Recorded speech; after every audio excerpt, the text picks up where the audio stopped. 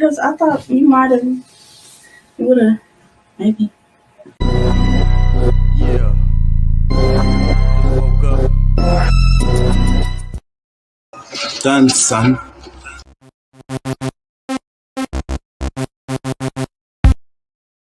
Yeah, King Chalk Entertainment. Here we go. If you haven't already, like, comment, share, and subscribe. Check us live and become a part of the show on Facebook, Twitter, Twitch, and YouTube, Wednesday and Thursday at 11 p.m. and Friday and Saturday at 1 a.m. Central Standard Time. Yeah. While you're playing the game, working out, cleaning, or whatever, check out the more refined audio versions of the show on Spotify, Apple, Anchor, and more. Keyword King Chaka ENT. Yeah. Shouts out to Pat, Doc, Deuce, Curtis, Brendan, Elliott, Juanita, Jay Lethal, Tariq, my Twitch follower, Francisco, and others for always supporting the channel. Yeah. Race, spirituality, politics. Let's talk about it. We generate interest into what has happened and what is happening in our world. Therefore, creating activists. Let's go. Dale gas, baby. Hey.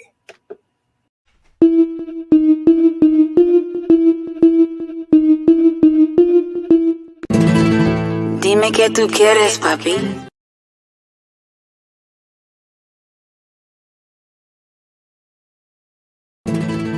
Dime qué tú quieres, papi. ¿Quieres que lo mueva para ti? Mueve, mueve. ¿Te gusta cuando me muevo así? Así. Mueve, muevo, mueve. Hey, you.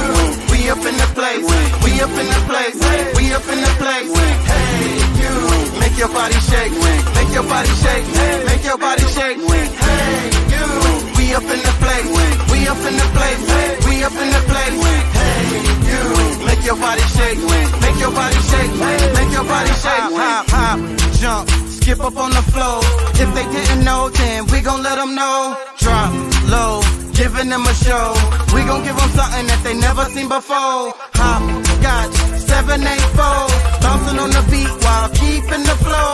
Stop, watch, freeze and go. Cock-a-doodle-doo is what you eating off the floor. Pop, lock, do it by yourself. You know you the best, you don't need nobody else. Rock, hip, toast to success. You was born a winner, so you never nothing less. Hey, you, we up in the place.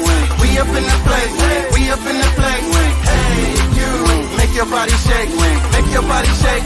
Make your body shake. Hey, you, we up in the place. We up in the place. We up in the place. Hey, you, make your body shake. Make your body shake. Make your body shake. Bow, bow, rock, rock, shake, shake, wiggle, wiggle, wiggle, wiggle.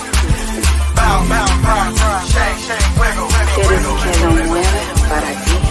Bow, bow, rock, rock, shake, shake, wiggle, wiggle, ¿Te wiggle. gusta cuando me muevo así? Así. Bow, bow, rock, rock, shake, shake, wiggle, wiggle. When we come through, make you move just a little. Clap, clap, snap, do it from the hip.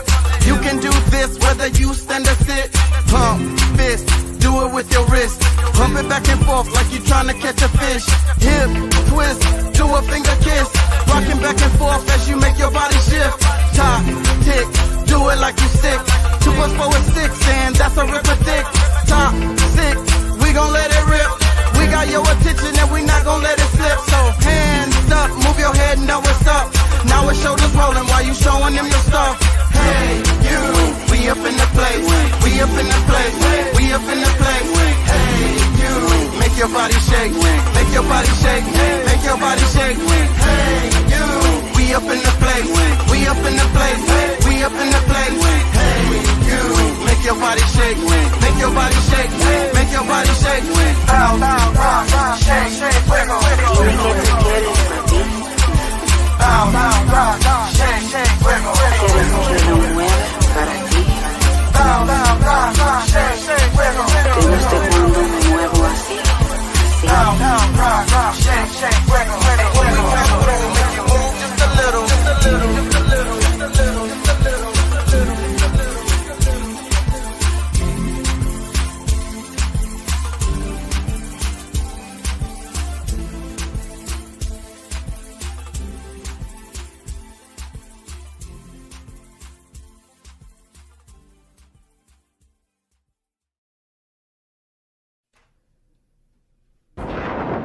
Choose your destiny. You can go left, or you can go right. You can go forward, but never ever back. Don't rap angry. It's time to raise the bar. I'm finna set the pace. Straight gangsterism like my homie Mr. Scarface. Come step in our place, we treat you like a car chase. On you niggas bumpers, keep it jumping over far states. Buy out the bar, grate your money like a shirt date. Call you strawberry cause I eat you like a shirt cake. Your click is bird cake, the other half is shark bait. Swimming through my water, meet your slaughter on this dark day. You niggas start late, I beat you out the starting gate. By the time you finish the race, I'm at my place watching Martin Lake. Those under par hate my lyrics and my star shape, but it's not for nothing, I keep busting till a war break. I'm a hustler, use a bitch fraud and I'm a muscle, yeah. I keep my shit hard for my customers. I'm a hustler, use a bitch fraud and I'm a muscle, yeah. I keep my shit hard for my customers. I'm a hustler, use a bitch fraud and I'm a muscle, yeah. I keep my shit hard for my customers. I'm a hustler, use a bitch fraud and I'm a muscle, yeah. I keep my shit hard for my customers. I'm a forever grind. I got them clever rhymes. My shit toxic, burn like betadine. He wanna hit the lab, the nigga got it bad. Pop shit, spit, tell a nigga never mind. My ice blind and shine, you said that 7 times. Hit the light switch, come up with some better lines. Don't trip, this is not rap shit. This is life, bitch, strike quick with the force that sever minds. You niggas get your math, you better watch your path. Cause this ag ass nigga bout to make a splash. You pussy niggas stink and need to take a bath. Heed what I speak, JC reach out and touch your slacker ass. Copy men can't comprehend shit. I'ma have to make them stay after class. Go ahead and follow the fad. Use a hoe. Maybe now you can have a reality show. How to act a ass. I want the industry to stay mad at me. Rip your spine out your back. Fatality. Stop your cardiac automatically. I'm a hustler, use a bitch fraud and I'm a muscle, yeah. Keep my shit hard for my customers. I'm a hustler, use a bitch fraud and I'm a muscle, yeah. Keep my shit hard for my customers. I'm a hustler, use a bitch fraud and I'm a muscle, yeah. Keep my shit hard for my customers. I'm a hustler, use a bitch fraud and I'm a muscle, yeah. Keep my shit hard for my customers.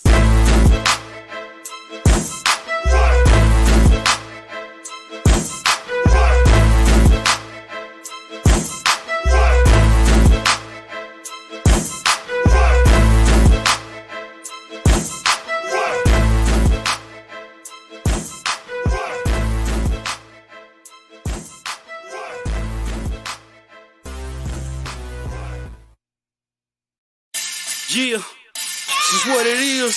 It's what it is.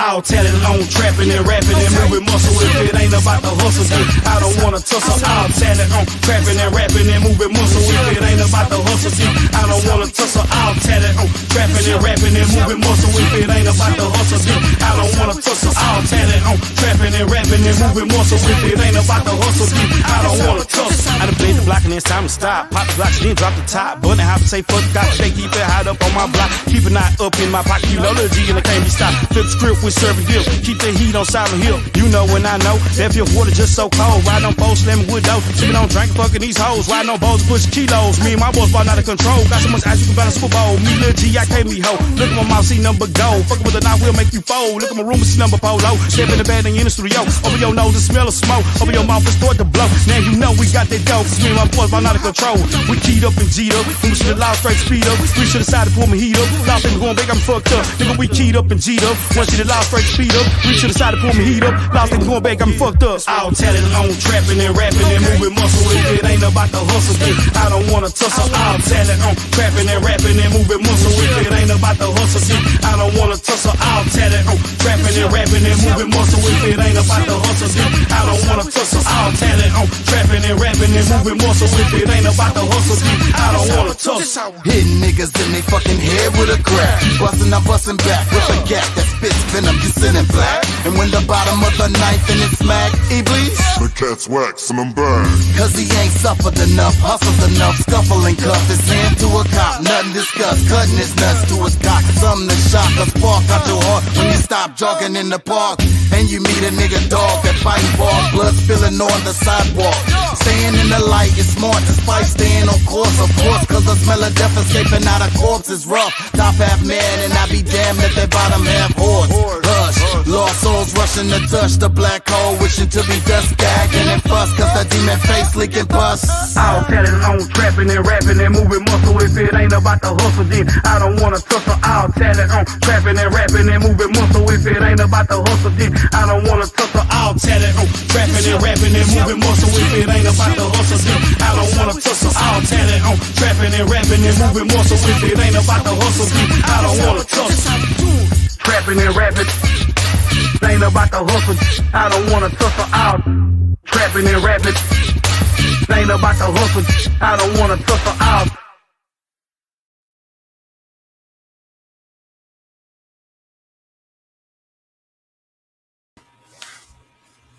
What's up? I'm gonna play one more. Let some people get in here. One more, y'all. Yeah, you know what I'm saying? KCE, King Chaka. It is what it is, baby. You really not feeling me? Let me find out. Yo, question my ability. Let me find out. Invest in my enemy. Let me find out. There ain't no telling what you finna see. You finna find out. It's something that enters me. You finna find out. Then exit with energy. You finna find out. Riding flows like centipede. You finna find out. Screw those that's kidding me. Let me find out. Hit the big lips. I'ma call you Bill Bellamy. When you talk your shit, man, really it's killing me. Hit you with my fist and I'ma do it lyrically. Crazy ass brick, so I might do it literally. I'ma do this till I'm old eating celery. How old is Jay-Z? He gotta be 70. Come to my show or I'ma do it bitterly. Or hit the porn store with a bitch named Beverly. Keep waiting tables, yeah. Spicy means peppery. Or get tattoos and work in the factory. Whatever I do, I'ma do it happily. I'm tired of these rappers too, they do it tackily. That's why I'm here, I'm the shit this year. We gon' keep it moving, grooving, give you something you can feel. When shit's fucked up, gon' drop a tear. I'ma pull my pants up, grab another beer. Rap's messed up and I don't have no fear. Attack the chest up, it's a grown man in here. Ask you little chaps, what have you done in the field? Throw your steps up, let them know you're still here. I said you really not feeling me, let me find out. Yo, question my ability, let me find out. Yo, invest in my enemy, let me find out. Ain't no telling what you finna see, you finna find out. Yo, you really not feeling me, let me find out. Yo, question my ability, let me find out. Yo, invest in my enemy, let me find out. Ain't no telling what you finna see, you finna find out. Yeah, bounce, rock, shake, wiggle. We gon' come through and put it in the middle. They calls me fiddler cause I play the fiddle. Checking masters, white pipes, I's a good nigga. Bounce, rock, shake, wiggle. We gon' come through and put it in the middle. They calls me fiddler cause I play the fiddle. Checking masters, white pipes, I's a good nigga. I said you really not feeling me, let me find out. Yo, question my ability, let me find out. Yo, invest in my enemy, yo, let me find out.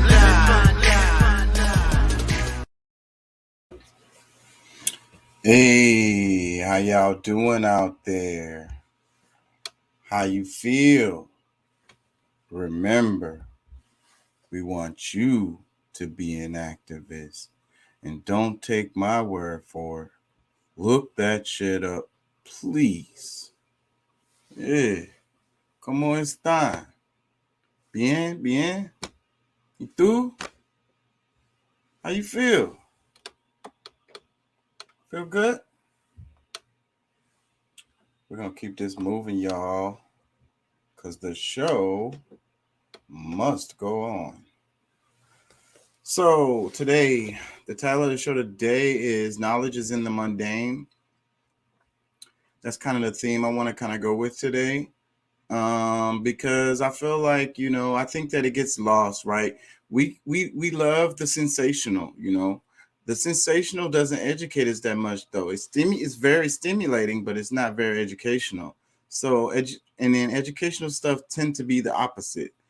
Stuff that's more educational tend to be less stimulating. You know, you play a podcast, a talk show, or the news or something, and then people's eyes start glazing over. They start going to sleep. They need that constant stimulation. I think that's a part of the, you know, what shows that we're in the matrix, you know, locked into the matrix because we need that constant stimulation. Soon as something is boring, soon as something is educational, soon as something is positive, soon as it's time to like clean up, soon as it's time to do something that matters, your eyes glaze over, you get bored, you get sleepy, you don't want to be involved, you want to leave the situation. That's the matrix. That's Mr. Smith. That's Mr. Smith jumping in and taking over your avatar. You know, let me ask you a question. Are you an algorithm? Are you a real person or are you an algorithm? Are you an ad? You know? So, anyways, just thinking about that, you know, thinking about triggers, thinking about stimulation, thinking about, you know, how soon as you, especially if it's some information that you don't know or something that's technical, something that takes time to dig through, not just a headline, you know, like I say, you get bored, your eyes glaze over, you start going to sleep. But this is going to be what I stress today. Knowledge is in the mundane. So if you really want the knowledge, you're going to have to do that grudge work, that grind, that boring stuff that's hard to stay awake while you're doing it. That's low stimulation. And you have to do that for some sustained time. So the thing is, though, people, you have to train yourself. So you train yourself to be, you know, a stimulationaholic. You can also train yourself to, you know, concentrate, focus, pay attention. And I said, try to tell my daughter this all the time. Pay attention. You have to pay attention. You have to pay it. There's an effort there. There's a, you know, you have to do something, you know. And the other thing about the mundane is like the being lazy thing, you know, and I talked about it before, but it's like people feel like being lazy, they're winning. Like there's benefits to being lazy. And really you're losing. You lose twice. You know, do the work, do the effort, work a little bit harder than the guy next to you because you're going to physically benefit from it. And you also benefit from it mentally. Now, the thing is, I mean, you got to be smart, you know, I mean, you got to work things that you want to do. You know, maybe you see something, you see the work, you know, in completion, something that gives you some kind of satisfaction, not just working for the man. We all got to pay bills. We all got to do what we got to do sometimes. It is what it is. But, you know, if you're doing some kind of work that you actually enjoy, then put in that little extra effort, bro. Push a little bit harder, you know. The thing is, like I say, the lazy shit, that's how you end up swimming in a sea of trash. And that's how you end up with no cell phone. That's how you end up with a bad service. Whatever, man. I know you're not hearing me on that shit. I'm gonna stall a bit while I'm waiting for people to join. Like, nigga, you didn't. And then he licked his lips afterwards. Bro, you did not just kiss me, bro. No, bro. I didn't kiss you. Why you keep licking your lips then, bro? He about to slap the shit out of this dude. He's like, I'm about to, dog, you can't cut my hair no more, bro. You all in love with me and shit. Let me ask y'all a question about TikTok. How come in TikTok they can play these songs and shit? And I can't play any kind of songs on my show. So what is the difference, bro? Like, and then I noticed, like, TikTok is the biggest thing now. Like, it's really big. And the reason why it's big is because of the songs, right? They do the little dances, but it's really about the songs. So people really like the songs. or become they, and then the songs become hits. I've noticed. So TikTok also can help, launch a song and make it into a hit because people hear the little clip so many times and then they start liking it. And then they go looking for the song and it gets streams and shit. So, but what I don't understand, what is the connection between TikTok and the music industry? How come they could play the newest, latest songs on the TikToks and I can't play a song from 1960 on fucking YouTube without getting a copyright strike? Somebody in the comments or whatever, somebody let me know what the hell, because I have no idea what. Please. I'm going to keep asking that question because I want to know. Tony Peasants, and I'll toss them into the street where they belong. I happen to see a couple of cute peasants posted up by the door there. I happen to find peasants fascinating myself. Oh, the peasants bore me, and so does this function, if you will. I'd rather die than stand in the midst of peasants and the bourgeoisie. I just want to die in general. Those peasants were invited by me and me alone. The peasants smell funny. Or is it me? I am a peasant, a lowly pauper. But first and foremost, I am a man, you hear? Do you like my baby hair? Oh, the peasants are here. Show me those peasants, and I'll toss them into the street where they belong. I happen to see a couple of cute peasants posted up by the door there. I happen to find peasants fascinating myself. Oh, the peasants bore me, and so does this function, if you will. I'd rather die than stand in the midst of peasants and the bourgeoisie. I just want to die in general. Those peasants were invited by me and me alone. The peasants smell funny. Women almost feel disgusted when they got to spend money on. They got to spend their own money on it.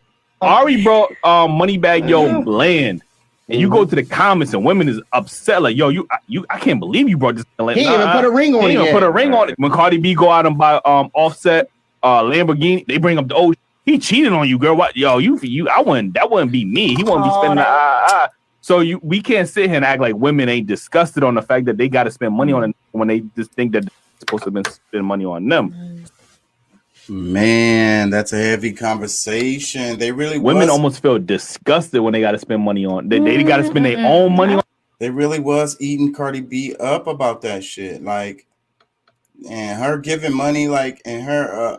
And then they was talking about. I saw a post where they said she's lazy because she hasn't come out with an album, and she been spending money like crazy, giving money to charities and trying to help people and shit.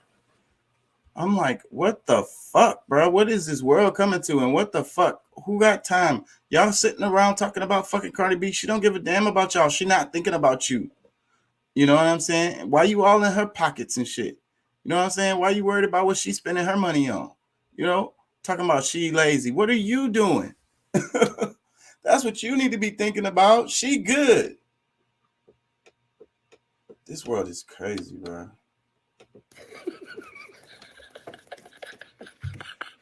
I think that's too much, but I'm going to do it anyway. Ooh, got to massage it so that the lymphatic drainage. I can't. Got to moisturize. Tracy Ellis Ross. Women think being submissive and following is a bad thing. Not at all. Well, No. some of them. They think that these words are bad. But guess who submits more than anybody? Men. You have a military general. That military general will lead 20,000 men. Guess what those 20,000 men are? Followers. That one man is telling them to run into battle. That's not a Kevin Durant is listening to a coach who Kevin makes $30 million a year. His coach makes 10. He's listening to that man who makes less than him and was not as great a basketball player as him. And him and the rest of those 13 to 15 guys go out and listen to his orders. That's not a good. We follow it because we believe that he's been put in that position for a reason. And we do it every day. So whenever women try to argue against this and talk about misogyny and stuff like that, understand that nobody follows orders more than men. Yeah. I agree with him. Women think being... What's up, Pat?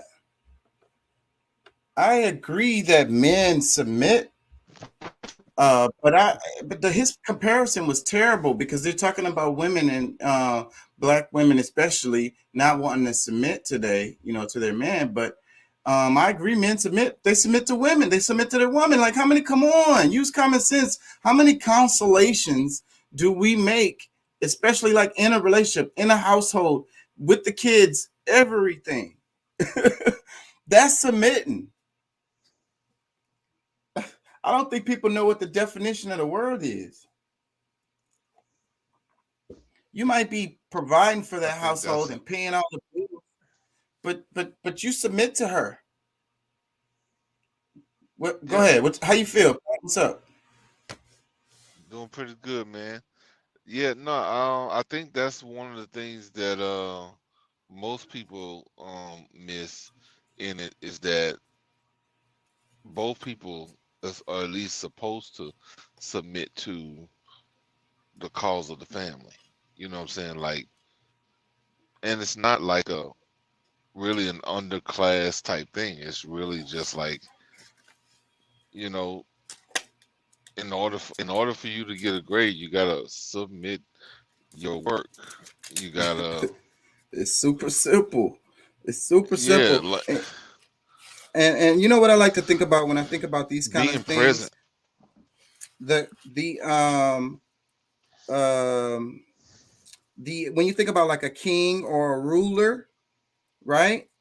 A chief, they work for the people. Like, that's their job. You know what I'm saying? And so they submit to the people. The king doesn't get to do everything he wants to do. Sometimes he got to make consolations related to what the people want. And really, that's his whole job. Really, that's all he really does all day. The king probably don't get to do much of what he wants to do at all. His job is to serve the people. And then I think about God. I think about this in a spiritual way, because it's the same thing. You know what I'm saying? All powerful God, creator of all. But at the same time, this universe, because God created it in the fashion that he did, he or she, they, them, whatever you want to say.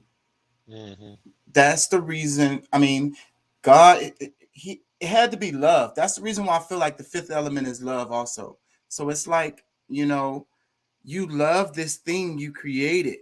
So you kind of like submit to its beauty, or you submit to its existence. You submit to what its needs, like a plant you're growing, or even a pet. So I don't like the pet comparison, but it still fits. You know what I mean? It's, you care about it. And a child, your child, you care about your child. So you submit to these issues that come along with it. You know what I'm saying? Does that make sense what I'm saying? Are you following me, or am I all over the place? You're breaking up a little bit. Oh, okay. I don't know. It's breaking up on my end, so I don't know. Yeah. You're not moving, huh? Where you at right now? Well, you know what? My signal's a little bit low. Yeah. Where you at right now? Yeah, my signal's a little bit low. I'm in Tennessee. Where I was all last week. Okay, so you got the parts or whatever. Like, if you was getting the truck worked on, right? You got all that cleared up. Well, I'm in a loaner truck right now. Okay. And they got to figure out what's going on. But You can hear me pretty good right now. Yeah, I can hear you good. Okay. Yeah. But yeah, no, I think what was the last thing we was talking about as far as Shit, I didn't forgot. I was talking about God and submission. the universe is always working for us. Right, right. That's what I was talking about. Yeah. And providing our conditions that we need to survive and sustaining that environment. So it's just the submission thing that we just scrolled by on Instagram that just got sparked that conversation, because I think that people don't understand that, the woman is not, it's not that she's submitting only, it's that, we're both submitting to this thing that we're trying to do, this relationship that we're trying to, you know, Yeah. it takes, that's where people get lost. But I think that it has to do with patriarchy, you know, uh, that's where that comes from. That idea Well, you of know what? I think it has a lot to do with the actual, like, cause the verses, cause I mean the verses in the that we Bible. speak, yeah, it is Yeah, patriarchy because, yeah, the what we request of the woman within the Bible, but I mean if you're a fair person or fair man, and you're not closed minded and thinking the way that others are, like you're submitting to her as well, because there's no way that you're gonna really have a good marriage. I mean, because I guess overall her submitting is allowing you to make the final decisions, but overall we're gonna listen to what they have to say to make the final decision. You know what I'm saying? yeah. We're gonna She's your include the what it king. is that. The king has to have his counsel. His counsel is her, and usually she come up with the Hmm. ideas and everything, and he just the one that pulls the trigger. You know, um, damn it, I Hmm. forgot what I was gonna say. Um, that's why I don't like the Bible. That's what I was gonna say. That's one of the things I do not like about the Bible, because a lot of the patriarchal point of views that these people have come from there. But that was put in there for that reason, for that purpose. Yeah. That's why you can't just go with the Bible so heavily. Like it's like, Well, it was written by a man, and he put stuff in there to, you know, make sure men are at the top, if you will. yeah, but that's why I tell people, you know, you can't really, or you shouldn't really look at the Bible from a literal standpoint, because number one, when this thing was written, it was a different day and age of how people were acting, if they were even fully acting like that during that time. But um, also to look at the standpoint that you know it was a it was a certain writing style that they were going by. Like, that's the main thing, that the writing style that they used was purposely to use people to, you know, I guess be the principle, like like the principle that you're trying to speak of, or you names, because mentally that's how a lot of people can remember things, is when you can relate it to real life situations. So this is something that's not only happening to Jesus and uh Job and all these other people in the Bible. It's happening to way many other people, but that's the names that they chose in the Bible. So you know you can substitute all of those names with something else, as long as you get in the picture. The rest of it shouldn't matter. Yeah. and you sent me that video, the CRT video. I had seen that before, but recently I saw a video where this guy was interviewing people on the street, and he was, because they're banning books like crazy, and he was interviewing them, and he said, so there's a book widely distributed, and it's in all the schools, and in it has a story about a father who got raped by his daughters or whatever. His daughters would get the dad drunk to have sex with him, and he was like, do you think that's appropriate for schools or whatever? And the people was like, no, that, why would they be reading about that? No, that shouldn't be in schools or whatever. And he was like, well, that's from the Bible. That's what was it? Job. One of the names you just mentioned made me think of it. Yo, who was it? Not Job. That was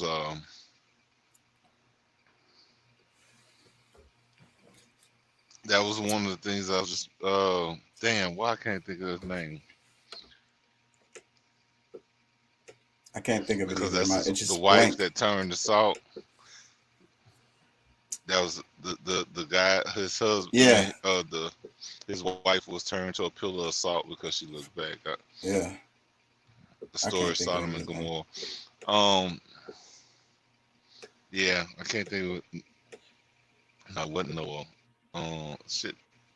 I don't know. That's what I mean. To me, the names were never really. Yeah, that important. And that's the reason why I don't remember his name, because it's really about the stories and what happened in the story. So, the person fell down the well. The brother's sister got raped. They killed a guy. It's about the story. It's about what happened and what people did and what was the result of it and shit. Like, for you to learn from it in your own life in present day. Like, they knew. Yeah. That's the reason why these stories last so long, is because they're timeless. And they have and that's the other part of it that people do not understand. We talked about it for a good amount of time before, but I want to mention it right now, is that they used stories to teach people. People couldn't read, and that's how they educated people. You know what I'm saying? And we still do that to this day. We still do that to this day with the parables and stuff like that. The sayings that we have is to teach you something. You tell a story, and the story is captivating, so you pay attention to the story. Allegory. So yeah, so that's what it is. So, and that's where it comes from, because this stuff is really old, and it's just really old allegory, a lot of it. Let me hear what this chick got to say, because sometimes I've seen her around. Due to trauma that hasn't even happened to us currently living, right? I ain't gonna play it because it got that song in there, and I don't want problems. Anyways, you seen some news? That shit, Ukraine, huh? That shit is heating up. Oh, and like I said, man, that shit could end up us stumbling into a war, and that would not be a good thing. Now, nobody wants this. People keep screaming, like, people don't understand, bro. You don't want no. We haven't even had no, this kind of situation. You know what I'm saying? You already got what is it? China and Japan, I want to say, aligning with Russia. Something like that. I don't want to misspeak that shit. I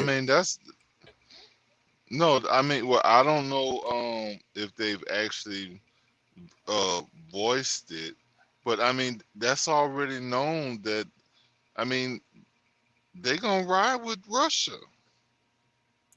We haven't had nothing like this. No full scale like fire war. It has been these damn picking on weak ass countries that can't really defend themselves kind of wars. That's what we've been having. Shooting fucking gorillas.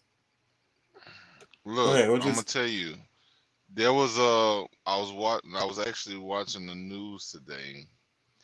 One of the journalists, on the ground journalists, I mean, this was Fox News, but it said that pretty much everybody is saying that it's the U.S. that's pushing this stuff forward, that's making it go to this extent.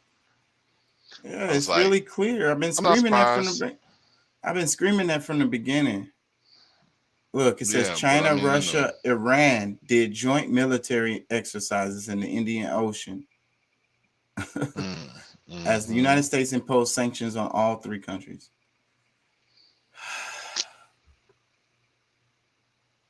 That's the other country I wanted to say. So China, Russia, and Iran. Iran ain't no fucking joke. China ain't no fucking joke. And Russia is no fucking joke. Yep. You can't play with these people, bruh. And it's like they just been like, it's like a gnat flying around, just like nagging you and keeping on nagging you and nagging you and nagging you. And like, and then when you react, that's when they're like, "Oh, what's wrong?" Like people who troll, people who troll other people, like, you know what I'm saying, and like gaslight people, right? Gaslight them, and then when they react, you're like, "Oh, you're acting like a savage," you know? Oh, it's like, bro, what about what you've been doing this whole time, bro? Like, I done flipped out and on your ass, and you gonna act like I'm fucking crazy. I'm gonna look crazy to everybody else too, because they're not gonna see what you've been doing this whole time. And that's like the perfect analogy for what's happening. Well, yeah. Well, I was gonna actually say it's like the housefly that's been flying around. He done tried to sit on your food. He done came in and took a shit on your nose. Like you done fly. You know what I'm saying? The housefly that continues to just swarm around and just doing shit, trying to get into something, and then motherfucker swat that motherfucker. You know what I'm saying? It ain't really much more. Motherfuckers like, damn, bro. Like I done waved you off. I done told you. You know what I'm saying? All right, look, get out of here. I tried to open the window so you can get out. I done did all this, that, and the other, but your ass was just gonna continue. And then now, I'm set to where your ass, you keep on. The Next next time time, I see your next ass, time you I fly see by you. me. Yeah. Next time I see you over here, I'm gonna knock you out the box, Rick. Out the box, Rick. Knock him out the box. You know what I'm saying? Like, Yeah. and we say, bro. I actually was going through a couple of videos with one of the other drivers, and bro, we had to laugh. I mean, it was the same laugh we had when we talked about it, but the commercial Russia versus America Yeah. commercial, or the It's funny you army, say that, because I the just went back to military. that video and watched that recently. I just watched that the other day because it's one of the high view videos on Facebook. One of my platforms, that one got a good amount of views. Go ahead. I'm sorry. Yeah. So I just watched that That's fine. recently. Doc says, dude, even Ukraine told 46 to chill down the warmongering. You would think 46 would have want any kind of martial engagement, especially after a group of militia just barely a few steps out of the Stone Age pantsed him in front of the world. Yes. And like you said it, Pat. You said, when was the last war we won? You probably have to go, well, Iraq, but if you call destruction winning, disorganization, if you call that winning, but I think you'd have to go back to World War II, and even we wasn't the ones who won, but we was on the winning side. But all of those wars since then, which one did we win? None.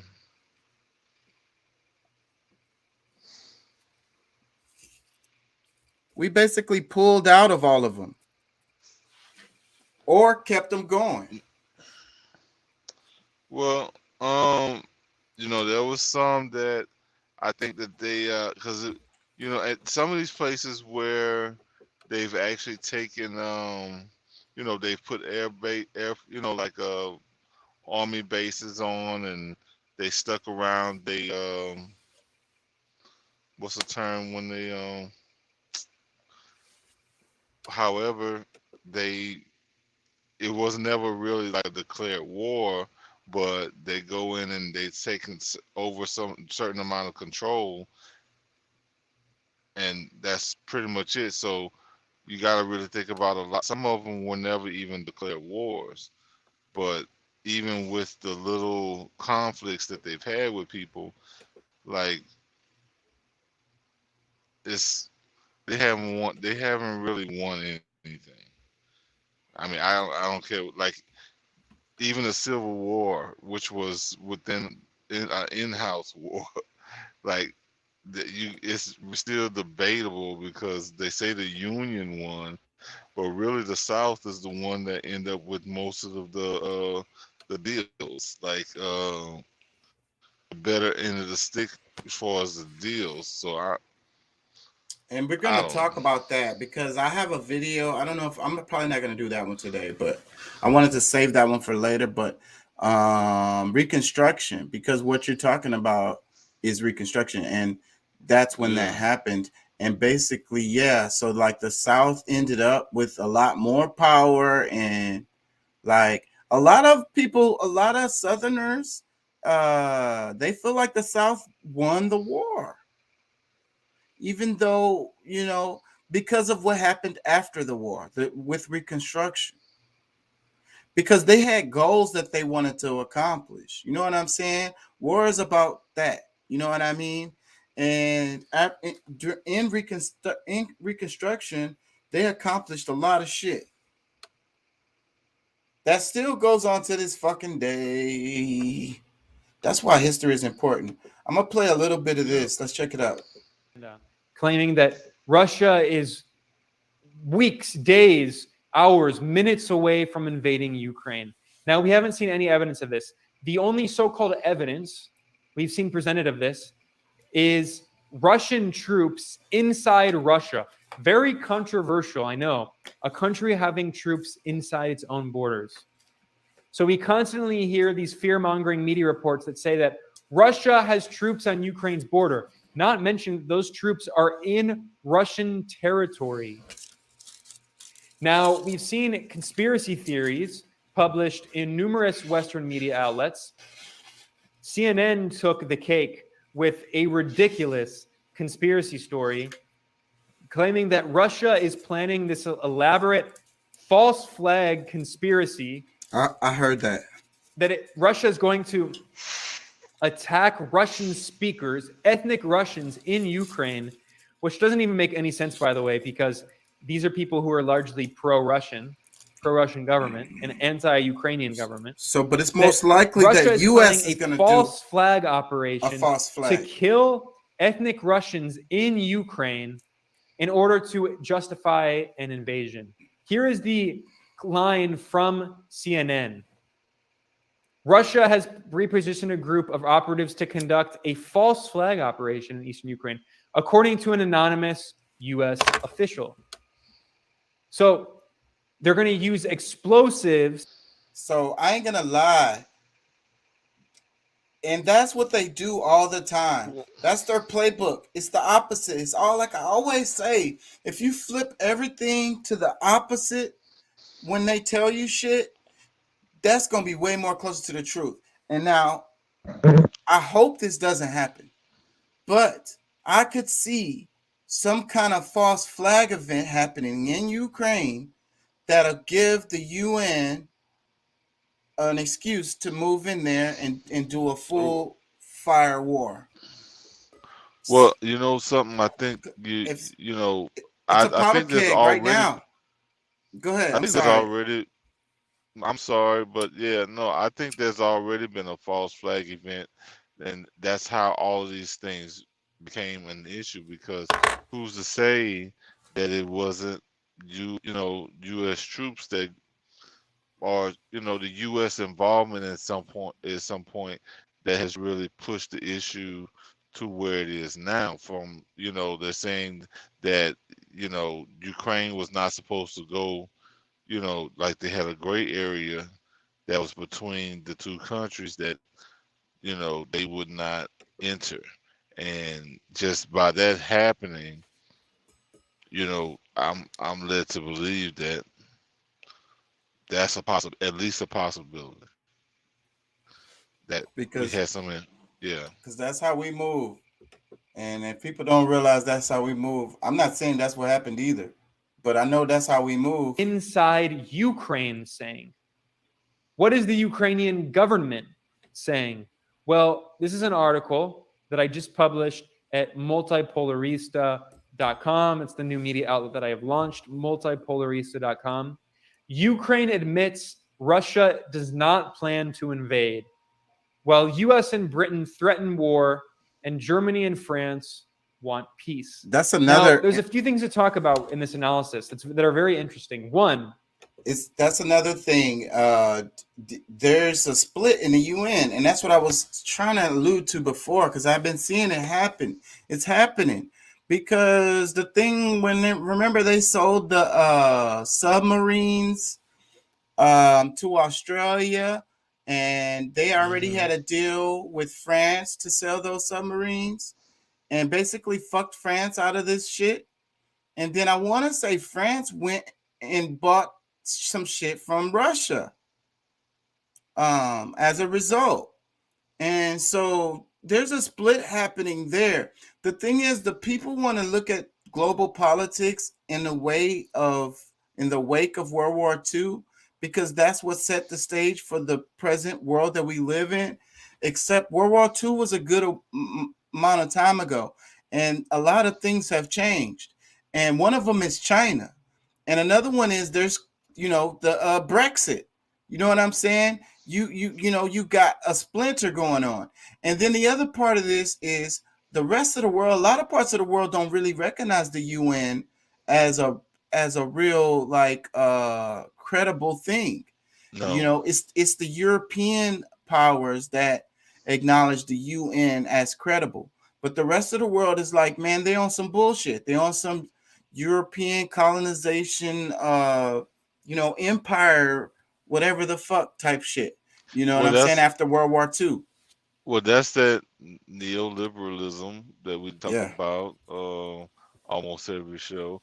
But I think that Trump was coming to try to break a lot of this stuff up. That was why he separated from NATO. And trying to make sure that these countries pay for the protection that they give throughout military. So, I don't know. Well, speaking of Trump, did you watch that video of Bo? Bo, what Bo was talking about? Bo from the Third Column, dude from Louisiana, white guy with a really big beard.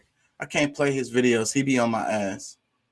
But I don't know how he does it either. That's why I say, and I'm gonna be careful what I say about this guy too, because I don't know, that dude there is serious business. And I saw a video where he had on a press, and he said in the video, "I'm pretending to be press," and he was in Ukraine on the ground. So, anyways, yeah, I don't really know who this guy is, but yeah, his information be very, very good when it's related to the military and politics. So, like, he's got inside information. I watch that dude like almost every day. I randomly found that guy. So, but did you watch the video? It was a short video. It was like 10 minutes. And he talked about Trump a bit. I did watch the videos you sent me. Damn, I'm gonna end up turning this thing off. Well, I'm gonna pull it up just to show the actual video. Is it this one? Damn it, I don't want to accidentally play none of it. Yeah, I can't play his shit. This dude does not play. Is it this one? This one says, let's talk about Russia versus US at the UN. Was it that one? Or no, that wasn't it. Or I might sent that one, and I sent two of him. So it was probably that one and the other one was him talking about Trump. Because Trump is back on the scene. Oh, you talking about like his they're talking about the him. Here it is. What Because Trump is. I know. So, okay, yeah, here's the video. I'm not gonna play it though. This is it right here. Let's talk about Trump going all in this weekend. That's the video. Do you remember? he was recently in Texas. No, he was recently in Texas, and yeah, I know he's been getting a lot of like some strong support. I know that, but I'm trying to remember the content that was in this video. Well, he was talking about Trump and like what his possible like agenda could be, like what he's up to or whatever, you know, because he was talking about he would if he runs, he said, and where's the fucking video? I could play the Trump video. He was saying, what you mean if he runs? I mean, yeah, but that's how they do all the time. He hasn't officially said he's gonna run, so that's how they talk until they say that. Because a lot of stuff triggers once they do that. It has to do with money. Why is he doing rallies, like multiple rallies back to back if he's not? Because he's about to run, but he's been doing these damn rallies for the longest. But he's gearing up. So yeah, and he said some shit about he would pardon all the people who was involved in the January 6th.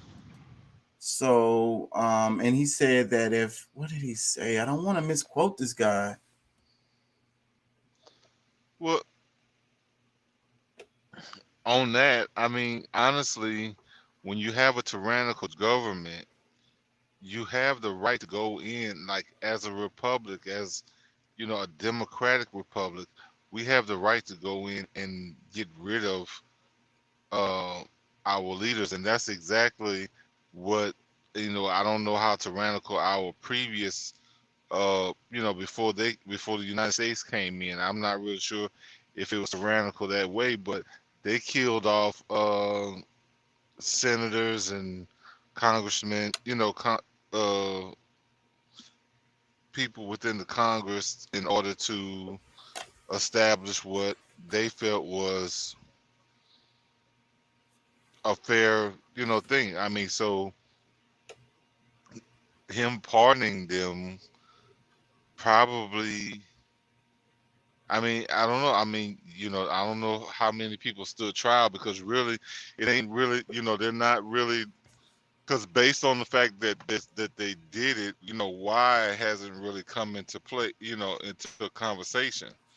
So a lot of people don't really understand, and I'm not gonna say I would be the one, and that might have went into the Capitol and did it myself, but I get it. I mean, I'm looking at a lot of the stuff that has been happening, within the government, and that's regardless of party, because this is stuff that's been happening to the people for a very long time, and some people just fed up. Doc says he's backing the 2022 candidates and supporting opponents of Republicans that voted against him on impeachment. But he said some shit that could get him in trouble, and I can't fucking remember what it was, and I don't want to say it wrong. Whatever. And you say you're not playing it because he'll this in it? Again and again over straight the up block. My video will be. They'll probably give me a strike, and they'll just rip the video. They'll take the video. Last time they just took the whole video down. It might have been the comment. It might have been the comments that I made during it, but I don't think so. And it's really crazy how my channel is so small, and he found that shit. He found it like immediately. He must got like a team of trolls. I don't know how the fuck they found that shit. Like, there's no sound. He doesn't play any sound in his thing. So that's another thing. How the fuck? Everybody has like a trigger everybody has like a certain noise that plays, and that's what signifies their shit. And that's what the sound scan or whatever, the algorithm, that's what it looks for. Because it's easily, it can go through a whole bunch of videos really fast and just, look for that little trigger that then they know that that's their Well, shit. he probably has a certain level of security through YouTube that anytime this thing plays, they can. I don't know. This nigga next level, I'm telling you, he's not no normal person. That's all I'm gonna say. For me watching him. I wish y'all would check him out. Bo the Fifth Column. I'm not gonna play his shit because I'm scared. Fucking the Ukraine, the whole thing, Germany and France. Hold on, let me see. Because they keep telling them Russian invasion, but this is all Western media. It's not what they're saying over there. And the rest of the world, like the ones that know what's going on. And it's so crazy how they can just push us right into a war, and all the citizenry of the United States. That's how you know we've been listening to propaganda since World War II, maybe even before that like the whole media has been this like pro-war, pro-neoliberal propaganda that is everything. And then the whole citizenry, we all just believe it.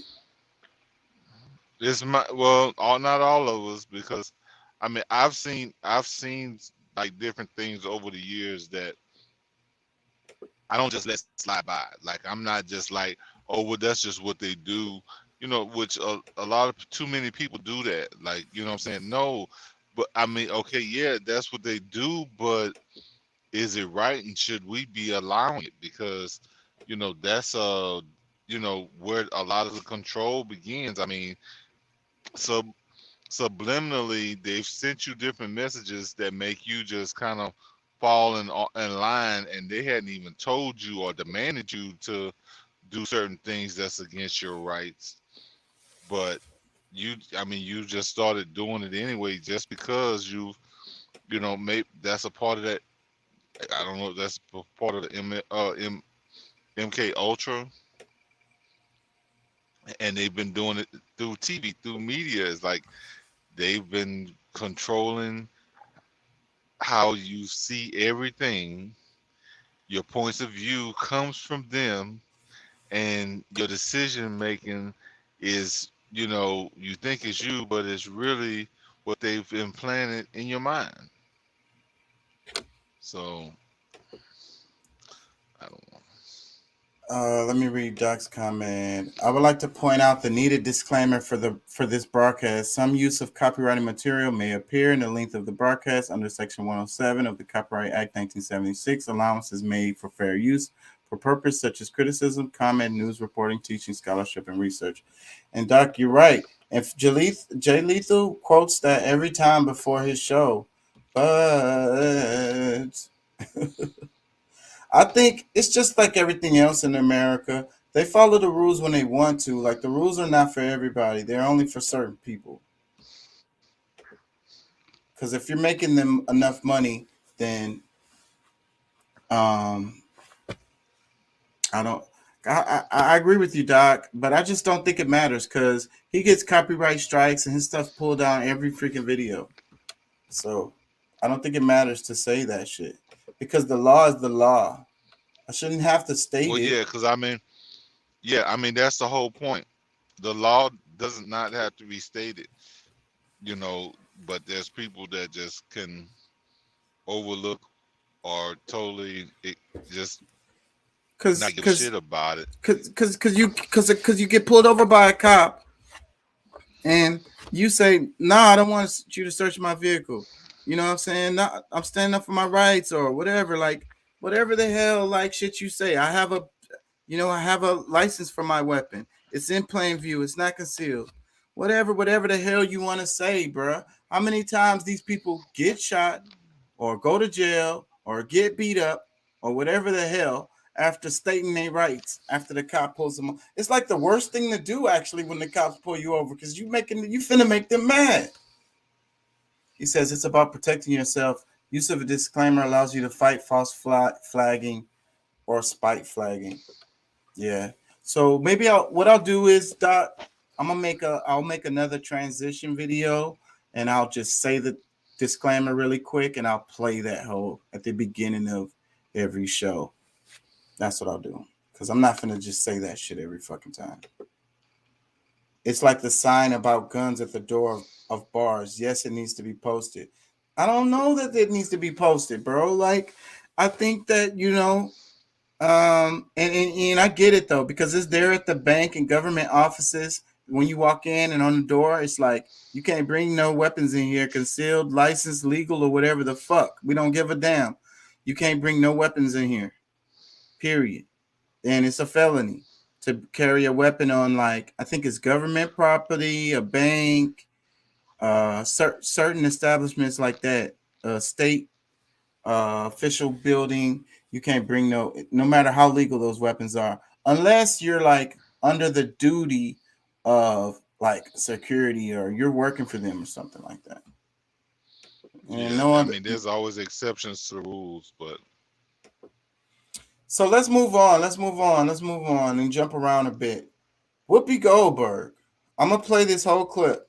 Accused of banning books after one in Washington state pulled To Kill a Mockingbird off the required reading list after complaints from students and parents, including a former Black student who said it made her uncomfortable, and a Tennessee school pulled the graphic novel Mouse out of their lessons on the Holocaust because it contained some nudity and some bad language. Personally, I'm shocked because, given the story of Mouse, I'm surprised that that's what made you uncomfortable. The fact that there was some nudity, and I mean, it's about the Holocaust, the killing of 6 million people, but that didn't bother you. But the naked. I'm not sure that they don't use the naked part as a kind of a canard to throw you off from the fact that. It's about 6 minutes, but I want to play this because everybody is playing the little clip of it. And this gives you the context of the conversation around the clip. Okay, that's why I'm playing this. They don't like history that makes white people look bad. Well, this is white people doing it to white people. Yeah. So this is y'all go fight amongst yourselves, but don't Well, and look at what kids watch these days and the music they listen to. To say that when proving or showing them a work of history or art or something that happened is bad language or nudity, turn off reality TV, turn off the radio, turn off everything they're doing, because kids are exposed to this stuff really early in inappropriate situations, not ones where you're learning or teaching. Yeah, and the nudity is a drawing of his mom who died during the Holocaust. I mean, in Mouse, which is the other thing. It's just insane. But I don't know what's going on. It's about the words. It's about the N word. The girl is triggered in the class by the word. Because if you're sitting amongst lots of students and you're reading it out loud, it comes up a lot and makes people uncomfortable. And especially if you're the only black kid student there. I mean, so that was what they're talking about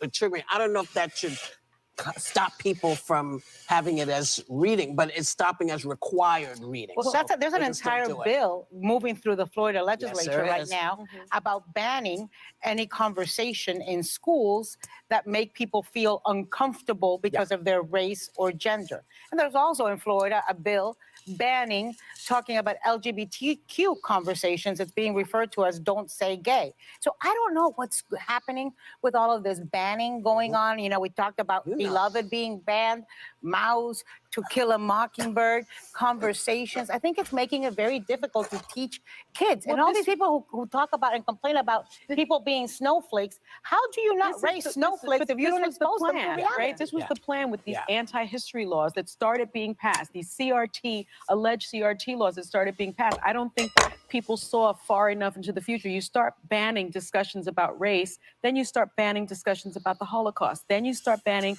discussions about the LGBTQ community. That's where it started, and this was all very planned, and in my view. And what bothers me the most is people saying, I don't want my children to be uncomfortable. Well, How about your children being uncomfortable in a way of learning empathy, in a way of learning sorrow, in a way of being able to empathize with other people's plights? I've always said if my children are subjected to racism at a very early age, which they are, then your child should be okay with having a little bit of discomfort and learning about the racism that exists. I observe that young children are naturally empathetic. Yeah.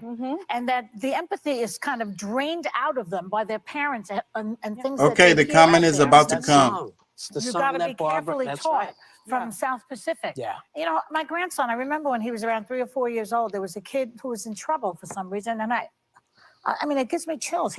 My grandson put his arm around the kid. Like, I'm with you.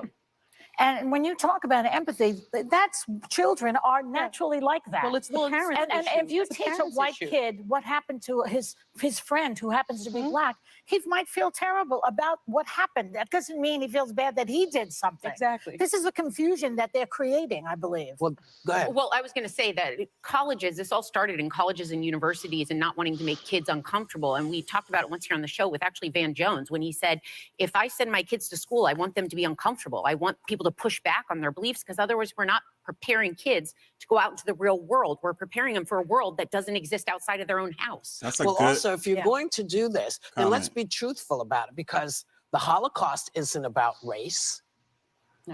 No, it's not about maybe race. ethnicity. Well, they No, consider it's Jews about a different race. But it's not about race. It's not about Well, race. what is it about? Because it's about man's inhumanity to man. That's what it's about. But it's about white supremacy. It's Well, about but going it's not. after It's Jews not about and race. gypsies and But these are two Romas. white groups of people. Well, they How were do we after black They didn't people see too. them as white. And they were But you're after missing the homosexuals. point. You're Yeah. missing the point. Yeah. The minute you turn it into race, it goes down this alley. Let's talk about it for what it is. It's how people treat each other. It's a problem. It doesn't matter if you're black or white, because black, white, Jews, everybody eats each other. So if you're uncomfortable, if you hear about mouse, should you be worried? Should your child say, oh my God, I wonder if that's me? No, that's not what they're gonna say. They're gonna say, I don't wanna be like that. Well, hopefully. I want to be cool. Yeah, And most kids, they don't want to be cruel. No, they don't. And we're living in an era where people are comparing vaccine cards to the yellow stars, where people are comparing vaccinations to what Anne Frank went through. Yeah. So it is necessary for kids to learn about They the have Holocaust. to learn about man's inhumanity to man, however it exposes itself. I have to cut you off. I just want to say that Mouse was banned. So, she's in big trouble. They suspended her for 2 weeks. They sent her on vacation. Yeah, well, that's going to be a pay cut. No. I don't think it'll be a pay cut, but she's going to have to do way more apology. Well, really, one of the reason why it's even more of a problem is because, she supposedly apologized, and then she went on Steve Colbert and pretty much doubled down on her beliefs. Because I honestly, she's telling the truth. I was finna say, I don't have a problem with her comments. And look at what the real issue is. It's like what we talked about in the other show. Remember recently the Texas synagogue had the hostage situation, and all the different agencies came together and took care of business in a really proficient and efficient way. Mm-hmm. And that was for a certain particular group of people.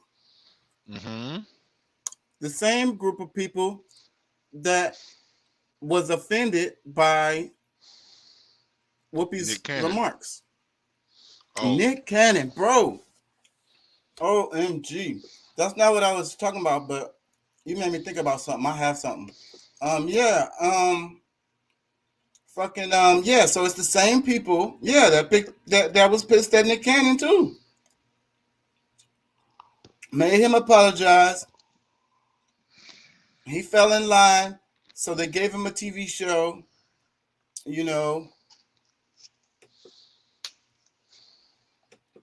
So Yeah. So, what do you think about that? What do you think about that whole dynamic that I just said, related to the comments Well, and everything,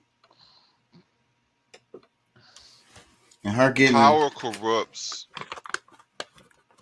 Having too much power will, at some point, corrupt you, because the main thing is that you're having a conversation about a certain group of people that has a certain level of power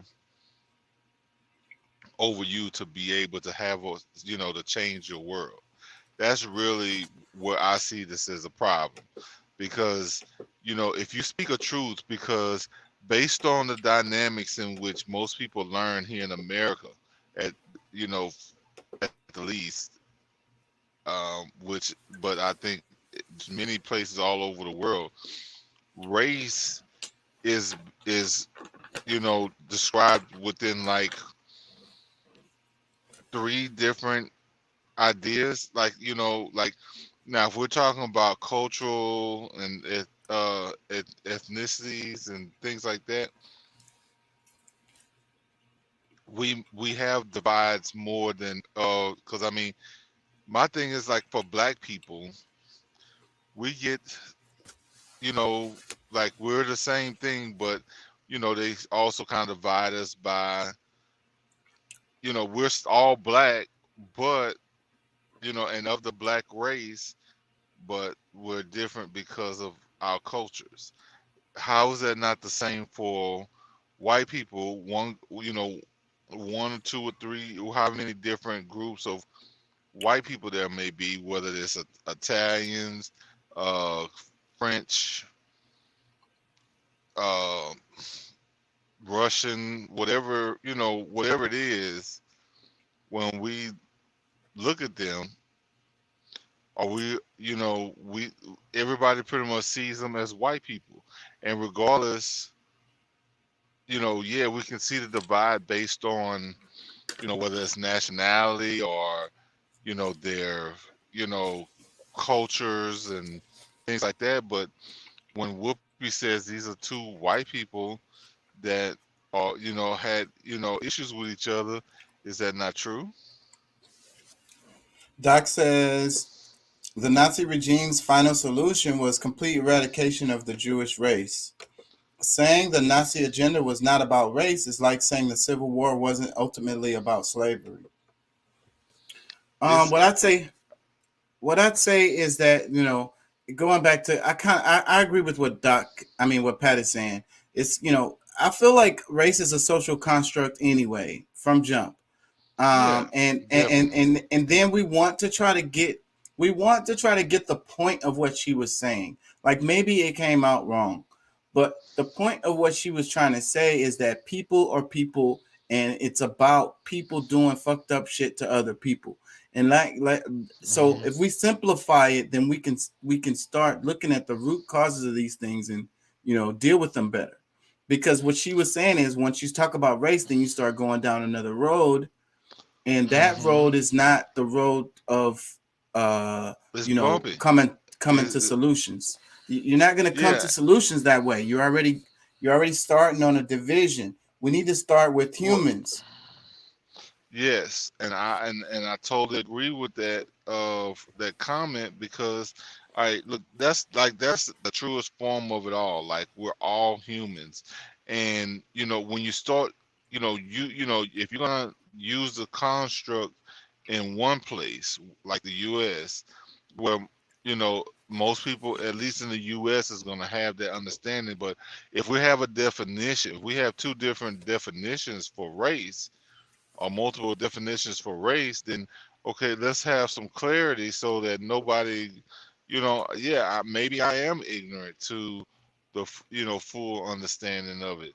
But I know what I know, that usually, like, when we're talking about race, we're talking about usually skin color, or like, I've never heard is that the Nigerian race.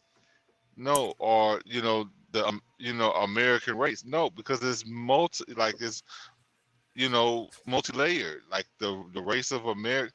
Americans or whatever, because I mean, I guess these were also Germans, but these were a certain group of Germans. Now, if we're gonna break it up into religion, these people, you know, of the, because I mean, that's really what we're talking about is a belief system when we're talking about Jews, and until you know they've been able to create or even their a own religion or a narrative. language. Like it's the and then you know it's so many arguments on who's Jewish and then who's the Israelites and all of this. I mean, how can we be Well, so sure but about all of that anyways? Like that's why it's a social construct. That's well, why it's not a real thing. When you can well, see, and that's argue a, about it. Go and ahead. exactly. I said a lot. All of this stuff is truly debatable, but my problem is that Jews were never just one race. So if we're gonna and Jews, Exactly. the reason why these people are Jews is, you know, at least in this time in history, is known because of The religion. the actual religion. I mean, you know, wars have been split up based on Muslims, Christians, you know, Judaism, but I don't think there's been enough, you know, talk to decipher because I mean, like nobody's really checked that whole idea to say that it was really about race. Because I mean, And if you know how I feel about it. The Ashikashi zoos, and I don't care who's mad. I feel like it's a costume, bro. If they dress up, bro, it's like it's pretending, bro. It's like they all just be like, okay, I want to take advantage of these benefits that come along to with this identity. So I'm gonna dress up and pretend and play along. It's like cosplay. yeah, and that's what I think a lot of them do, and that's you know, hey, that's fine. I'm one of the native people of the land.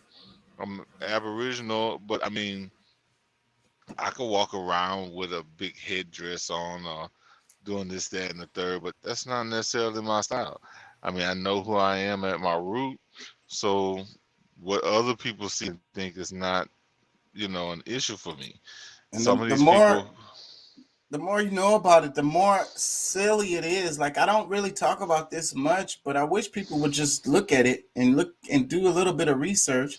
But like the way they wear their hair, the way they do their hair with the little curls coming down and shit, like, yeah, it just you makes me want to see it. throw up. It makes me want to vomit. Let me read the comments. He says, I get what she was saying, just said it badly. I agree. The World War II bad guy started with the handicapped. Oh, Doc. See, people got to know history to get your jokes there. We went after homosexuals, then Jewish. Neat fact, himself was part Jewish. So, yeah, after 50s, Jewish people started allowing conversions, to me, except maybe the Israelis. It has become a religion more than a race. It was always like the crazy girls on YouTube and TikTok blackfishing. But yeah, and I mean, you know, I'm gonna go Nick Cannon on y'all. The original Jews were black people, and Well, they let me come. play that clip since because you mentioned him. So check this out. This guy, I found this recently, and it's great because it goes to what I wanted to talk about today. Anyways, because related to the Whoopi Goldberg comments. But he says, I know many of you never actually saw the interview with Nick Cannon and Professor Griff that made the establishment so upset that they were ready to ruin his entire career because it got took down so quickly. So I'm gonna post a few clips for actual context. So check them out. Thank Khalid El-Akim from the Black History 101 Mobile Museum. He has set up a talk with a rabbi. Right. This is recently. Right. So, and I'm in front of a room full of Jewish people. Right. And I'm asking basic questions, and maybe you can help me out. Right. So let's look up the word anti-Semitic. Right. Who are the Semitic people? And then we're going to get to the public enemy thing. Right. So I looked up who is the Semitic people, and there's a list of Semitic people, and anyone can do this right now. You can look up who are the Semitic people, what are the Semitic languages. Right. Mainly Has people with absolutely afros. nothing to do with any white people. Right. Not at all. So in order for me to be anti-Semitic, I'd have to be anti-black man, anti-black woman, anti-black people, anti-Africa, anti-all of the people. Because the Semitic people are black people. So yeah. Now I want to thank Khalid El-Hakim from the Black History 101 Mobile Museum. And I looked it up and showed it to him. This paragraph says this. These people control film industry, TV, music industry. And as we know right now, these are the players. When we talk about media, there's 6 major corporations that control all of media. This is beyond the music industry. And this is, you were laying that construct down back then and naming names, calling them to the table. But even as we speak, we sit right here today, there's 6 major corporations that control everything that is delivered to you as we speak. Exactly. So the 6 people can sit in this room and decide everything that we experience as far as entertainment. We watching the movies, reading the magazines. 6 people. Right. I laid that out. It wasn't a Jewish conversation. Right.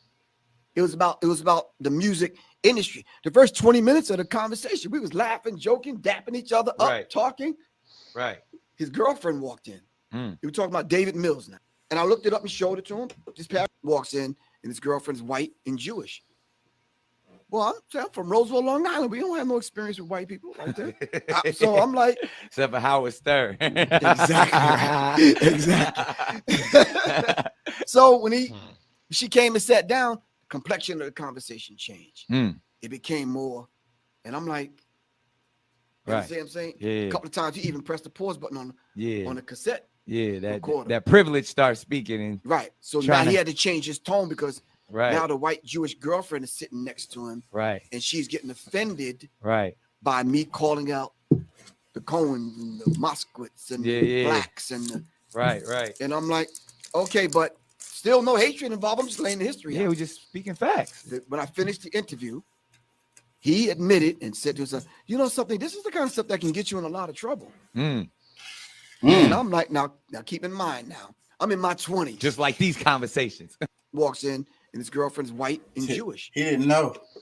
He didn't know how heavy his words were. Let's dive into it. Who are they? When we speak of, because this is where it truly is, and when we talk about those the 6 corporations, when we go as deep as the Rothschilds, centralized banking, those the 13 families, 13 the bloodlines that control everything, even outside of America. When we talk about the people who, if we were truly the children of Israel, and we're defining who the Jewish people are, because I feel like if we actually can understand that construct, then we can see that there is no hate involved. When we talk about the lies, the deceit, how the fake dollar controls all of this, then maybe we can get to the reason why they wanted to silence you, why they wanted to silence Minister Farrakhan, and they want to throw that we are having hate speech when it's never hate speech, when it's not. You can't be anti-Semitic when the Semitic, when we are the Semitic people, when we are the same people.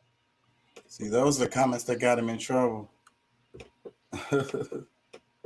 Yeah.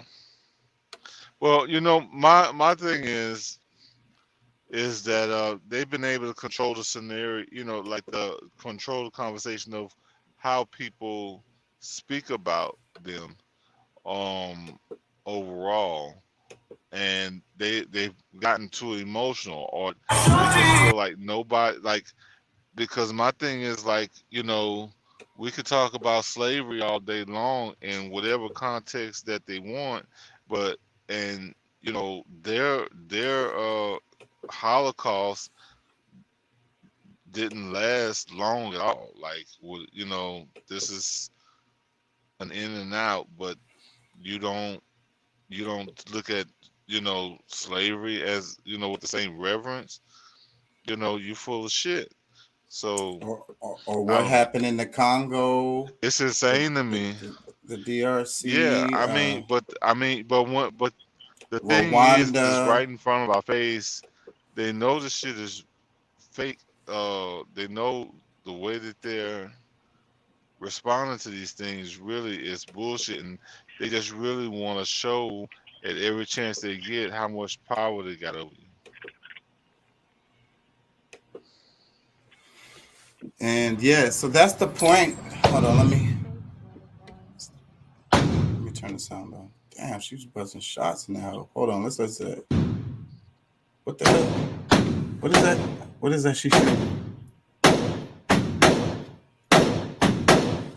It's not fully automatic. She just don't know how to pull the trigger, maybe. I don't know. Oh, what is that? Do y'all know what gun that is? I have no idea. Anyways, yeah, the point is that it's a certain group of people, you know, you can't talk about them. You know, you have to be very careful. You got to walk on eggshells. And then you got to wonder, why are they so sensitive? Definitely. Nah, you gotta walk on seashells like shit. Why are they so sensitive? It's a well, because they can be. That like they're all that's about is exercising their power. Oh shit, did we lose him? This bitch's page is fucking berserk. She from like, I think she's from South Africa. Deuce, you there? What's up? Let me read Doc's comment. He says, the original Jews were Middle Eastern, the 12 tribes of men. Almost every Jewish person, excluding converts, can trace their matriarchal line back to one of those tribes. Interesting, though, the tribe of David was described as dark of skin with kink-knotted hair, which is the tribe Jesus belonged to. And then he says, Jews were slaves of the Egyptians for over 430 years. I don't know if that part is actually true. What's up, Deuce? How you feel, man? Where you at? You on the road? You rolling? Yeah, man. Yeah, I'm in this Volkswagen car assembly plant, trying to get to my tank.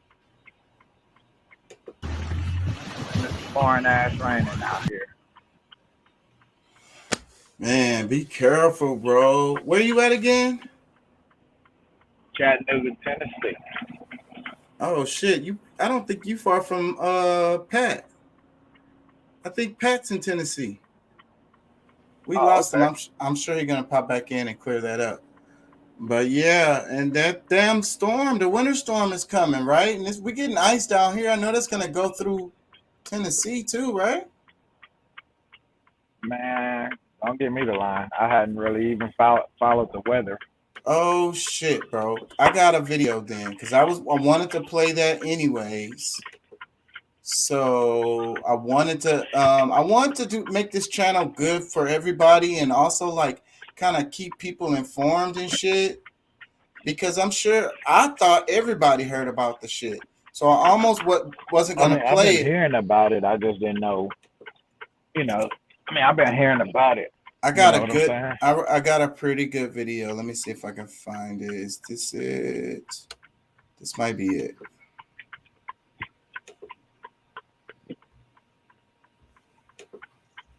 Get my jacket on.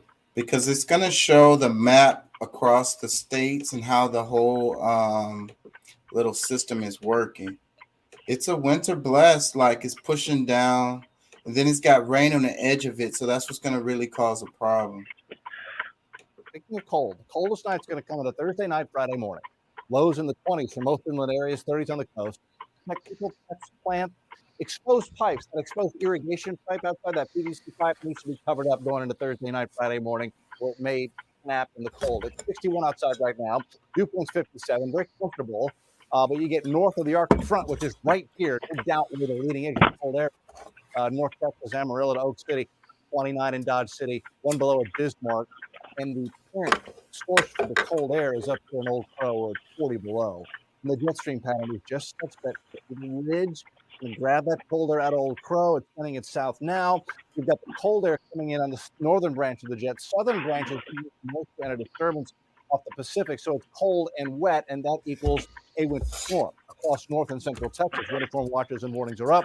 That will extend ice into Oklahoma and up into Missouri, and they may see several inches of ice travel across the middle part and the southern plains of the country, including north and central Texas, may be heavily impacted Wednesday night, Thursday, and Thursday night. Here's the arrival of the cold air for us. Warm on Wednesday. Tomorrow we'll make it up to 72 easily. I'm going to forecast about 75. Look at the sharp edge along the leading edge of that Arctic front. You know it's Arctic when it looks like that on the map. 67 in Pearland, 42 in College Station by 10 o'clock tonight. So this time tomorrow evening is when the cold front pushes into downtown, races off the coast before morning. By 6 a.m., we're below freezing, Huntsville, College Station, Brenham. That's Thursday morning. We don't warm. In fact, temperatures may drop to near freezing north of I-10 by Thursday afternoon. And then by Friday morning, all inland areas in the 20s. Every time this morning, All right, yourself.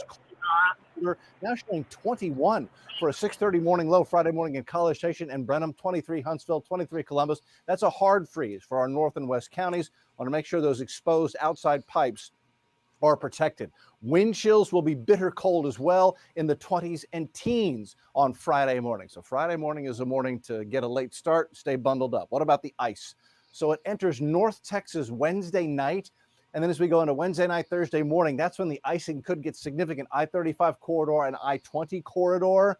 For Houston, it's cold rain during the first part of Thursday. But then Thursday evening, that's when areas along and north and west of the 59 corridor may see a little bit of sleet. We think what falls here will be very, very light. We have no winter weather advisories at the moment, but it's something we will be watching very carefully. That would be Thursday evening. Here's our extended then. Warm tomorrow, cold and rainy Thursday, maybe some sleet northwest Thursday night. Friday's bitter cold. Saturday's a freeze in the morning as well. And then we stay chilly going into the weekend. The winter part of our all four seasons this week is coming on Thursday, guys. Yeah, so it showed in the map, it looked like up through Oklahoma, what is that? Missouri, New Mexico, Denver, up into Chicago. It's going to get ice. So yeah, what'd y'all hear about that? And where you at, Pat? Let me ask you again, because Dude said he's in Tennessee. Yeah, I'm in Tennessee. I'm in Fairview, which is like 30 minutes west of Nashville.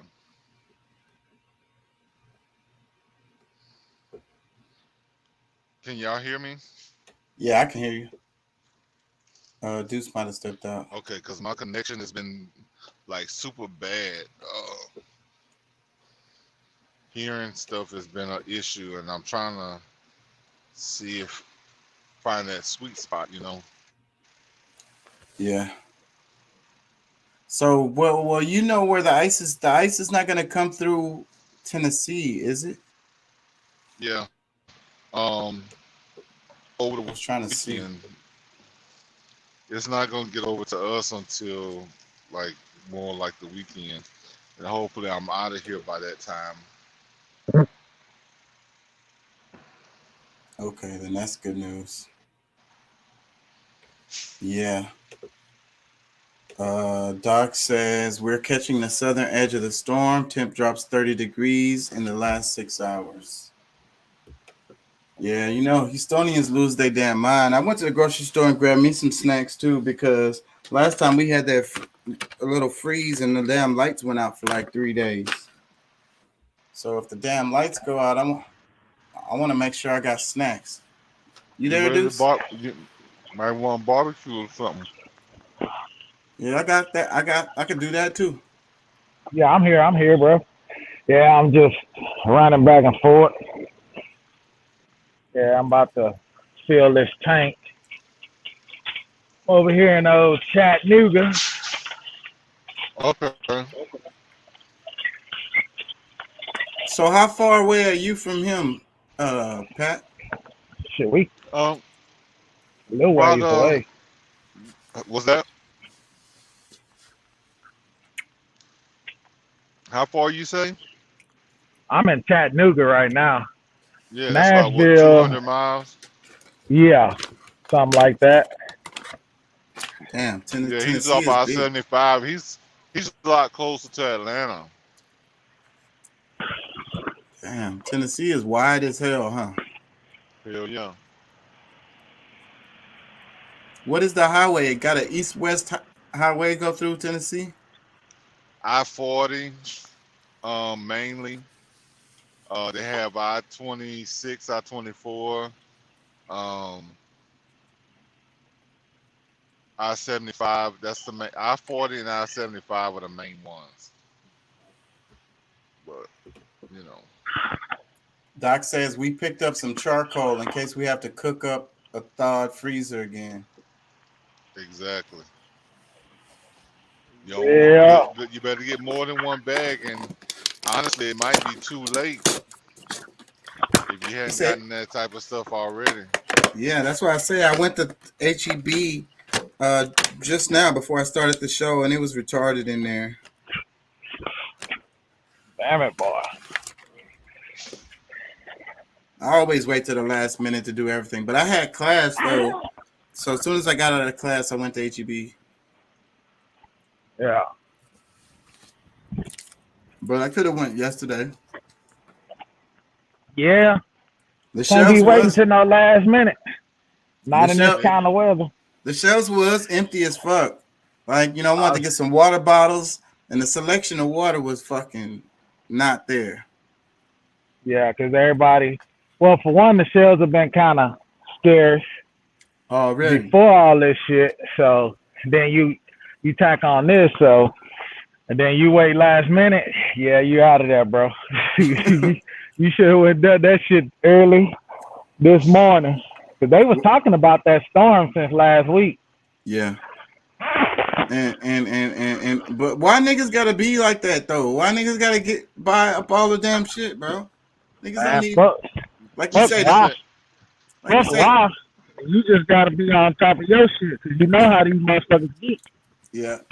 Yeah. You can as well all day. You don't give a fuck, bro.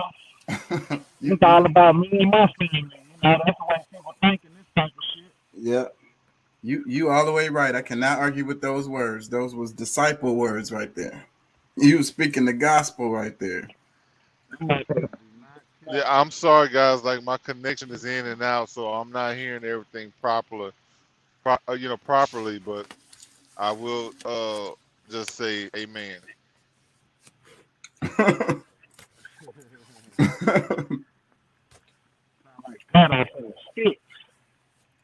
It's probably a Deuce's mic right now.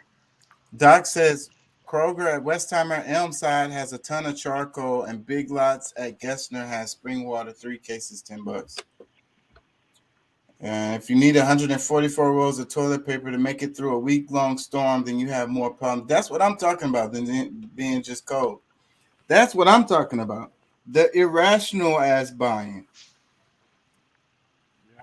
The irrational what? Buying. The irrational buying. Like he said, 144 rolls of toilet paper to make it through a week-long storm. Yeah. And we're probably only going to get it for Not a few even, days. and then it's not even a week long. Well, I mean, I guess as it kind of passes through different places, but for each individual place, like it's coming, it's gone. But I mean, either way, it doesn't really add up. It doesn't really make sense that they wait for a storm or to go buy every little thing. Like I don't know, I don't get that. It's like and I mean, it's a good thing. I think it's somewhat to be a prepper, but at some point it's really too much. But to each his own. Yeah, niggas always go overboard, but it's not good for the system.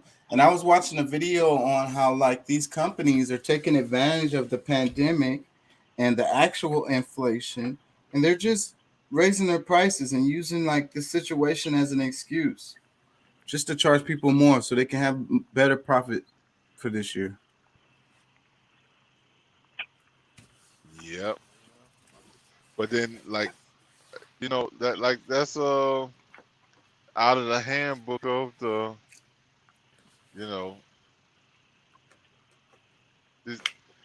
when it comes down to it, they need to get their bottom line right. They create some kind of hysteria so that people will get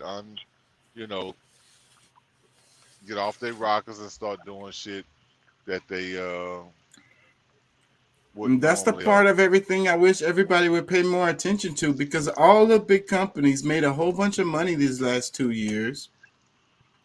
And then you got new companies that came out of nowhere that are now big, huge juggernauts.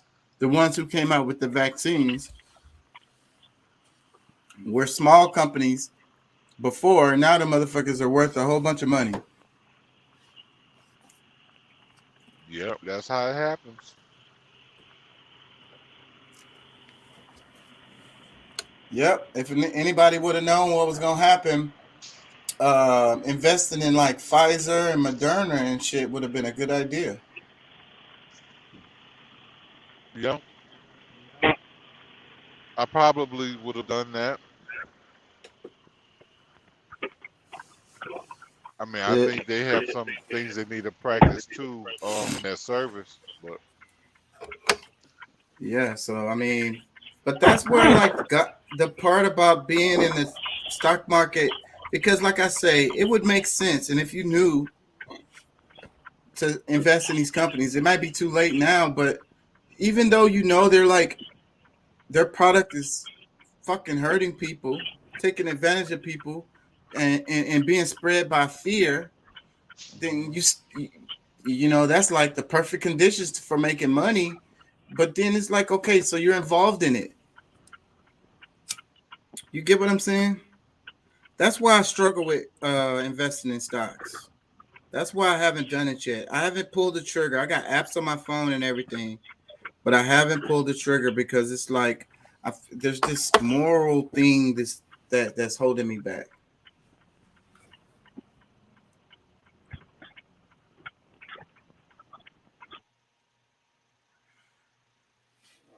Am I making sense to y'all? well, you're probably making sense, but like I'm a little upset right now because my phone is tripping. Like it's like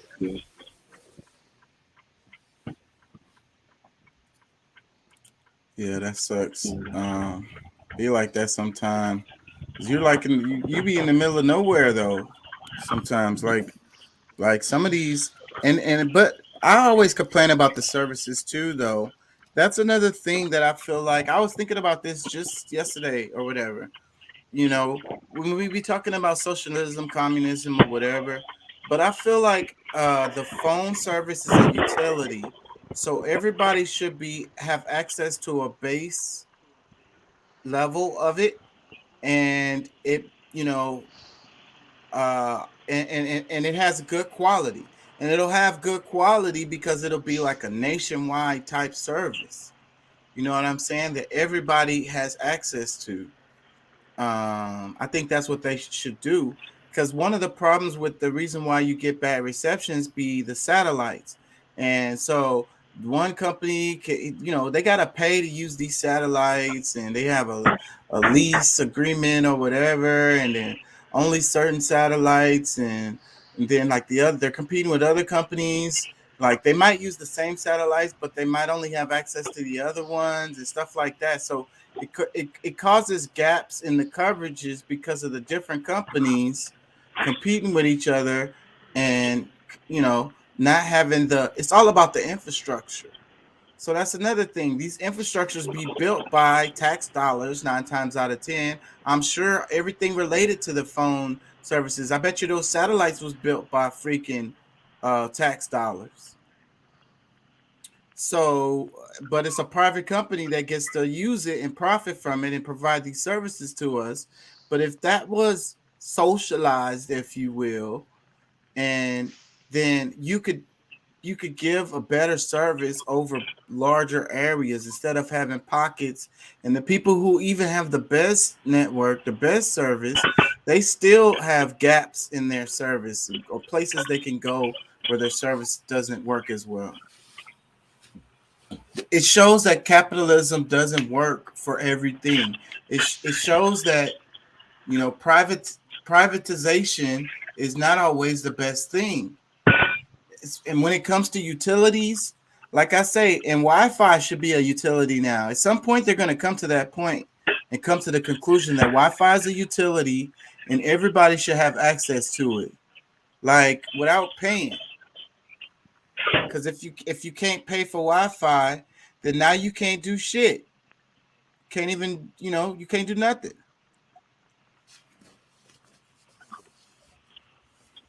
It's just like having water to your house and electricity. I was talking about in the other video how in every city there's a monopoly on who, provides the electricity for, metropolis areas. It always ends up being one company because of the infrastructure. Mm-hmm. They have built all this infrastructure. There's nobody that can compete with that. You have to build a whole nother infrastructure, which takes a whole bunch of money and a whole bunch of time.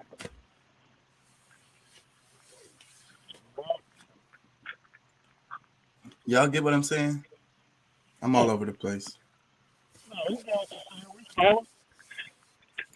I think a lot of us would agree with you. You know what I'm saying? But it's just one of them things, bro. You got the mic? Wait, do you have your mic by your mouth? You Yeah, I do, up. but I got on the rain hood. That's probably why. Oh, okay. Let me play this. I don't want to put y'all to sleep, but I'm gonna play this in pieces. Pat, are you there? I'm here. All right, I'm gonna play this in bits and pieces, and let's talk about this. Hey, Cypher here. We've been seeing a lot of coverage about the U.S. Post Office. A lot of folks talk about the history of it, but generally in piecemeal fashion. The fact most of this commentary lacks is that the Post Office has always been a political tool. Arguably, that comes from its very inception.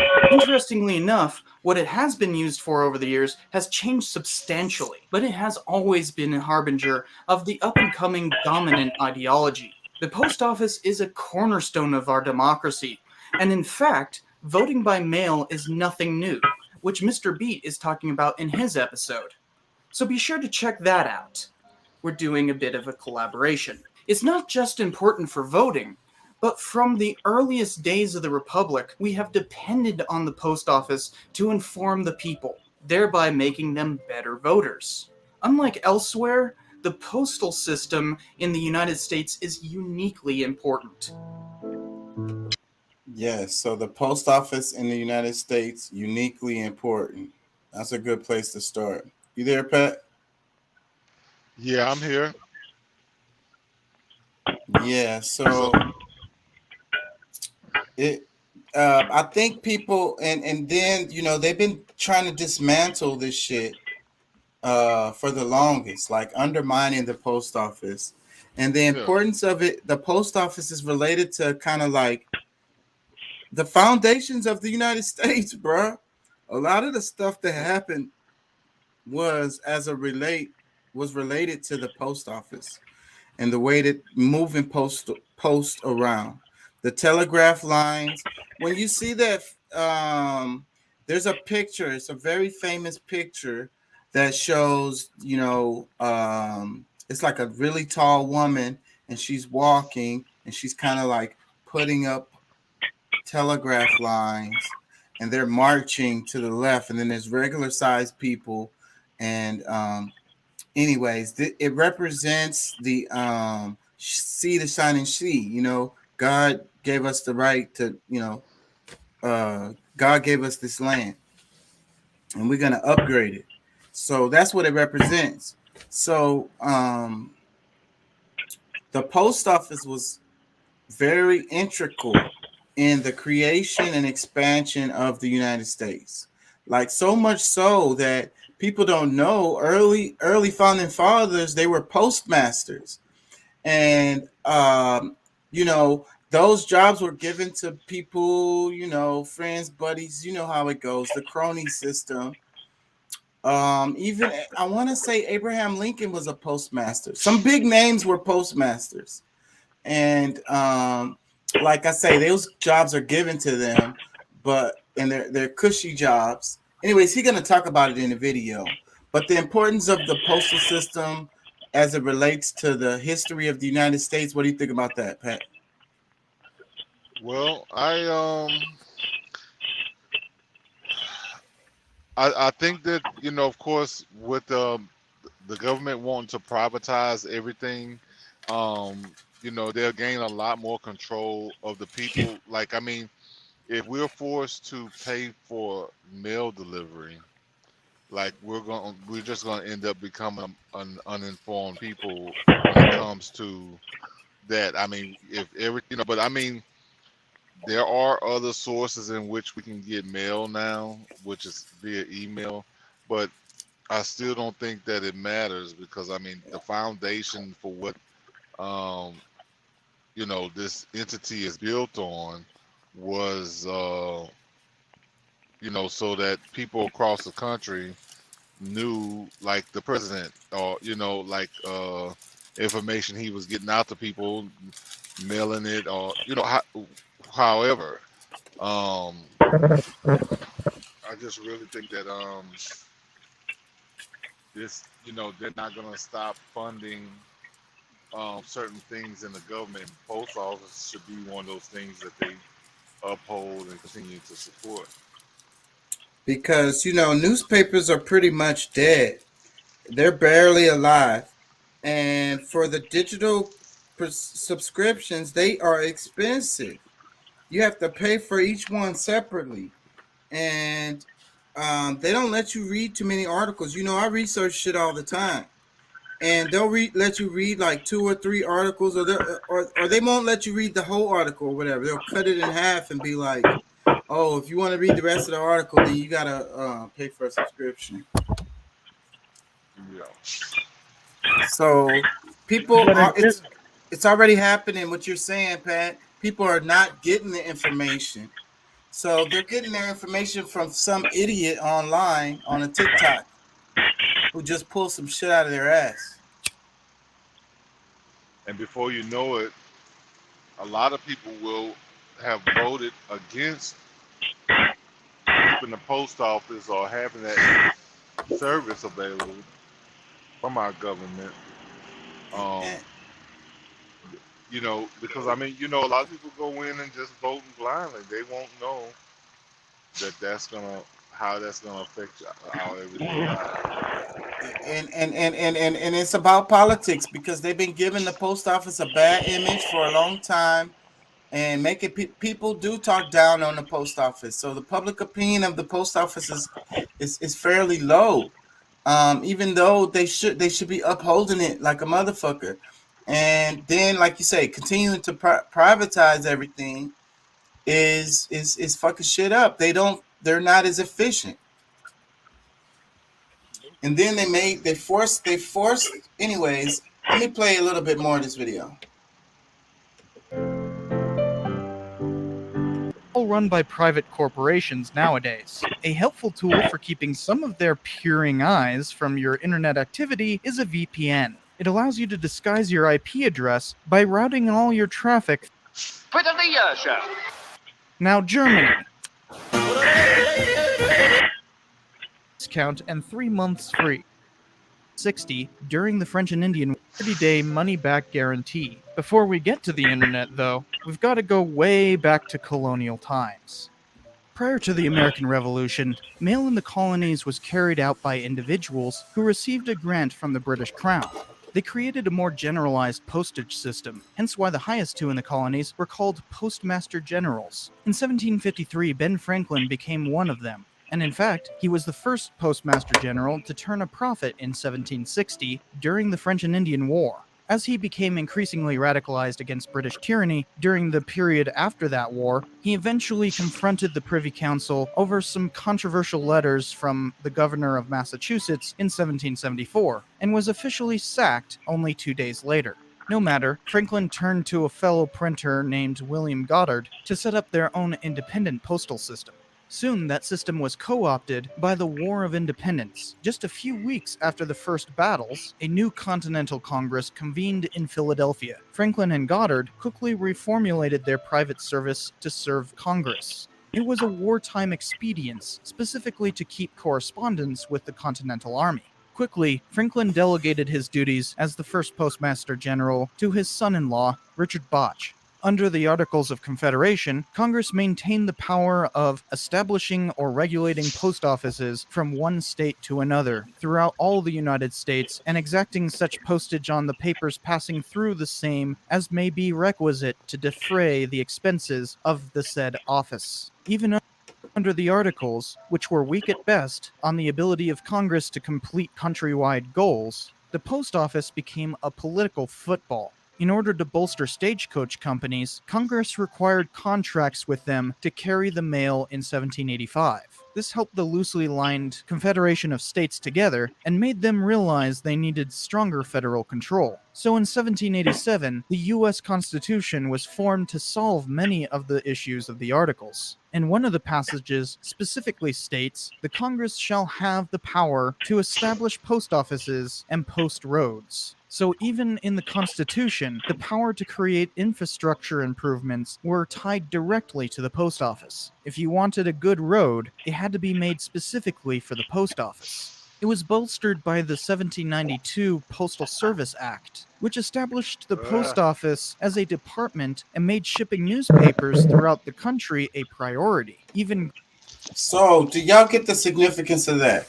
So the roads, even to this day, that's the reason why the federal government can pay and have these roads built, is because it comes from the Constitution saying that Congress has the right to, make post offices and make roads.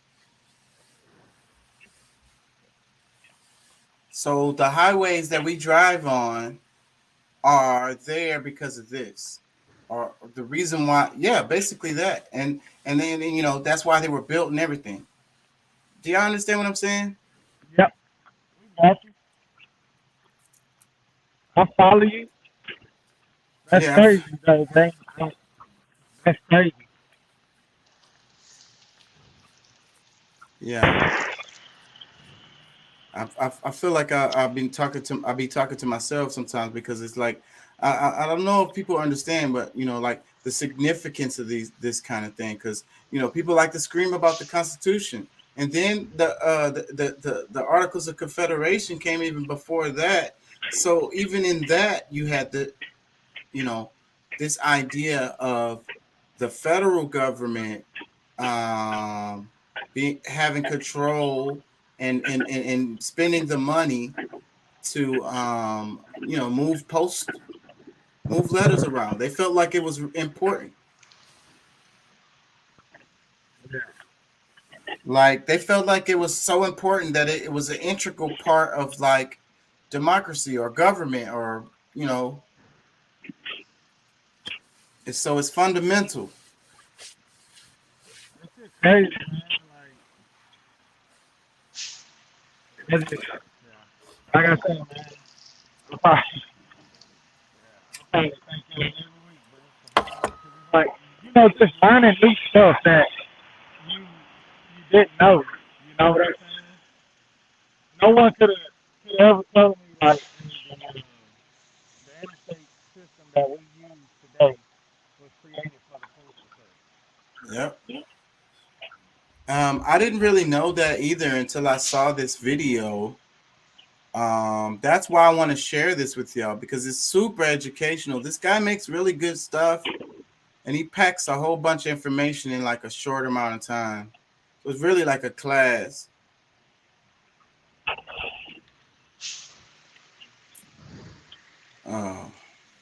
You there, Pat? Yeah, well, yeah, I'm here, and I'm kind of afraid to even say anything because this connection, bro. Like, because all right, what am I? Because I know the last thing I heard you say is something about people listening to talk about the Constitution, but the Articles of Confederation were there before. Right. And this writing or this language about federally establishing post offices and post roads post highways was in the Articles of Confederation also, and it's in the Constitution. Yeah. Well, and we got to also remember that they don't necessarily respect the Confederacy that existed before them anymore. You know what I'm saying? Like it's somewhat separated because that was our ancestors that ran the Confederation. They didn't totally adopt the Articles of Confederation, but they did adopt the Constitution and pretty much kind of made it their own or whatever. But there's a lot of debauchery that's going on with this administration, but this is something that's been going on for a long, like a couple of decades, because I mean that's one of the things, the last bastions of what they can cancel without it being because I mean they can, because they've had UPS and FedEx and DHL and all these different mail servers that I guess that's already in place that they can hand it over to, but it's still not the same thing. You know what I'm saying? In my opinion, like I really, I don't know how valuable my opinion is when it comes down to that, but us having a postal service, which is at one point, because this was what I think he even mentioned it was how they changed it to surface. It used to be the postal, like the Yeah. United States Postal Office, as if it was a Branch of the government. exactly. And then they changed it to U.S. Postal Service. Yeah. So they've been trying to get rid of it, but I think I don't know, that like that's a part of that. You know what I'm saying? I find more and more the whole identifying the neoliberalism in certain things. You know what I'm saying? The Everything. more I learn about it, the more I'm like, oh yeah, it's a part of that system. Yep. That's exactly right. Let me play a little bit more. Granting them discounted postage rates. A well-informed public was crucial to continuing the American experiment. In 1790, there were only 75 post offices, so the first task was to expand the service throughout the fledgling republic. A decade later, there were more than 900. Accompanying this, there were over 80,000 miles of post roads by the 1820s. This helped push a political agenda called the American System. First proposed by Alexander Hamilton, it basically wanted a national bank to maintain an interconnected economy, protective tariffs to help industries grow, and using the excess funds from this to improve infrastructure. The post office was a key part of that third tenet. As canals and railroads became national issues, the only constitutional way for the federal government to subsidize their building was by officially connecting them as part of the post. Congress officially allowed waterways to be designated post roads in 1823 and railroads in 1838. The American system piggybacked on the postal system. In those days, many people's only interaction with the federal government was with the post office. Even elections were handled by the states, so the mail system was extremely efficient. Most Americans could keep up with the news, contacting their politicians with ease, and keep in contact with their relations from far away. In a country rapidly expanding westward, the post office was essential for maintaining ties with even the most far-flung areas of the country. On his tour through the United States, Alexis de Tocqueville said, "It is difficult to imagine the incredible rapidity with which thought circulates in the midst of these deserts." Okay, so the efficiency of the post office.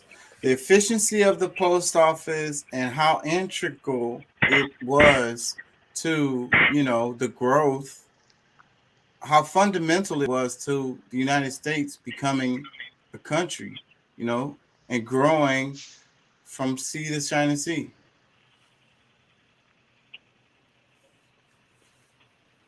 And I think in order to keep that type of growth, we're gonna have to. I mean, I think that there's something. Maybe it can fade away. I can't say that I mean, I don't know everything. That's a promise. But that's like it's crazy that we're we're in an existing system where everybody has not converted to email. Like we still have old people who's like never learned the computers. So if, let's just say that we leave it up to UPS and FedEx and them to deliver mail. What kind of bill you gonna get at the end of the month because they've you know come and delivered mail. You know what I'm saying? It's just I don't really know another way to really explain it because that's like a horrible thing to think of. Is regardless of the age of a person, but you know if there's any level of incompetence of dealing with a lot of these things, even if they purposely said like I just don't want nothing to do with this computer shit, they should not have to be subject to not being able to get mail, this, that, and the third, and be informed the way that pretty much anybody else may be, whether they're watching the TV or whatever it is. Well, people live in the past. Even our government systems, they improve really, really, really slowly. And like we're way behind with that shit. A lot of shit could be done through text messages. You know what I'm saying? We're way behind as far as they still got like your home phone number on official documents now. Like they haven't updated them forms in all this damn time. They need to update them damn phones. Nobody has a home number. Yeah, some do. We have one at my mom's. But you're probably 1 out of 10. I get what you're saying. I get what you're saying, and we're slowly moving out of it. But just think about, and I've been telling people about crypto. I mean, there's people that have not gotten, and that's the whole idea of the web, the way the metaverse is going to take over.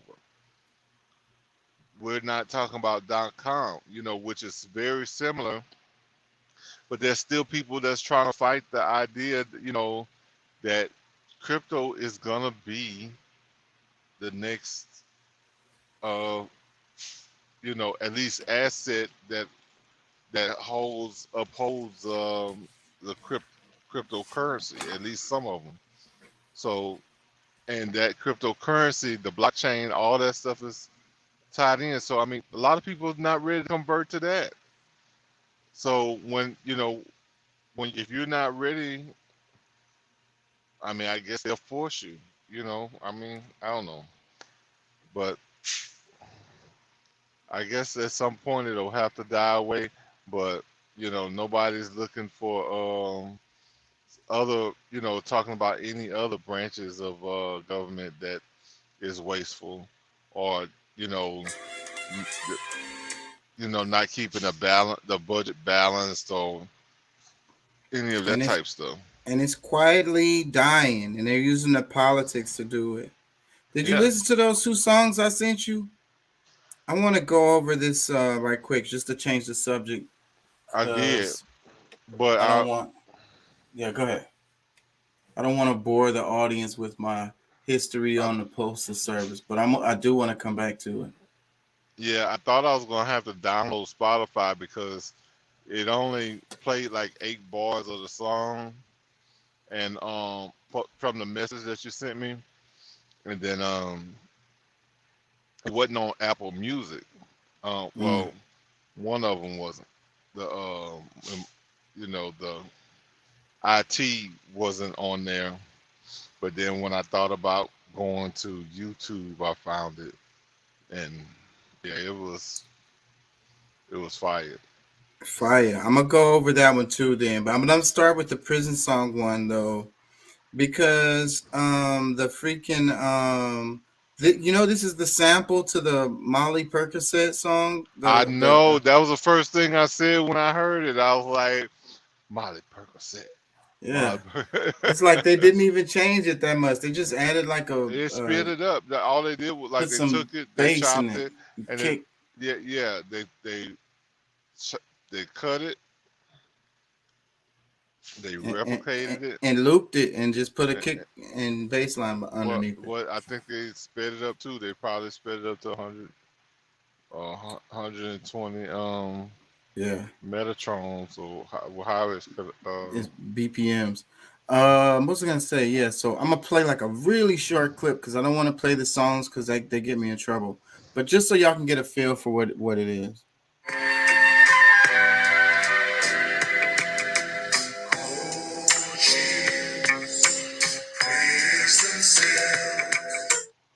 Okay, that's all I'm gonna play. So I'm gonna read the lyrics. It says cold chills, prison cells, locked in, bars of steel. Leave my woman tonight, just ain't feeling right. Oh my Lord, praise him be.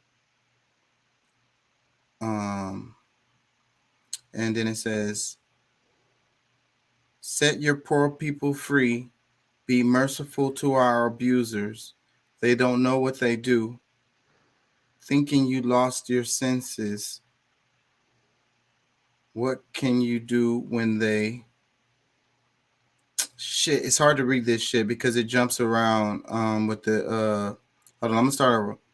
And then I'm gonna just read it as it shows on here, and then maybe you'll get a feel for how the song goes, but it's kind of jumps around. All right, I'm gonna just read it. Cold chills, prison cells, locked in, bars of steel.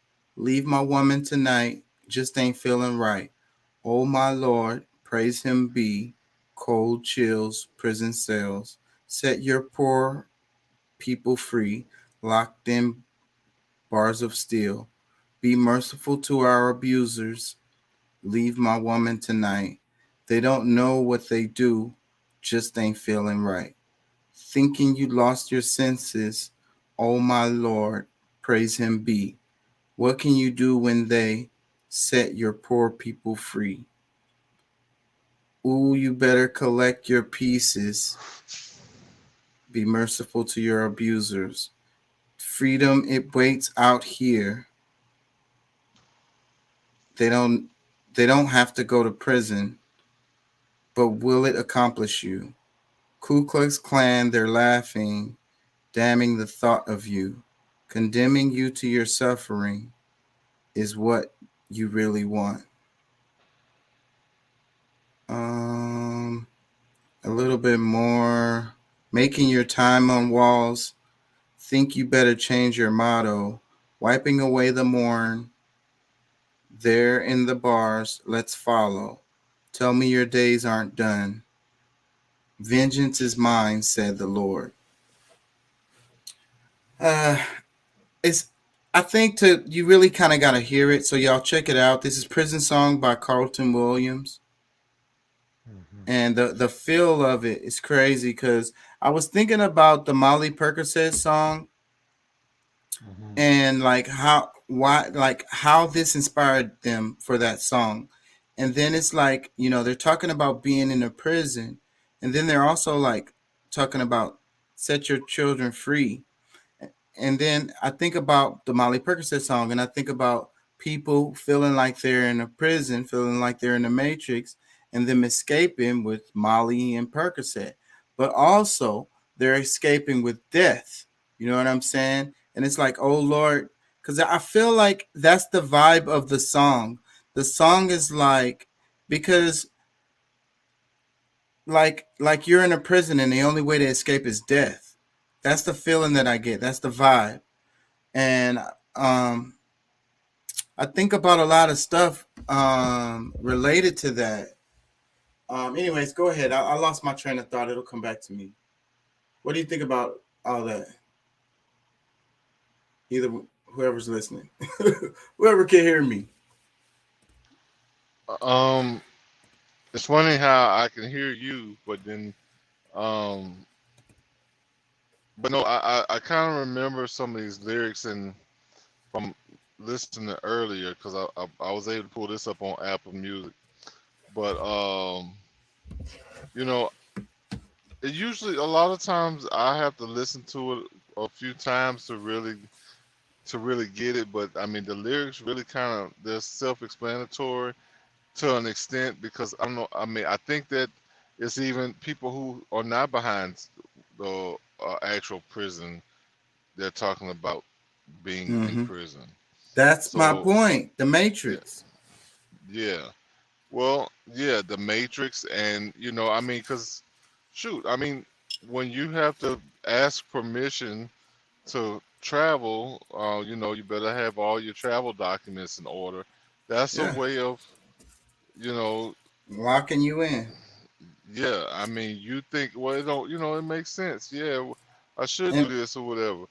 But you're also robbing yourself of just a God-given right. But and whenever I travel, whenever I drive somewhere that's like a further place, like outside of my normal loop of things, like let's say I'm traveling to Louisiana or wherever, that's when I tend to get traffic tickets and shit. So, I mean, just follow me here. That's another aspect of like a prison. Like, because so then you think about that, you're like, do I want to take that drive? You know what I'm saying? And them people gonna fuck with me and give me some fucking tickets, and I'm finna have to pay money and go to court and deal with this shit. You get what I'm saying about that idea restricting your movement? Because the prison is mental. The prison is mental. It's like the elephant. The elephant that's tied up with a little rope to a plastic chair. Yeah. But that elephant is mentally in prison. The rope doesn't even matter.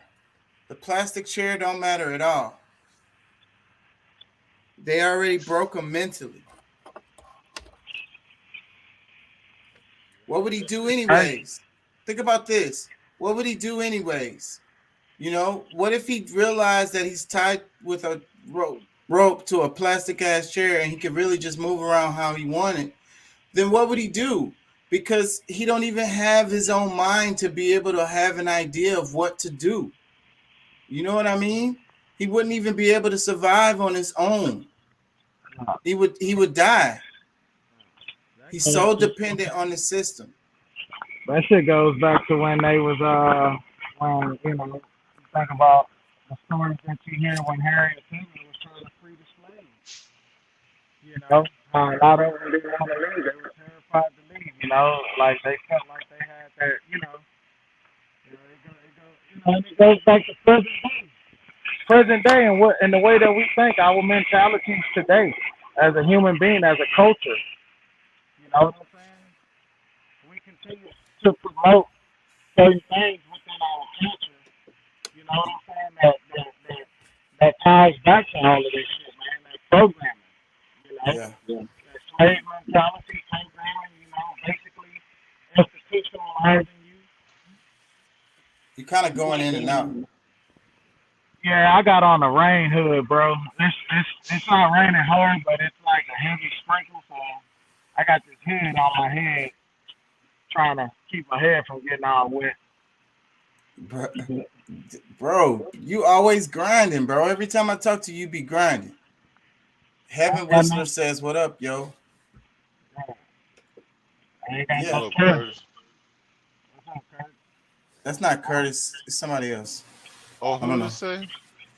I don't know who this is. So I don't have a choice but to grind, bro. Heaven Whistler. Either you go get it or you ain't gonna have it. Yep, either you gonna get it or you ain't.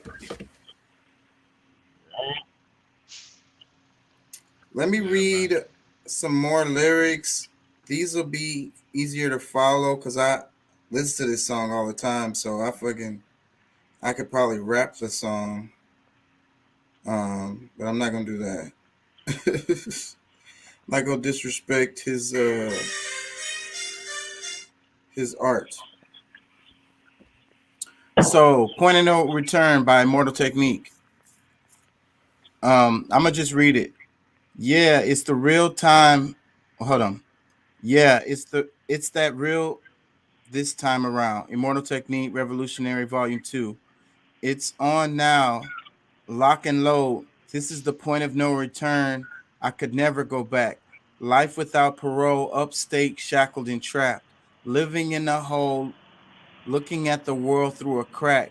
But fuck that, I'd rather shoot it out and get clapped. I've gone too far, there ain't no coming back from me. Auschwitz gas chamber full of Zyklon B, just like the Spanish exterminator Tainos, raping the black and Indian women, creating Latinos.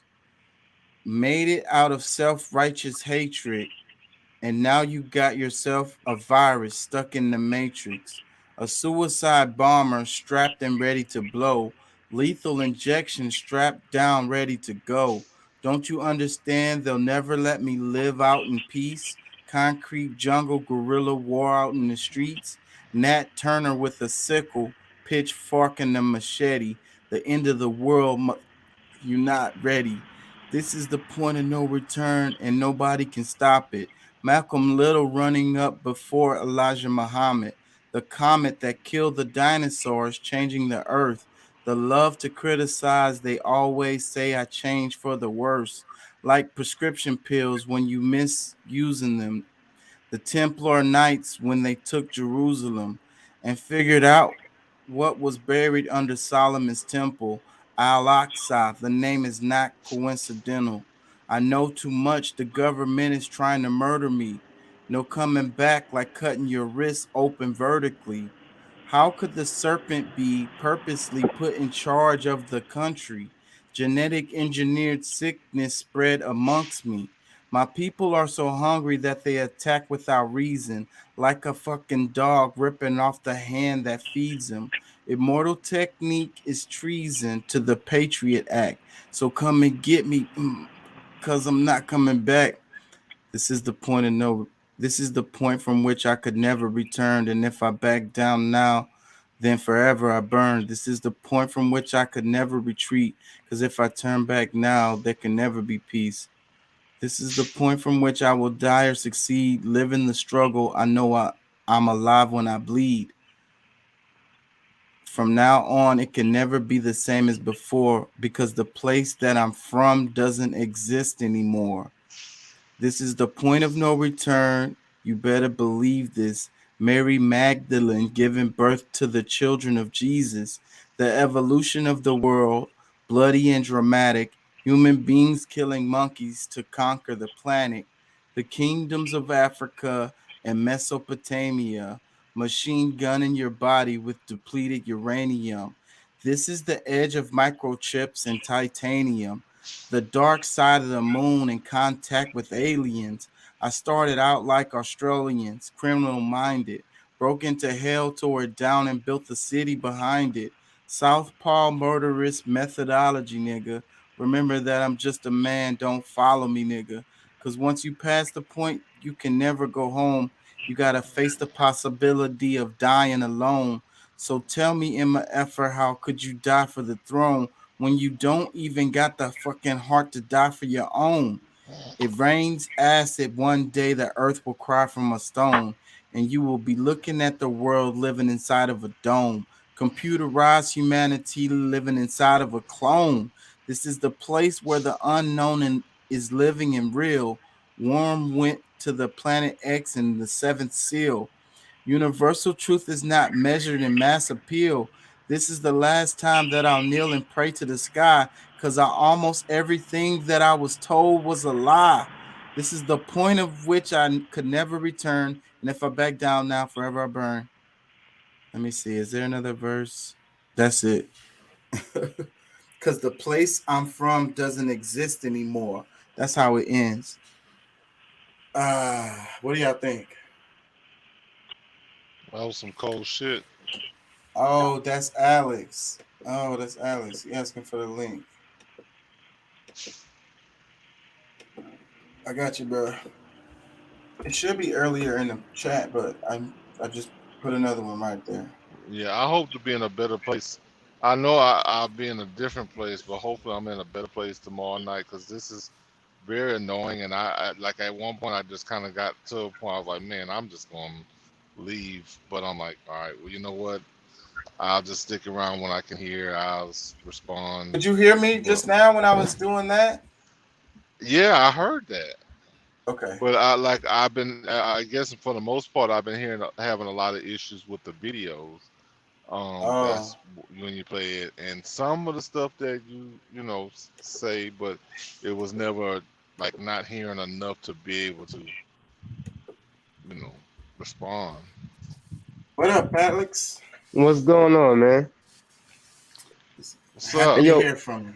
what's good? Hey, who was that you was just reciting the lyrics to? Who was that? Immortal Immortal Technique. What did Technique. you think of that?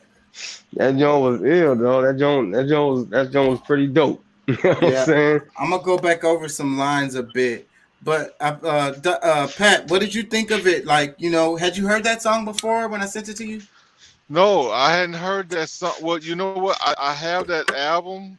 Well, but that's like I think I have that album. No, I got a couple of songs off of the album. I got some singles that's rolling around my Apple account, but I never heard that song. Like I couldn't even pull it up on Apple at all. Like they don't have any rights to even play it, like to stream it. It's probably because of him, because he own his own shit. But they be like shadow banning people, bro. Like he speaks this song has so much fucking truth in it. Like oh my god, almost every line. Yeah. What did you think of it, Alex? What stuck out to you on it? Oh man, it stuck. To me, it sounded like it was a whole lot of things that'll go over a lot of people's heads unless they was really in tune with what's really going on, man. Just Exactly. yeah, I mean, things like that. Like I said, I mean, don't get me wrong. There was a point in my life where I listened to like a lot of that mainstream shit. That chase money for bitches and I got the biggest guns. And I mean, and sometimes I mean, in certain settings, you probably want to hear that trash for a little bit. But like things like that, where it's conscious, like things to get inside somebody's mind. It's so often, like even myself, there's songs I used to like back in the day that I will listen to now and just make so much more sense. You know what I'm saying? So I really did like that. That's why the first thing I said was like, yo, who was that? You know what I'm saying? Because I like that. I like that type of music, man. Something to make you think.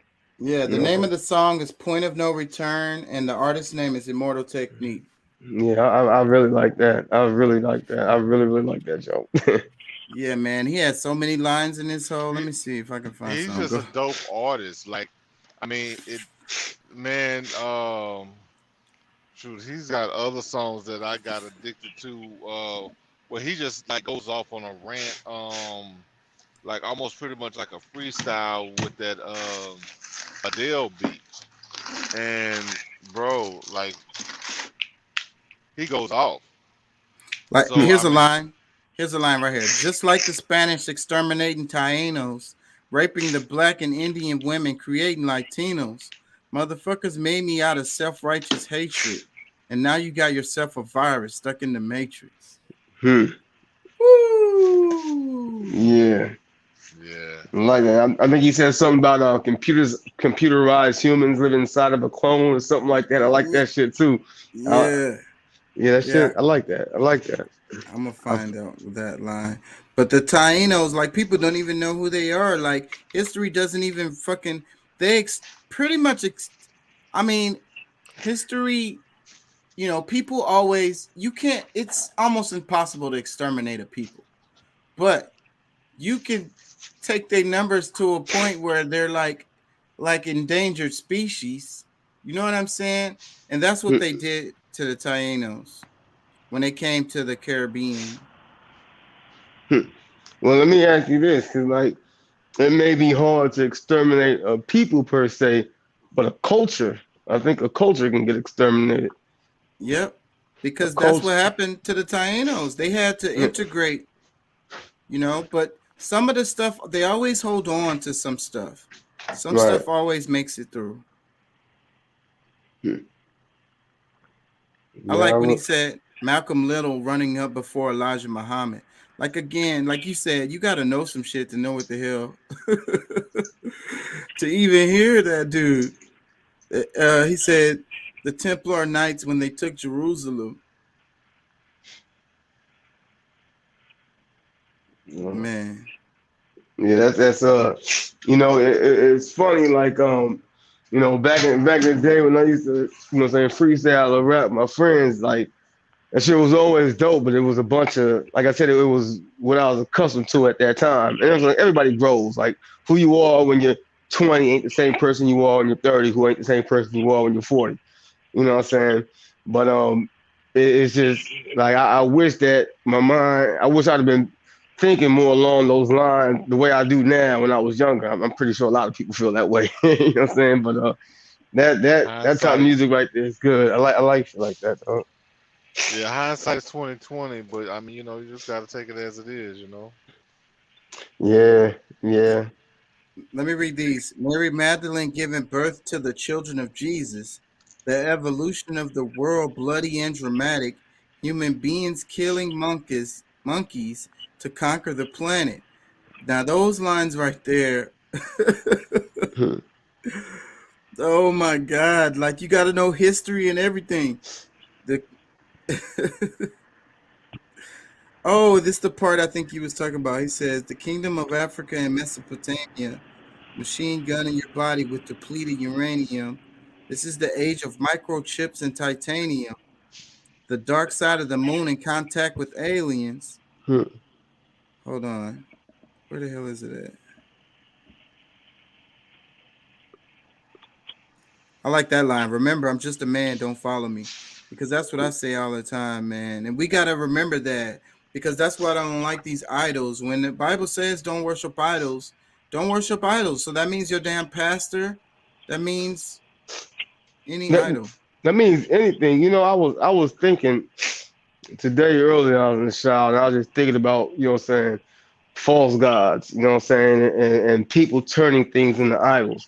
And people now realizing that they can turn anything into their God, anything that they're willing to worship, anything that they're willing to trade parts of themselves for in order to receive it can become their God, they become a slave to it, you know? And that could be anything. Someone could say, hey man, I want money. I want money. I don't care. I'll do whatever it takes to make money. You've made money your God because that's what you chase after. It's the only thing. That's the only thing your life is focused on. Some people they might say it's women, or you know, what I'm saying just to make it easy for women and women. I love sex. I love sex, whether it's a man or a woman. I love sex. I love sex. So they can turn that into their God. They're chasing after that lustful entity because that's what they want, and they're stripping all parts of themselves just to get that. You know what I'm saying? So like anything that somebody's willing to exchange everything else for can become that idol. You know what I'm saying? Can become that false god to them, and they'll chase after it.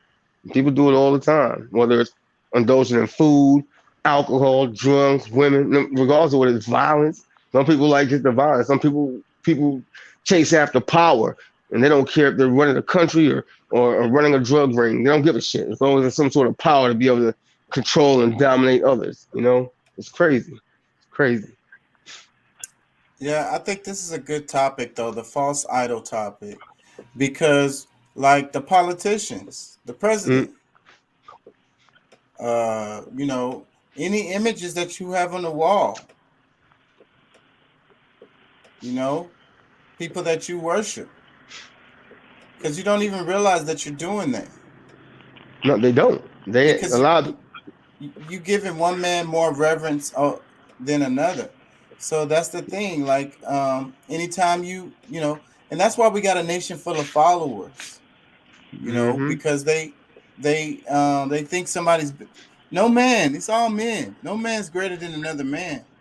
I mean, you have to judge a man by his character, by his actions, by what he does. But we're all made of the same parts. You know, worshiping another man. Like what I'm trying to say is like idolizing. Idolizing is a better word because we were talking about in the other video about giving reverence to the ancestors. You know what I'm saying? People that you knew is a good thing, but you don't idolize them. You see, that's why when I look at it, it's a lot easier. You know, to me, you know, what I'm saying the way I see things in the world, just life in general, it's a lot easier to understand the idea behind it, easier than it is to understand the physical aspect of it. Like, say for example, if I were to say, "Oh, well, this chick wants to get an ass implant because she's seen this chick do it, and this chick wants to shake her ass on Instagram with all these thongs on because she wants to get these likes, and that dude over there wants to, you know, what I'm saying, he's hustling and selling dope just so he can have the biggest chain." It gets so confusing when I start to say it like that. But if I just simply say vanity, people are idolizing vanity. It has all those concepts rolled into one nice, neat little package where I can say, okay, vanity, because everybody knows what that is. It's not a person. It's not a particular thing. It could be a variety of things. But vanity is what it all comes to. And that's what will become their idol. That's what will become the thing that people worship. And that's how it becomes a false god, because now they're falling behind vanity. I'll do whatever it takes to look the best or look like this or have that. You know what I'm saying? So sometimes it's easier to step back and take away the physical aspect of it and just talk about the manifestation, the idea of it. You know, sometimes it's easier to speak on the idea of it. I like that. I like So that a lot. let me ask you this here: how do we combat ideology in these low income neighborhoods, because we're all from that? You know what I'm saying? We all grew up saying, "Damn, man, I want to be like this." You know, you looking at this lavish lifestyle on TV, these videos. You know what I'm saying? We're looking at these rappers and these singers and movie stars. You know what I'm saying? So I think as human beings, man, we kind of, to me, and this is just my personal opinion, I don't care how well balanced of a person you are. I think we all somewhere inside say, "Damn, bro, I aspire to be like that. Like I love to be like that." Like, well, and I think that's a form of idolizing someone, or something. Well, I believe, and to what you're saying, to a certain extent, I do agree with, because that is what's around us. That is the world. We live within this world. We are trapped in this physical realm. So yes, I 100% believe that is what's being put into us, and that's what we're surrounded by. But I think the only way to get past that is, one, being humble. You know what I'm saying? And when I say being humble, instead of looking at the next man and what he has and wanting to have that, evaluating your own self-worth and being comfortable with that and say, "Hey, okay, I may not want what that person has," because that's coveting. You know what I'm saying? I may not want what that person has, but I do want to inspire and learn from that so I can build on my own self-worth. So I can congratulate you, I might see this person driving, you know what I'm saying, this car and that car. That's when I have to come back to yourself and being humble and say, "Okay, well, look, I know I definitely need a car to get around." But that person has a huge house. Say, "Hey, look, I definitely want a house for my family." But to recognize your own self-worth and learn from that person, trying to be that. If that makes any sense. I'm probably saying it wrong, but it's the character. It's the character. It's not the physical. I mean, the material things. You get inspiration from others' character, like the way they carry themselves, the way they do things, how efficient they are. You know what I'm saying? That is what you get inspiration from. It's kind of like, I'm trying to get this on, because this is kind of hard to. This is a mushy subject. But try to think of it like this, okay, R. Kelly, right? He got in trouble, and a lot of people are like, "Bro, you can't listen to R. Kelly music no more," or whatever. You know what I'm saying? But R. Kelly and what he made is like two different things. You know what I'm saying? You have to separate the art from the artist, or separate the work from the man, if that makes any sense. So like, you want the work he created is badass. Michael Jackson. He's kind of weird person, bro. Right? Kind of weird. But can't nobody deny that the music he makes is like art, bro. Like, the shit is super badass. So maybe somebody would argue me with that, but I'm just saying. Do y'all get my point? What I'm saying? I think it's character that we're looking at, and we're not idolizing the person. You know what I'm saying? Because when It's the work that you're aspiring to do similar work. It's pretty what you're saying. Like, say for example, someone may look at like a Bill Cosby, and now they're looking at it and say, okay, man, you was, you know what I'm saying, drugging and raping women and all this shit. It's like, yeah, okay, that's fucked up. That's something that he was dealing with in his personal life. But for somebody to say, hey, well, I'm not focused on that part, but I want to be a comedian that doesn't have to go out there and cuss in order to be funny. If I want to have a TV show, it doesn't have to be about drugs and single parents. I want to produce a TV show that inspires people to think about family and unity and things like that. So that's how I look at it. It's kind of separate what the positive was that came from this person and use that and learn from it and want to, in a way, I guess, imitate that to a certain extent, but not necessarily looking at the person, looking at the good. And that's what he did. His shows did that from all the way early to From Fat Albert. You know, part of the reason why I went to college is because of A Different World. I was a teenager when that show was on. And that shit inspired me to be an academic, bro. Like, they took all those shows off of TV too, you know. The Bill Cosby was like a, you know, like the family, the way they dealt with problems and stuff was a positive influence in a lot of black families, probably American families across the nation, because we may not have good examples in our household to go by. You know what I'm saying? Something that's positive, dealing with problems in a better way. You know what I'm saying? So like, and they took all that shit, and that's one of the things I have a real problem with, because they took all it, just like Trump. You know, I love to hate Trump, but taking him off of Twitter and taking him out all of the platforms, that shit is wrong. Bill Cosby being whatever he held, guilty or not guilty, taking all of his shit off of TV, this stuff that help people, that's wrong. Yeah, because now that's where you start getting the censorship, and you know, it's just like that what's that book, that 1989. It starts to fall to that type of shit where, hey, we're controlling the intake. And now, like I said, there's so much information out there that it's hard to control everything that's being put out. But at the same time, if you can filter any of it, it gets to the point where who's to say you're not going to start filtering all of it, you know?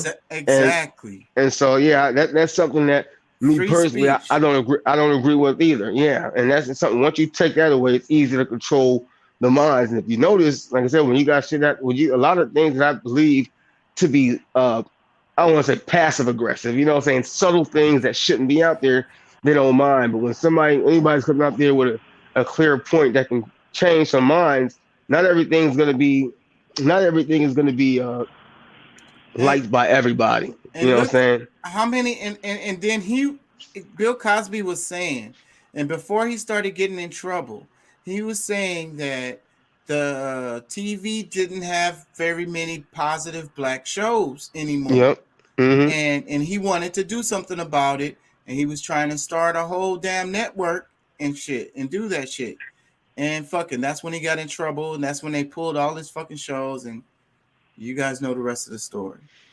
Yeah, well, you know, that's the thing. I think we're in one of them times now where there is such a heavy flow of information and content out there that people have so many choices now to find the information. And the thing is, people have to open their minds and start looking for things that's going to be beneficial and looking at something that's going to give them a different aspect on things. Because if you got somebody, for example, who is a racist, they're going to look up racist content and they're not going to look for anything else. So sometimes it seems like it's too much, but that's where you got to get people to say, hey, man, you got to go outside your comfort zone and look at things and research and go into things that you might not be comfortable with, but you have to get a full understanding. So you got all this information, but you're only looking at one particular thing, then that makes you, you're going to be a flat character. You know what I'm saying? You're not going to be rounded. You're not going to really have the experience and knowledge to really make sound decisions.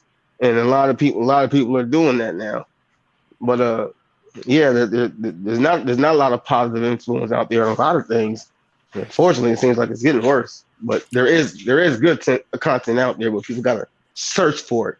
You gotta search for it. Speaking of positive content, let me play this little clip of check it out. When you a provider, and you a real provider, but you already unhappy, and you not feeling like you being celebrated in a proper manner.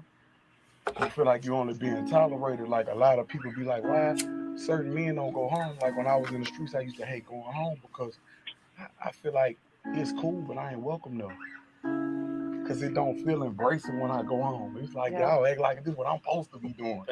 And a lot of men suffer from that and not knowing that it's okay to have your man cave. You have to go in your solitude and have your time for yourself in order for you to release. Because we so busy being tough and harboring all these resentment and emotions and all the shit we deal with. But a lot of men suffer in silence also.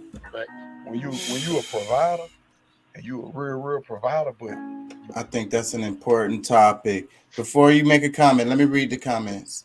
Doc says the whole world of woke, wow, has become a completely new secular religion cult. Completely agree with you, Doc. Use repetitive mantra and obeisance to sublimate the message. White kids kneeling and saying they are racist because they are white. Isolate them from other ideas. Create an echo chamber. Elevate saints. Bernie, AOC, Pelosi, Biden, Harris. Excommunicate the heretics. Can you say cancel culture? I was going to say that too. Indoctrination through education. Unlearn what you know. This is how you should think. Then follow the world of woke, even over science and religion. It's the 5th generation warfare. Wow, Doc, that is a lot. Isolate them from other ideas. Create an echo chamber. Elevate saints, because that's what we were talking about the damn idols. Bernie, AOC, Pelosi, and excommunicate the heretics. He said, can you say cancel culture? So anybody that says something that goes against the narrative gets canceled and silenced. And even if you do hear their word, you're supposed to be like, oh, you can't listen to them no more. They're canceled. Anything they say is, not reputable. And then it says indoctrination through education, unlearn what you know. That's banning the books and CRT that they're doing. And then he says, follow the word of woke, even over science and reason. Oh my fucking God. I've noticed that reason is not how you get to people. That's the dang old truth. That's the truth. So can you comment about any of that and any of what the rapper was saying? I can't think of his name right now. About Kevin Gates. And about him talking about men suffering in silence and about how, feeling unappreciated. Like people feel like men are supposed to be the provider. They're supposed to do that. So then they don't get no, like, it's like, nigga, you doing what you're supposed to do. Nigga, get your ass up and go to work. Shit. They don't get no real, like, appreciation for the stuff that they do. What up, Jay Little in the building? What up? Yeah, man. What y'all think about that? Man, like I know I had my moment, and I think I expressed that to you and Pat last week or week before last. But I had my moments of feeling that way. You know what I'm saying? I had my moments of literally where I kind of tapped out. You know what I'm saying? Where I literally felt like that's the way that I was looked at. And sometimes when you give and give so much, and you don't pay attention, and then you don't pay attention to because you're looking at providing and making sure that the wife and the kids' life is so much better, and that they're happy. You know what I'm saying? Sometimes you mentally tap out, bro. And I can honestly say that I was there. You know what I'm saying? And I have my moments where sometimes I kind of fall into it, and I have to go do something for me. I have to step away from them and go do something for me, and go be around some fellas. You know what I'm saying? Yeah, we hang around some fellas that's doing what I'm doing, and that may be going down. And it's not necessarily going out partying or drinking. It's just a simple fact, like we meet up somewhere. Like you have to, bro.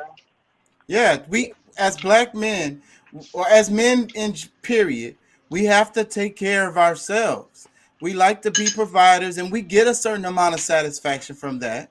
That is true, but we have to take care of ourselves. We cannot forget about ourselves. And we also should be getting showered with appreciation from our loved ones, the ones that we do all this stuff for. They should be showing that appreciation. They don't have to buy you stuff, but they can show appreciation, and they should. And they should remind you. You should hear from them every now and then, like, thank you, man. I know what you do.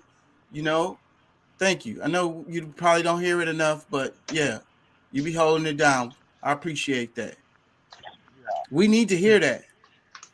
Yeah, man. That's like I literally had to tell my wife, like, I had to tell her, like, hey, man, I need you, because I had already kind of talked to the kids a little bit about it, but, me being on the road and telling them that, that's it. I guess in a sense it kind of went over their head, but, like, I had to tell my wife, like, literally, like, I need you to have a talk with them. Don't, because it got to a point to where, they would call me, and I had this big talk with them. Since I came home and had a face-to-face conversation with them and let them know how they make me feel, and they don't do it anymore. But, man, it was a time, bro, the only time my kids would call me was to say, hey, Daddy, can you buy me this? Hey, Daddy, I need this. Can you get me this? And my wife would tell them, be like, oh, Mama don't have them. You better call your daddy. And I had to tell her, like, hey, man, I need you to stop doing that, because that makes me feel real underappreciated when the only time I get a phone call when I'm away at work from my kids is for them to ask me to buy them something. You know what I'm saying? And I'm like, that shit, to me, it was cute the first couple of times. And I'm like, man, hold up, wait a minute.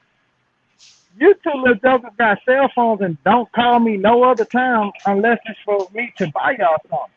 You know what I'm saying? And then when I heard my wife telling them that, oh, you better call Daddy. I'm like I told her, it makes me feel good that, in that sense. But in the other sense, it makes me feel like shit when I'm having a stressful day out here on this road. I'm away from home. I'm out here on the road. I'm dealing with customers. I'm dealing with logistics and they bullshit.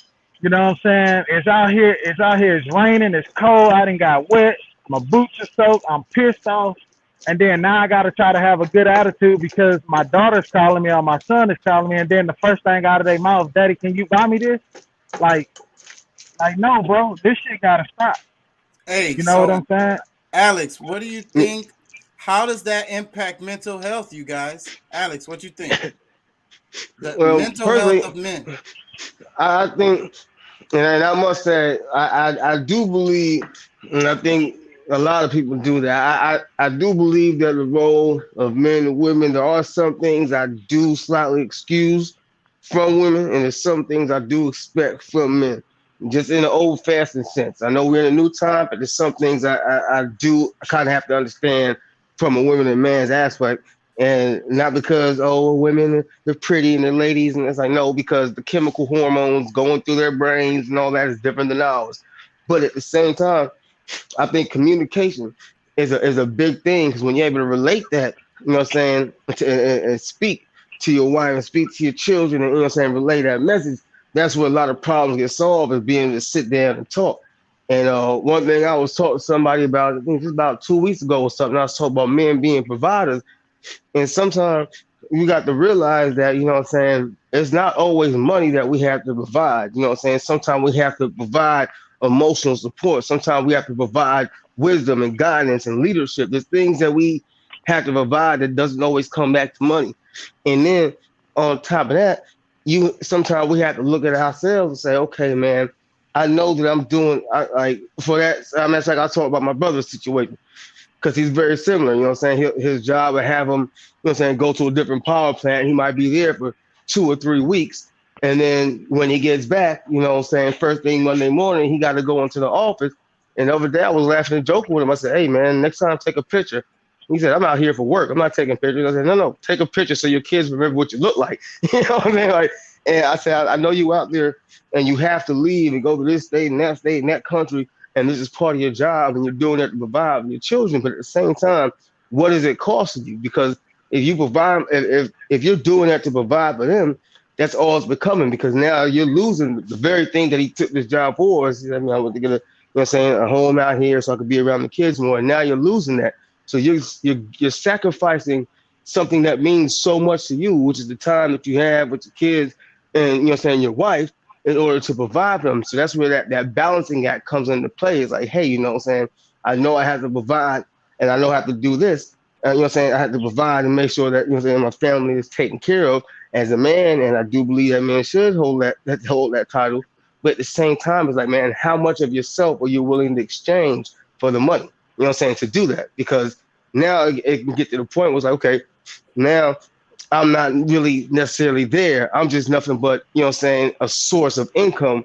But the kids was like, hey, no, it's more than that, because I don't want to just give you guys money. I want to give you guys lessons. I want to give you guys wisdom. I want to give you guys knowledge.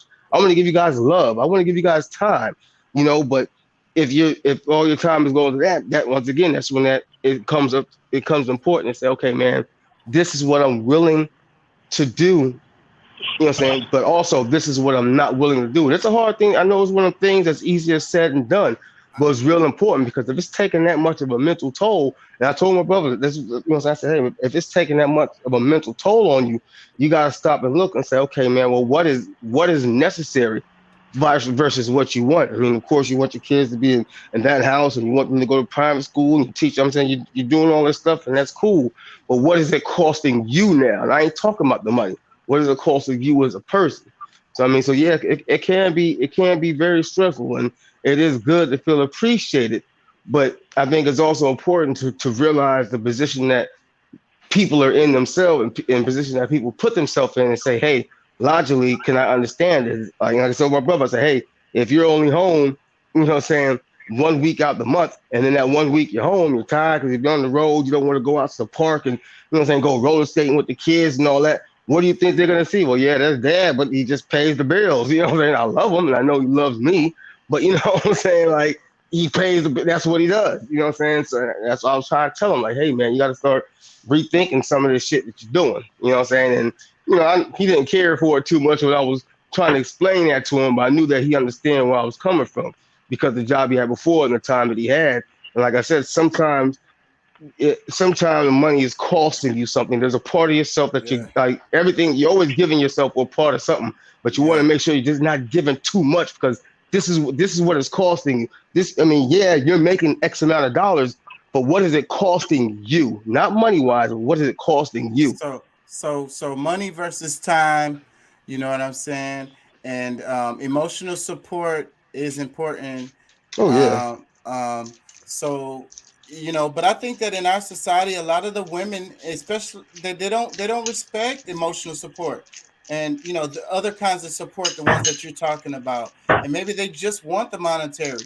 But what I'll say on the flip side is that maybe we program them and condition them to be that way. If we are only trying to just give money and we're not trying to support them in other ways, then they're just going to look at you like a paycheck. Let me play this little clip because it's related to the topic. Hey, because you're a female. It's related to the topic. Somebody, because you followed me back. I'm going to try to say this as delicately as I possibly can, but money is quite literally the only thing a lot of cishet men bring to the table. No, because really think about it. Most of you guys can't stay faithful. Most of you don't possess emotional intelligence, so women are left doing the emotional labor in the relationship. Most of y'all don't carry your weight when it comes to the housework or the children. And most of you guys can't satisfy women sexually. Damn. Which means the bulk of your value stems from how much money you make. On top of that, a lot of cishet men don't even like women, so why are we acting like this isn't a two-way street? Where did the that same come from? way women will enter relationships with men solely for money is the same way in which men enter relationships with women for consistent sex. Women don't seek out men with money because we're just manipulative users by nature. It's because we see through men, and we know that if we attach ourselves to someone who barely sees us as a person, we may as well be getting something out of it. Oh, that was painful to listen to. Yeah, it was. Yeah. Damn. It's one of the chicks you want to be like, I kind of feel you, but at the same time, I want to say shut the fuck up. You know what I'm saying? but you know, to a certain extent. Shut the fuck Like, up. yeah, you know what I'm saying? Like if her delivery was better, I'd have been like, okay, yeah, I feel it, bitch. You know? Her whole energy was just annoying. You know, because you could tell she had that fuck man type shit. It's like, bitch, you're coming into this all the way wrong. Yeah, because talking about cis men, the one comment she said that most men don't even like women. Where the fuck that come from? Well, no, I'll tell you this, like, to the point where it's like, hey, sometimes your chick can get on your fucking nerves. I ain't gonna say you don't like women, but they just get on your fucking nerves sometimes. Like, and I was like that with my ex. Like, I loved her to death. But a lot of times she got on my fucking nerves. Like, damn, baby, I wish you'd go to sleep. I love you so much better when you sleep. You know what I'm saying? But it shouldn't be like that. It shouldn't be like that. But let's say to a certain extent, that's exactly. I mean, it's similar to what I'm saying as far as, you know, there's more than just money that you have. You know what I'm saying? A person has to be given to a woman, and vice versa, for a woman to a man. Like, if a chick ain't got nothing but some ass for me, it's like, oh, I'm good on that. If that's all you got to bring to the table is a good lay. I'm past that stage in my life, baby girl. I'm sorry. You can stay tonight, but after that, you out. You know what I'm saying? Like, yeah, but you got some dudes out there that's probably, you know, that is what they looking for. But I mean, eventually they're gonna wind up finding each other, and every once in a while they you know what I'm saying, they're gonna find a good chick and fuck it up, or, you know what I'm saying, be a good dude gonna bump into some chick who's been so damn damaged that the chick's gonna fuck it up. Like, it's gonna happen in life, you know what I'm saying? Every once in a while the wrong's one gonna meet. But at the end of the day, that's why it's so important to the person that you're with is to have that open line of communication. And I've said this ever since I was a teen. I said, if two people act like they could be the best of friends. You know what I'm saying? If you know a chick that, you know what I'm saying, she likes go clubbing, you like go clubbing, she like to drink, you like to drink, you like this kind of movie, you like that. If you got a person who acts the same way as you guys will be the best friends. But in order to be in a good relationship, you have to have someone who thinks along the same lines. And I don't mean a yes woman or a yes man who agrees with you all the time. I mean someone who has the same type of values as you, someone who understands and sees things similar to the way you see things, to where you don't have to talk to them 15 times and say the same thing just for them to get it. You're able to speak, communicate, understand, even if you guys have differences and different opinions and disagree, at least you understand why that person feels this way. If you guys if you guys are able to calculate things on a similar wavelength, then I think that's when it's best to be in a relationship with that person, because, you know what I'm saying, a lot of times that's what it is, having that true connection, that real union, to where it's understandable. And if it's like, okay, all right, dad's at work all the time and mom's in the house, you know what I'm saying? Or if it's vice versa, like I said, it's 2022 now, if mom's on the road, wherever, dad's at home, however it is, it's like, hey, you're still moving as a unit. You still do things as a unit, talk as a unit. You still have each other's back. Like, there's so much that goes into it. And that communication and understanding is such a huge thing, man. It's such a huge thing. And like I said, nowadays, it gets lost. Let me catch up on the comments. Jay Lethal said he goes home and barely knows his own daughter. Ain't that a lyric to a song? Every choice comes with a cost, Doc says. At least she's pretty. She is pretty, ain't gonna lie. She's the kind of chick that wonders why the guy is always sticking his junk in her mouth, while the guy is thinking, at least she's quiet now. Man, we don't want to upset the ladies, but I can't disagree with you, because, well, that's what we tolerate and that's what we submit. We was talking about earlier. What do you think about this, Alex? We was talking about how you submit, right? We talking about how we want women to submit, or we're expecting them to submit, and it's like a lot of women don't want to submit. But what's left out of the conversation is that men submit to women all the time, right? So think about all of the you know, changes that you make, adjustments that you make for a relationship and for a household, for the children. We were just talking about going to work and working all the damn time. Go ahead. That I can't. If you ask me personally, like I said, the way I see things now, Like I said, I'm past a lot of physical shit in my life. The physical world makes no sense to me. I don't get it. I really don't belong. You know what I'm saying? I feel the same The way. spiritual world, I see things clear as day. And but what I said, if you're ever in a position where you have to submit, anyone, whether it's you or your spouse or partner, whoever you're with, if anybody has to submit, right there's a problem. It should never be a submission on either side. It should always be a compromise. Because a compromise is saying, okay, I'm not getting entirely what I want, but I don't feel like I'm getting screwed by giving what I'm giving. Nobody's entirely 100% satisfied, because if one person is 100% satisfied, 9 times out of 10, the other person is dissatisfied in a certain area. So it should all be about compromise. Like, hey, you know what I'm saying?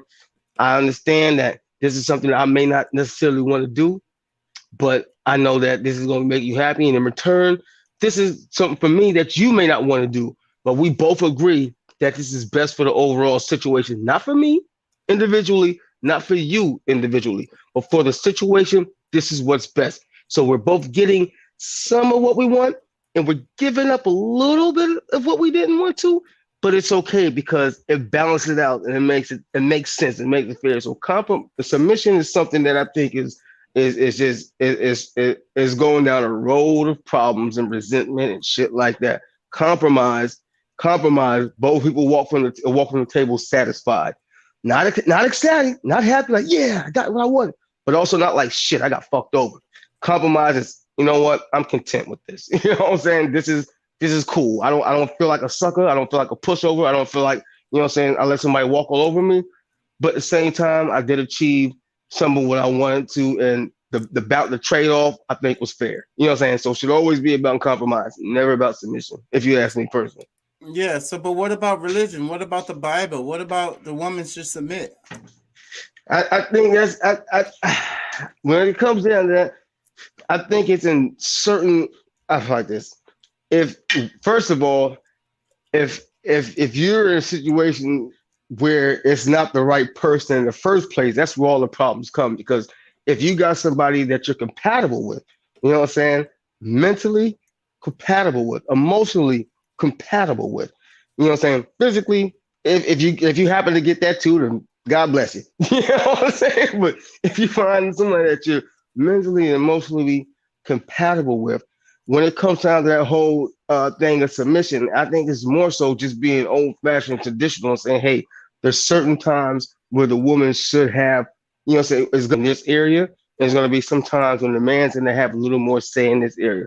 Because once again, I do believe in those fundamental roles of a man and a woman. You know what I'm saying? So I don't think it's necessarily saying, okay, whatever you say, do, I'm just going to do it. And if you do got a chick like that, I honestly believe that it should be because of trust. And it should be like, hey, I trust you as my leader. You know what I'm saying? I'm your woman. I know that we're in this together and we both contribute to this. But a woman saying, okay, I'm the woman, but I trust you. You know what I'm saying? And I stand by your decisions. But once again, it all comes back to being compatible way before it even gets to that point. You know what I'm saying? You got so many people getting together based off of looks or based off of popularity or based off of whatever the case may be, and not really based off where their heart and their brain waves at, how they connect, how those vibes are going with each other. A lot of people ain't going off that, but if you find that good unity, then I don't think it's a problem. I really don't think it's a problem. That's me. Doc, let's read Doc's comment. I don't have a problem with treating a woman like a queen, but I don't put up with the princesses. My girl stands by my side, not above or beneath me. There you go. There you go. Joint effort, man. Joint effort. And like I said, when it goes either way, you know what I'm saying? I agree with him on that. When it goes either way, somebody's not happy. You know what I'm saying? When you're walking side by side with somebody, I like the way you put that, nice and simple. But when you got somebody who's always either trying to take charge, or when it's a tug of war for dominance or say so, or I'm right, you're wrong, when it gets to that point, that there's nothing, no good can really come from that. Like I said, it always has to be a compromise. The domination should never be on the woman or the man's mind in any situation when they're in a relationship on what they're doing. Let me read this. It says, conscious sex. When most people have sex, they use another person's body to masturbate. It's a lustful attraction that is only fulfilling to the ego desires. This type of attraction loses its shine over time. If you want deep intimacy that continues to grow, there needs to be an integration of spiritual and emotional energy with the physical body. If there isn't a merging of hearts, it's merely two bodies rubbing against each other. I feel like sex is spiritual as hell. Spiritual as hell, because you can create a life doing it.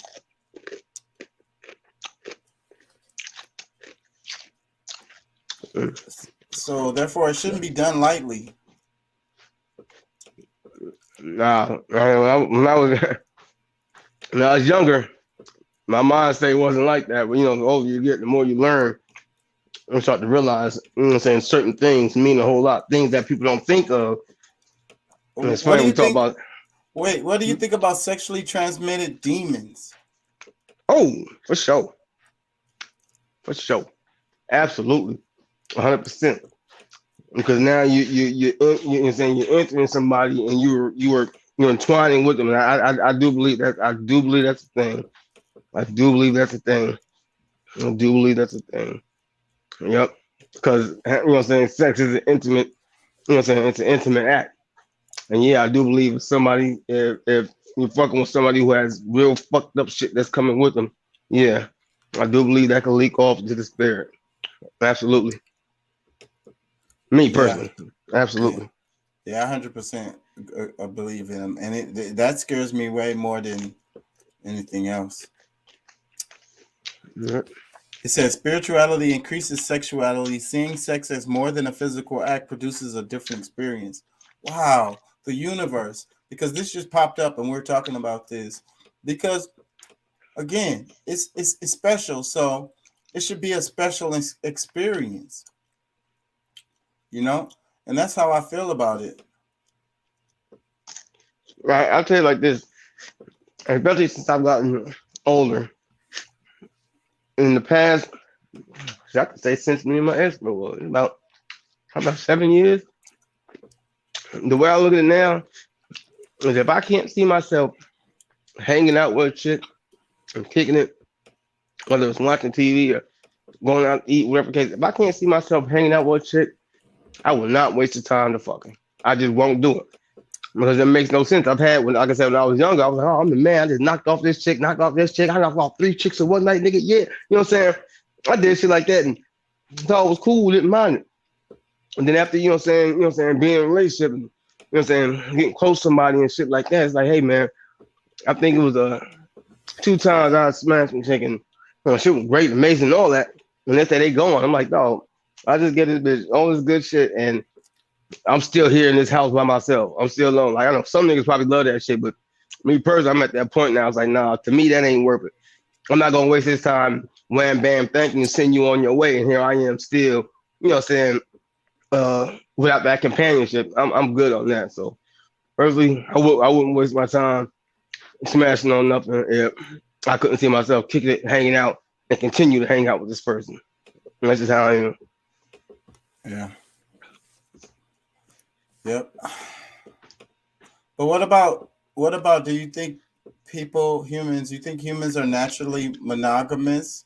Or do you think that we're naturally supposed to have like multiple wives or whatever? You know, I only because, you know, most I think it's something about communities that seem to make people progress more, and I do think it's better just to, you know what I'm saying, have, you know what I'm saying, one unit. Now I do believe you're supposed to populate, you know what I'm saying, because personally, but it'll be one unit because it's gonna be one family. It's sister wives. They all raise the kids together, and y'all pool your resources together. I mean, nowadays I'll say no. If you'd have caught me about 5 years ago or something like that, I'd have been like, yeah, that could work. I could see that totally happening. Nowadays, I don't personally think that's the best way to do it. because you know what I'm saying. I just think it gets to the point where somebody is gonna start feeling jealous eventually. Even if it's, you know what I'm saying, you got one man, you got, you know what I'm saying, 3 girls, you know what I'm saying, 2 wives, 4 wives, whatever. There's gonna be one that you may be more attracted to, and if not, now you just look. I don't know. I could just see too many problems coming from that. I can see a lot of problems coming from that. Well, it's not a simple thing. It's not a simple thing, but you know, it's about the people's involved being mature enough to be able to handle these situations and be able to work and be able to work it out. Usually, it's the women that work it out. They make the decisions. The dude just gonna have to go with whatever they say. He can't be like, "Oh, I just want to, you know, spend time with this one wife or whatever." Whatever the situation is, you know, like I say, that usually the women make the decisions in that shit, and the guy just has to go with it. It's complex, you know what I'm saying. That comes with a lot. That comes with a lot of complications. Like I said, a few years back, I wouldn't. I'd be like, nigga, what? Yeah, you know what I'm saying. But my mind was thinking about that for the wrong reasons. While I look at it now, I just, like I said, not to say that somebody else shouldn't do it or they can't figure it out, work it out. And you know what I'm saying. But me, it's just I could just see too much of a hassle from it. You know what I'm saying? I mean, I guess maybe there's perks and benefits of, you know what I'm saying, watching the kids. I don't know. You know what I'm saying? But I can also see a lot of hassle coming saying, hey, you know what?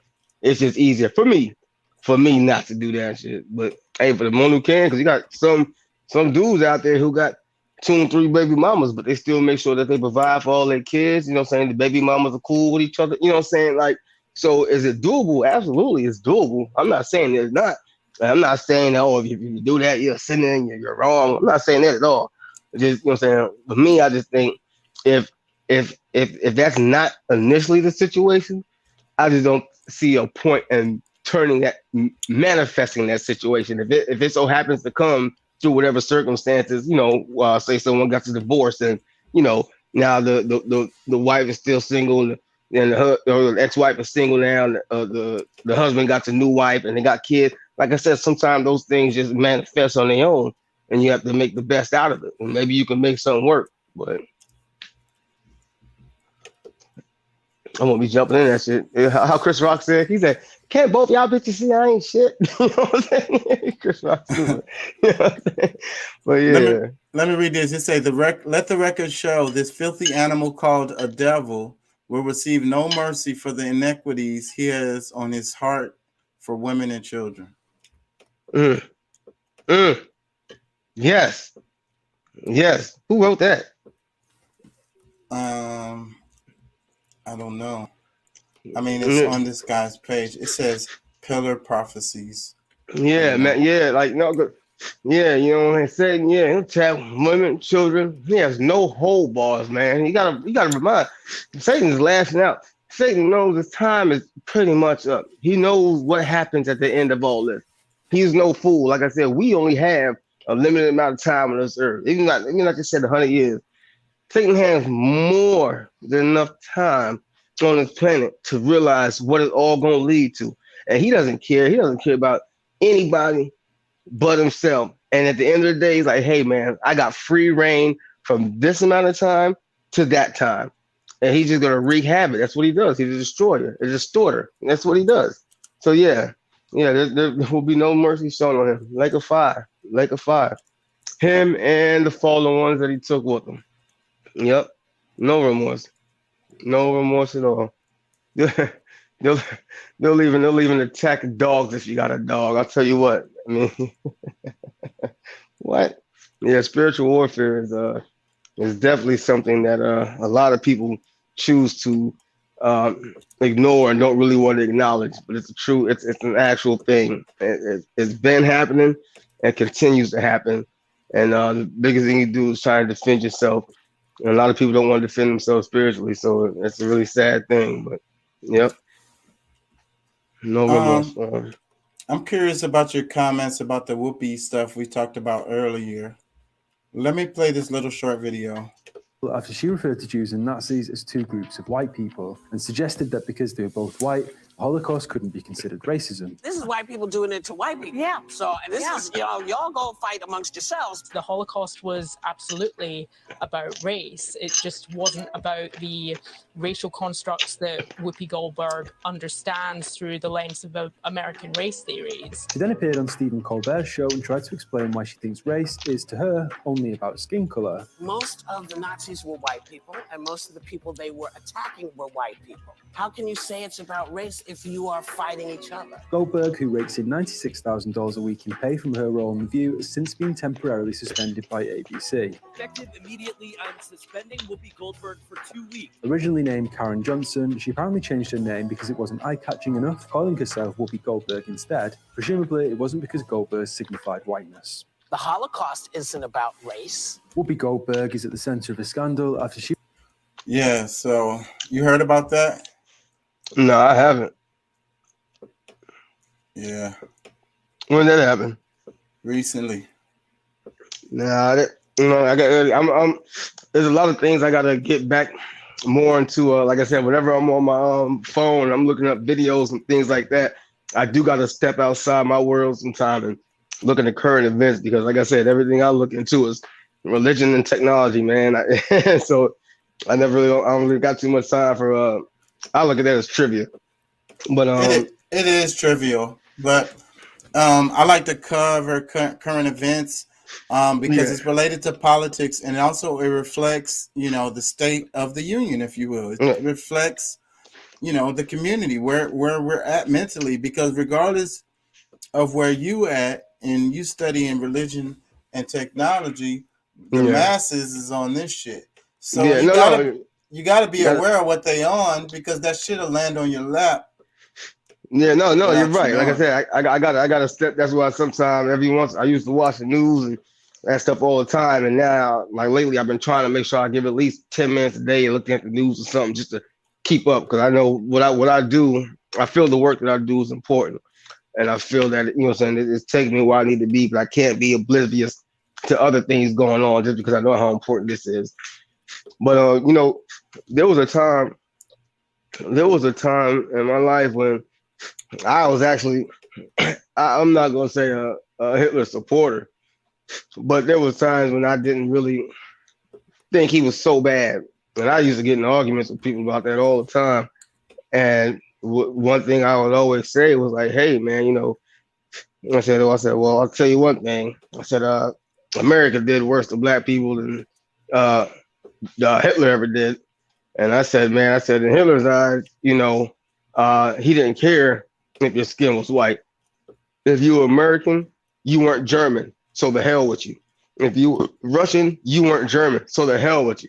I said, he was looking at his country and his people from that country. I said, so in his eyes, if you were a black American or a white American, it didn't matter. You're still an American. You're not German. The hell with you.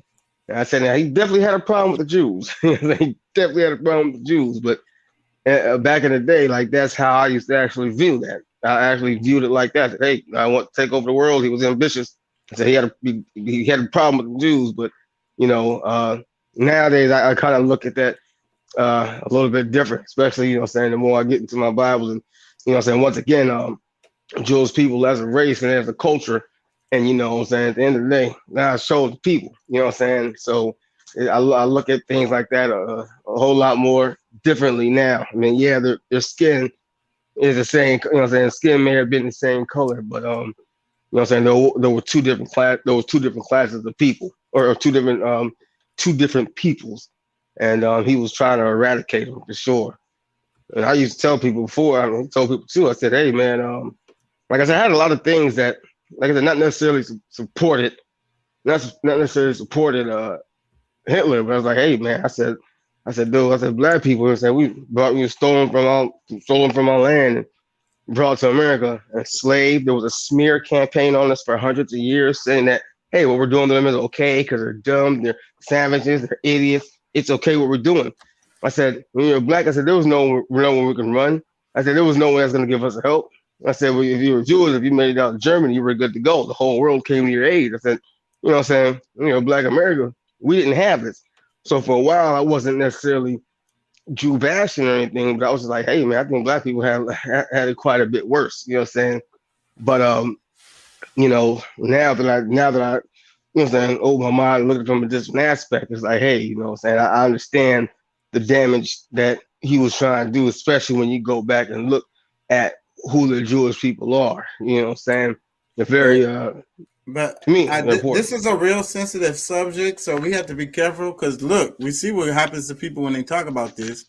But Yeah, it's easy to get thrown. Like I said, so I was gonna say I'm not Jew bashing. You know what I'm saying? I just said for one time I was looking but at I it from I the implore black. people to go back and look at World War II, look at it different.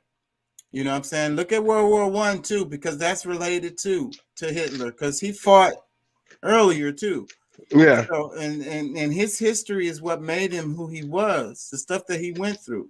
So Yep. people need to go look at the life of Hitler, how he became who he was, and also look at what was happening in the world. Try to understand that everything we've been taught about Hitler is basically propaganda, and just open your mind and look at the situation from a whole nother point of view. Yeah, like I said, I've looked into some of this stuff. I started reading a little bit of his book at one point, that Mein Kampf, My Struggle. Like I said, but like I look at things a little bit differently now, only because I look at when I look at the Jewish people, I have a little bit more understanding and a different type of respect for them than I did before. Not saying I had no respect earlier, it's just I was so concerned about okay, black this and white this, and I'm at that point now where a lot of that, you know what I'm saying, especially when it comes to race, I try to disconnect from the actual race. You know what I'm saying? Races of people. Okay, this person's black or white or Japanese, whatever they are. I try not to focus on that part of that person. But yeah, I think she probably got herself in a jam. I think the same way Nick Cannon did. I think, to tell you the truth, I think a lot of black people felt the way that I used to feel. It was like, hey man, we had it worse than they did. You know what I'm saying? I think a lot of black people really feel that way. Like, hey man, you know what I'm saying? All that was done to us, the smear campaign, like, you know what I'm saying? We went through a lot. We went through a lot of shit, a lot of fucked up shit that still happens to this day, and a lot of stuff that has happened that still has effects on this day. So, Have you ever been to the Holocaust Museum? I have not. It's big and beautiful. They even got a train. So have you ever been to like the Buffalo Museum? Nah. Well, the Buffalo Soldiers? Nope. It's basically a house that somebody collected stuff himself and put together. So, and those museums, a lot of those museums are built by tax money, a lot of tax money, and they're tax exempts and stuff like that. And they're supposed to be like a public good, something that everybody can enjoy and learn from. But we have this huge Holocaust museum. It's super nice. But we don't. The closest thing we got to anything is we have the Buffalo Soldier Museum. It's over there on Harwin, you guys. If y'all want to go check it out, go check it out. Both those things are out here in Houston? Yes. Shit. The Buffalo Museum is on Harwin. That's kind of like, it's near HEC. It's right downtown, kind of. The Holocaust Museum, where the hell is that? It's in the museum district. Okay, yeah, because I've been to the Science Museum out here, but I ain't been to the. Like I said, I like shit like that. You know what I'm saying? All right, it's over there. Yeah, it's over there. I need to check that out. Super, super nice. You walk through there, and it has pictures and stories of all the stuff that happened to people during the Holocaust. And like you walk through the hall, and by the end of it, you got a really good understanding of like what happened and shit. And then it's emotional because it's got pictures and shit. So, but what do we have like that for black people, or what about Native Americans? Oh man, Native Americans. I feel, I feel so pretty bad for them too. You know what I'm saying? Because I made a joke one time. I don't know if it's probably inappropriate. It's probably inappropriate, but I said, "You want to hear it?" Go ahead. It's not that funny. I said, man, I said, well, if I had a time machine or something, if I had a time machine, I said, I'd probably go back to when slavery came, you know what I'm saying? I mean, when I said when the colonists came here from Europe and said, hey, instead of killing all these guys off, instead of going all the way to Africa, you know, get that whole slavery shit should have shot with these guys first, but you come fucking with us. It's not very that funny, but you know what I'm saying. But yeah, the Native Americans got pretty bad. They got screwed pretty bad, man. They almost damn well got eradicated. Almost got eradicated, man. Whole way of life, and to have um all these people on their land still. You know what I'm saying? That's the craziest part. To have all these people on their land with all these laws and things they have to abide by. It's just yeah. I think that was real messed up. How things played out for them.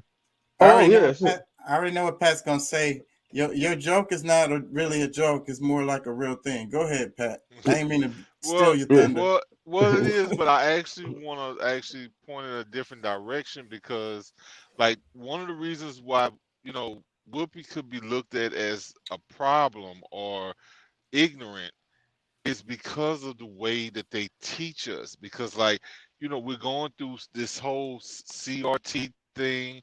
Like, I mean, there's when people lie about history and fudge or change the rules when it comes to how to designate each other as people, we end up here because, like I said, I mean, if race is based on every different culture, because a lot of times, I mean, I don't know the difference between a Jew and a freaking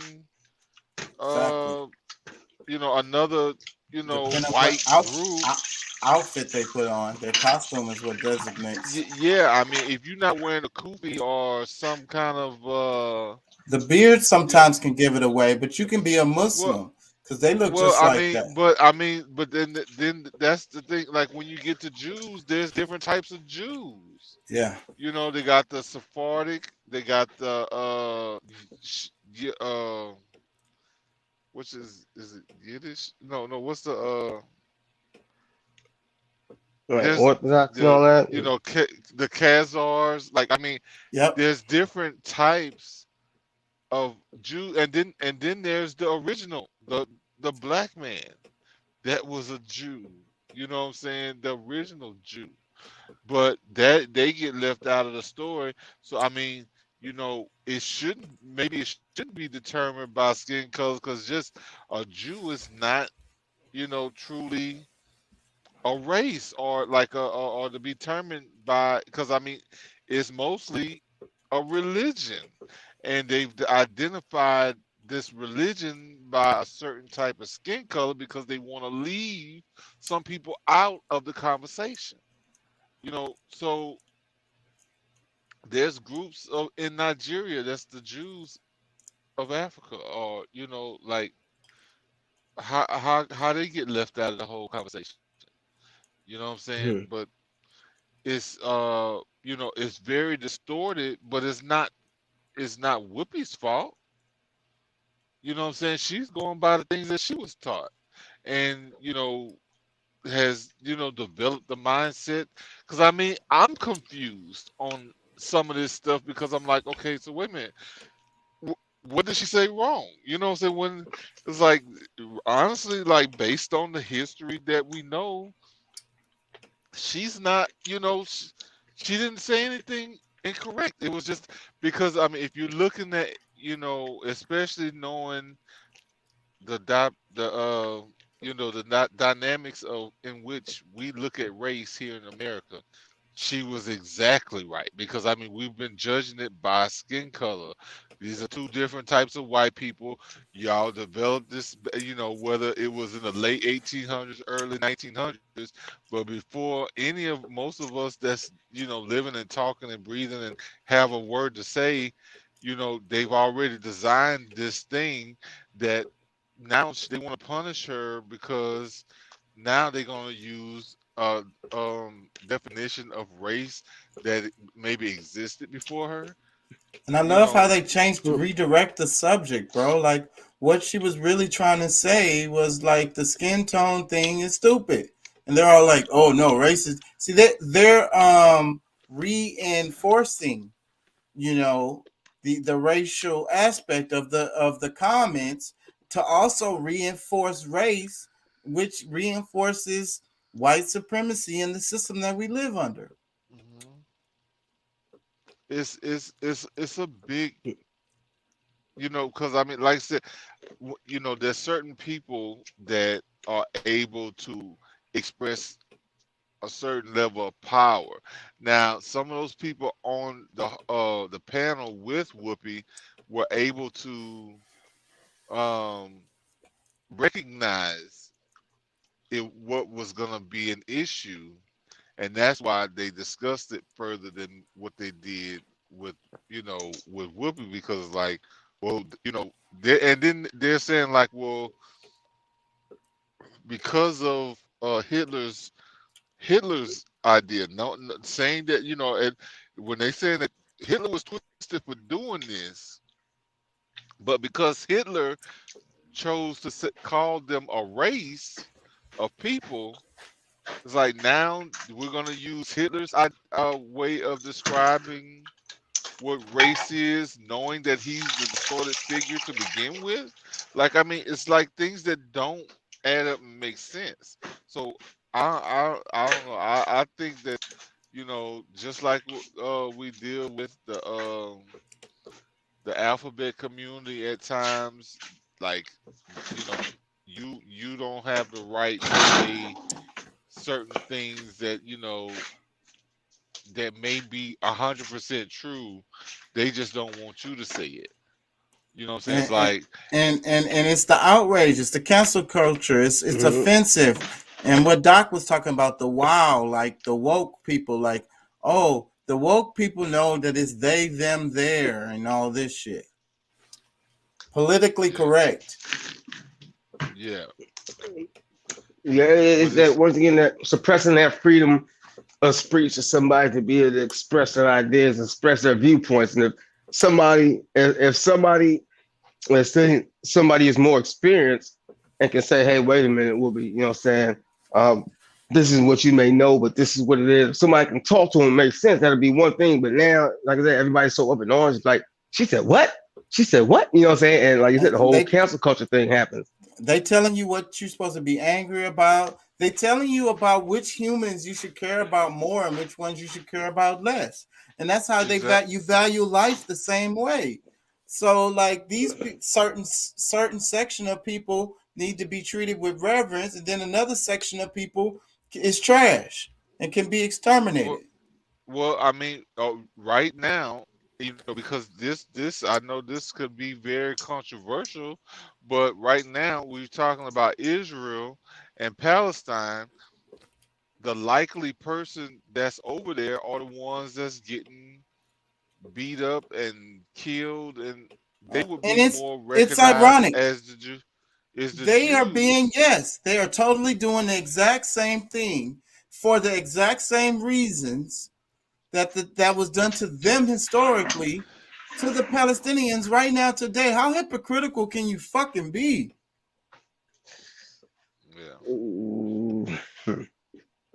I can't get into that one too much because, like I said, I'm still learning a whole lot with the whole Bible thing. So I got mixed opinions on that. That, like I said, a few years ago, I probably wouldn't have had, and I probably been on the same page. But now I kind of look at things slightly different, so I can't go too much into that one. Well, what do you mean? Go into it. I mean, you Slightly know, really, well, you know what I'm saying, before, like, you know what I'm saying, there was a time when, you know, I just, a lot of things that just didn't make sense. And like, I would look at that the same way, like, hey, y'all been oppressed and, you know what I'm saying, y'all have, you know what I'm saying, suffered, you know what I'm saying, a lot throughout history from, you know what I'm saying, you gotta look, from Egypt. I'll just say the main two, Egypt, and then, you know what I'm saying, Hitler, which that's a pretty long span, and whatever the fuck in between, you know what I'm saying? But it's like, okay, now to say that you're over there killing people and going to war for your land, and saying, you know what I'm saying, I want to take over this land. When I look and I read through a lot of the parts of the Bible I've said before. I think I mentioned it last time we were talking. You know what I'm saying? A lot of people look at the Bible and think, God is all, you know what I'm saying, Jesus and love and kind and prosperity. I said, man, you get in that Old Testament, man. God is a God of war. The God of the Hebrews is a God of war. You know what I'm saying? And he'll tell his people, go fight, go kill. And if the people disobey, he'll also say, hey, man, you disobey, I'll disobey, and you're not doing the right things. I'll let your enemies come in and take over you. So the fact that is, you know what I'm saying, it's time, they got to fight and they have to do uh, things that may have been done to them. I kind of understand that aspect now. But like I said, that's only because I'm looking more into the Bible. It's like, hey, But it's man, it's fighting Well, for righteousness, and well, those people in Palestine did nothing to the Israel people. well. I mean, with that, well, and I think that it gets distorted because now with what you just said to me makes me feel like, okay, because you know Biden is looking forward to this war that's coming up, Russia and Ukraine and this, that, and the other. He's the one that's pushing this thing to become what it is. Now, uh, he's the godlike figure in this whole situation. Yep. Is that something that you would agree that, is likely that, Biden is more God like than you or I? no, I don't think anybody's more godlike than the next. You may have some people I believe that may be closer to God, but in But I that mean, in you that whole think that Biden will be closer to God than you or I? n- no, I don't think I can say. You talking about, hold on, I think I must be hearing this wrong. I don't think I'm getting it right. Closer No, to God as far as like, what do you mean? the simple I mean, answer is hell fucking no. Well, yeah, Hell no. I already said, oh yeah, well, but I want to make because sure I can. because like Chuck was saying, like overall, you know, because you end up going to war because because in God's eye, like you go to war to protect the righteousness, and if that's what it comes to, okay, but we overall want peace.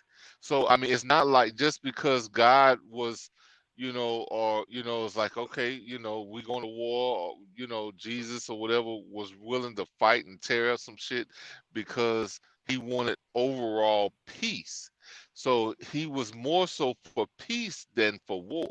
And So for justice, true justice, as far as the people getting what they deserve and not being fucked over.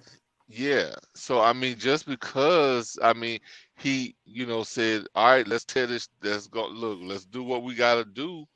I mean, it doesn't mean that overall it's just like he gonna choose war over peace. It's like everything looks great around here. You know what? Let's just start tearing up shit. I mean, Yeah. you know, No, shit is fucked up. So we finna fuck some shit up till we get shit the way it need to back right. be. Once we get it back into harmony, until we get it back in balance. Like And the that's Palestinians, okay, so the thing is with the Bible, Israel, it shouldn't even go all the way to the sea. They're trying to do like y'all go look at the maps of what Palestine used to look like and what it looks like now. And a lot of times Palestine doesn't even show up on the map anymore. And then like in the Bible, I think it says between the river Jordan and the other river or whatever, but they're talking about from the river to the sea. It's much bigger territory than like they're using the Bible as a basis for what they're doing, but they're going way beyond what is even said in there. And those people are the Palestinians are the native peoples of those lands. yeah. And then even how Palestine even got its name, like, all right, Israel was created with like the last 70 years, like since the Yeah. 19th of late 49 of the late 39, I 40, think it was. like some, yeah. It started with a war, a civil war. Go ahead. Well, I mean, because I mean, in the beginning, these were the people, new people in this land, because they had no other place, and of course, this is after Hitler, the whole thing where they were getting ready to be fried, or So they were like, we So gotta find a safe place for, and so it's to come home to and Israel so they they can have a safe created the place. state. Yeah, they created the state of Israel. So And we I don't gotta have a really be problem with that. careful. I Yeah, really don't no, have a I mean, problem with that. yeah, It's I don't have a problem with that until these people start, when these people were allowed to come to this area by anyone around there. Like, I mean, I think there was some, hesitance because they know usually when you see that shade of people come into a area, before you know it, they're doing what they're doing now. They're trying to take over everything. They're trying to encroach on your land and, like make new markers, yeah, taking it, people's houses, demolishing their house and building a street or freeway and being like, fuck y'all. Instead So, of yeah, making Palestine I smaller got and I got to look smaller. more into. I got to because I mean it sounds like saying what they're doing is what the settlers did to the Native Americans. But Exactly. like I this said, the exact I same thing It's the because it was exact black. same thing. Because when you really look at it, because they designated a certain group of Native Americans or people who were already on the land, because some of these people look or could pass more for the people that was trying to, like these were the Native Americans that now as the light skinned ones that they made treaties with, that they still broke treaties with. They were lighter skinned. They were Mongolians that were more lighter skinned. We had the Mongolians and our people, black people that were already here on this land, mixed, and we got along for as long as they were here, like within the last 5,000 years. Black people that were already here had been here for 50 or 70, 80, like 100,000 years or longer. Because I mean, we only can go back to prove like 130,000 years, and that's current history.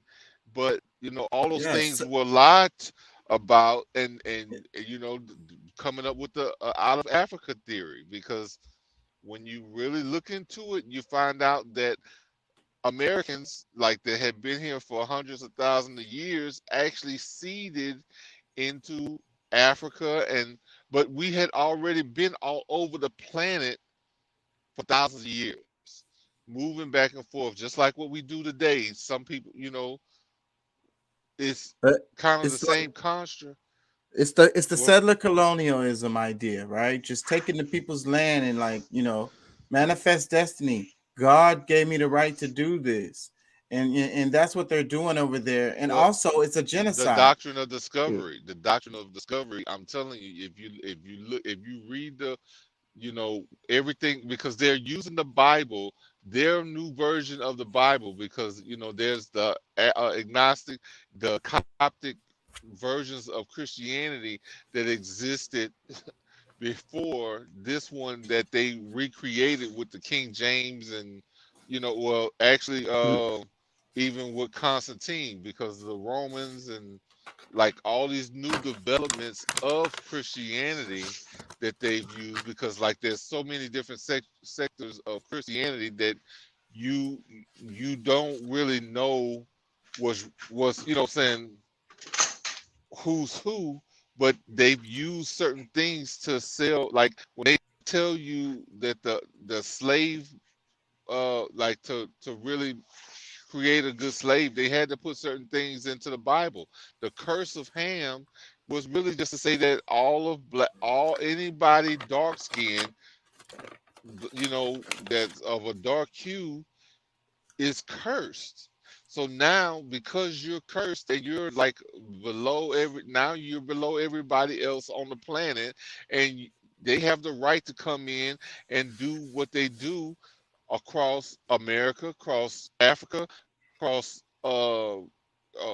like even like over in Australia, Asia, like everywhere on the planet, they've used this whole idea of this new concept of Christianity to do what they've been doing. And that's in paper. That's on paper. The doctrine of discovery shows you a lot of that. I mean, that's probably not the only papers, because there's like the treaties of Verona, and like there's so many different things that just they're and we have supposed to to justify. and we have to tie these together, because we're talking. You start talking about Christianity, but what people don't understand is Christianity grew out of Judaism, and so did Islam. So the thing is, those three are the dominant religions pretty much in the world. And these are also the religions that are saying do that stuff that you were saying, Alex. And they use that as an excuse to do these things. You get what I'm saying? Yeah, all So, right. Like the Crusades, for example. all Christians three going of them. around killing people, saying, "Oh, in the name of God, we're killing people." You know what I'm saying? All three religions did it, and using that as an excuse, what the book is saying. Right. Like I said, there's certain things that, like, I try my best not to get too far. And I was a little hesitant before I even said anything, because I know I want to do more. You know what I'm saying? I always like to do research before I go too deep into things, because I don't want to be talking from a position where I don't know what I'm talking about. You know what I'm saying? That's why I was kind of like, you know what I'm saying? But you know what? But that's something I want to look at. That's what, It's cool, because I mean we've all been at that point, and you know, to have this conversation to maybe get a little more clarity that allows us to be able to, you know, okay, well, such and such said, let me look into this. You know, like it gives us an opportunity to correct ourselves. Exactly. You know, am I, you know, like, am I 100% clear on everything? We can't be, because we weren't there, but based on some of the things that's available, it at least give us more of a you know, context of, you know, how we got to where we are now. So I mean, like, they still hate us as black people, not because of what's in the Bible, but more so because of their fear of what we're really intended to do. You know, I mean, the universe, you know, like, because, you know, we have the power to harmonize and bring people back together where we can live peacefully as we've done before, is one of the things that our current government, like, they've been fighting for the last 500 years to destroy us. But because even through all of them trying to to destroy humanity, you know, not just black people, because as you can see, they don't give a damn about 99% of the damn world. You know, the top 1%, they're just like, you know, they know that, you know, their time was limited, and they didn't accomplish it, so they're just doing everything at an accelerated pace to try to you know, just pretty much to destroy all of humanity. They'd rather robots run the world, instead of, you know, allowing humanity to continue to grow. Like, that's insane. And I want to say this, like, what happened to the Native Americans was a genocide, and what's happening to the Palestinians today is a genocide. The Palestinians are going through their Holocaust right now. Yeah, but we don't see it as a Holocaust, because, you know, it's the people who were involved, or who had got what they were supposedly going through. Because I mean, there's a lot of different stories to this thing too, because I mean, we got to realize that these are the same people who wrote the history that we're reading, and you know, that the majority of us, you know, understand as true. But they created these things, because placing these groups, taking them from Germany and putting them in, you know, North Africa, and you know, because if you really look at it, MENA, you know, they call it the Middle East, but it's truly North Africa. If you look up MENA, MENA, you'll see that they understand that. Like, but they try to mind fuck you by Because they saying wrote it's everything. the Middle East. Like you say, even the influences of the Bible. You know, one of the last few times I went to church, because you know people would talk about Jesus a lot, you know, and then they're like, okay, well, Jesus, there couldn't have been a Jesus back then because the letter J hadn't been invented. So then they start talking about Yahweh, Yahshua, and then like I said, one of the last times I went to church, there was people from a synagogue there. Jewish people were there, and they were talking about taking like a trip to Africa or something, and they were working together with the church to make this trip and build the funds for this and stuff like that. And but the sermon was about Yahshua, Yahweh. Yahweh. Yeah, so that's what they were saying. So like, this is what I'm trying to get understanding is the influence into, you know, these are connected. Islam and Christianity and Judaism are connected. They're Abrahamic religions. The Jewish part of it is the oldest part. That's really what the Old Testament is. And so the thing is, they dictate a lot using the power of those three religions. And like I say, they flipped it. There was complaining about their Holocaust. We can go to their museum. Meanwhile, they're doing a Holocaust on another people right now in the name of God, and saying that they have to create a safe place for, you know. Anyways, Yeah, like I said, I definitely plan on. That's one thing I do a lot of times when we get off these conversations. I normally make sure I go and start looking it up. So, like I said, you better believe I'm gonna look into that because, like I said, I'm a little interested in that. I must say, I'm quite interested in that. Yeah, but like I said, I don't got enough to really get too deep into it as I'd like to, but I think it's gonna really be fun to look into. But I mean, we really have to ask ourselves. I mean, especially when we know, like, this is something like within recent history with, you know, this current state of Israel that was placed there in, you know, the 1940s. And this is now they have an ancient presence that now they can go. They have the right to kill off people that who don't make actually no have been sense. there for, you know. And this is for the state of the global politics. So this is key to global politics. This is key to what's happening all over the world. You know, when we was talking about the state of Israel and what is it, Washington D.C. and France, like all of this is related to everything that's happening. And tomorrow, Washington D.C., London City, Vatican City, and Israel are considered United States. So we gotta we gotta understand when they speak those things, they talking about the United States. Okay, which United States?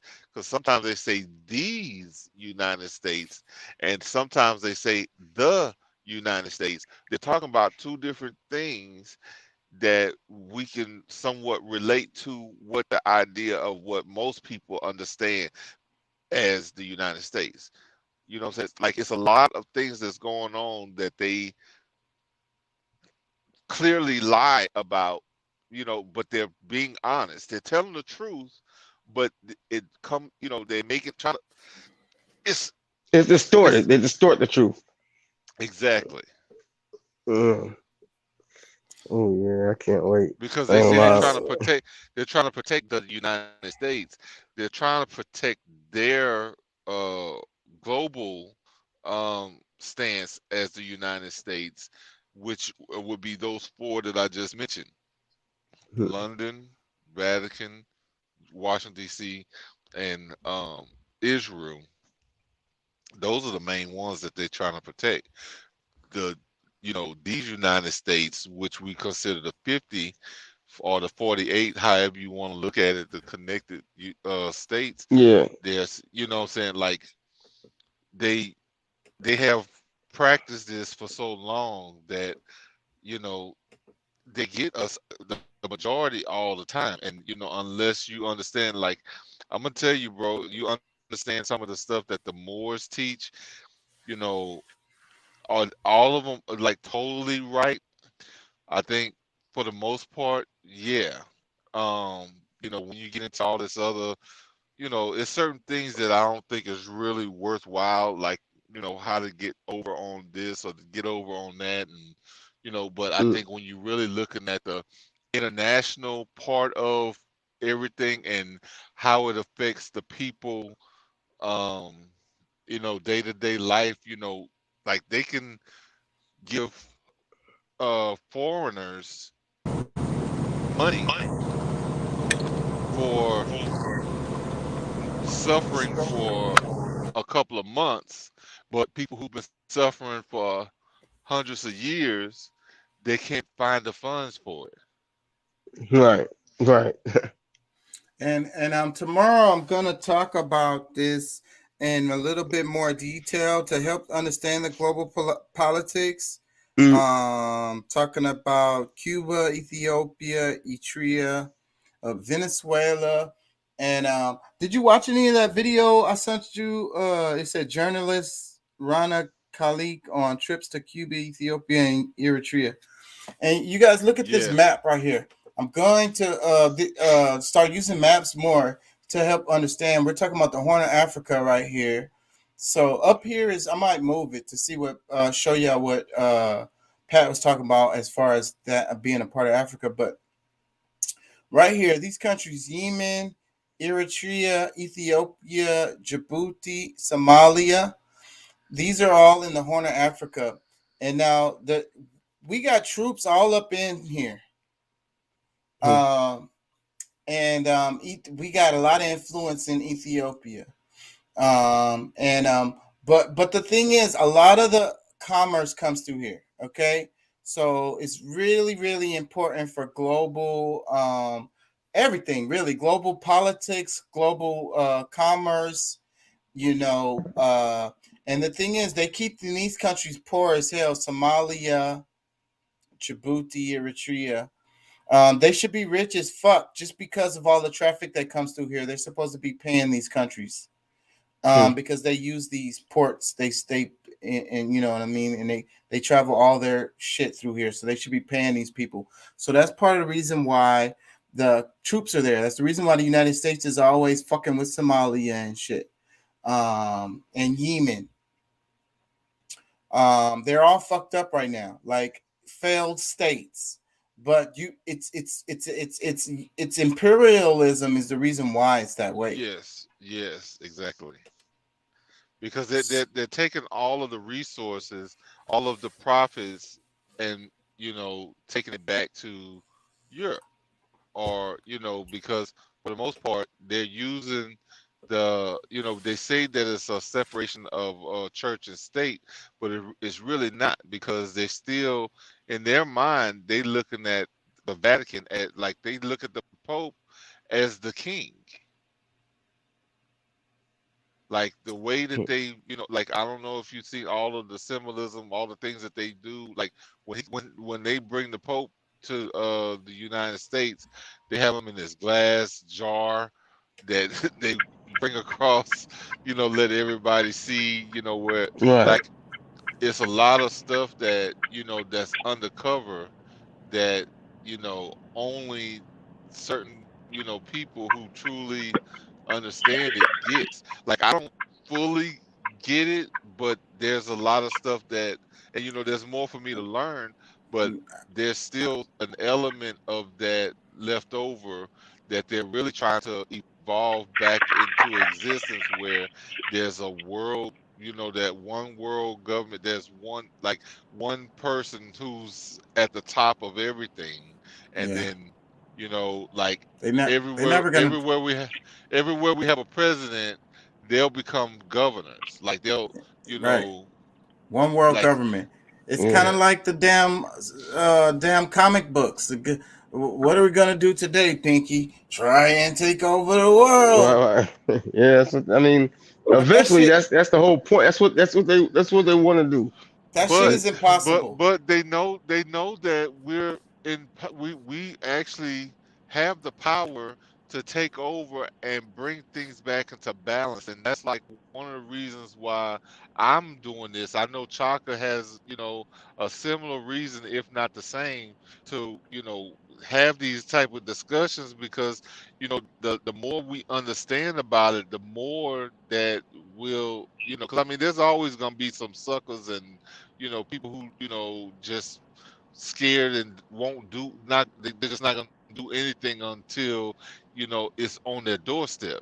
But like just trying to get people to really understand more of what's really going on is what's gonna allow us, even not just black people but even white people and Asians and Latinos, to be like, oh wait a minute, damn, like you mean tell me I'm hating you because of this? And like when people, Yeah. like they don't even want to teach real history in our schools, and like they avoid all that stuff because they know when the truth comes out, there's gonna be a certain level of white kids that's gonna be like, no, I don't want to be a part of that.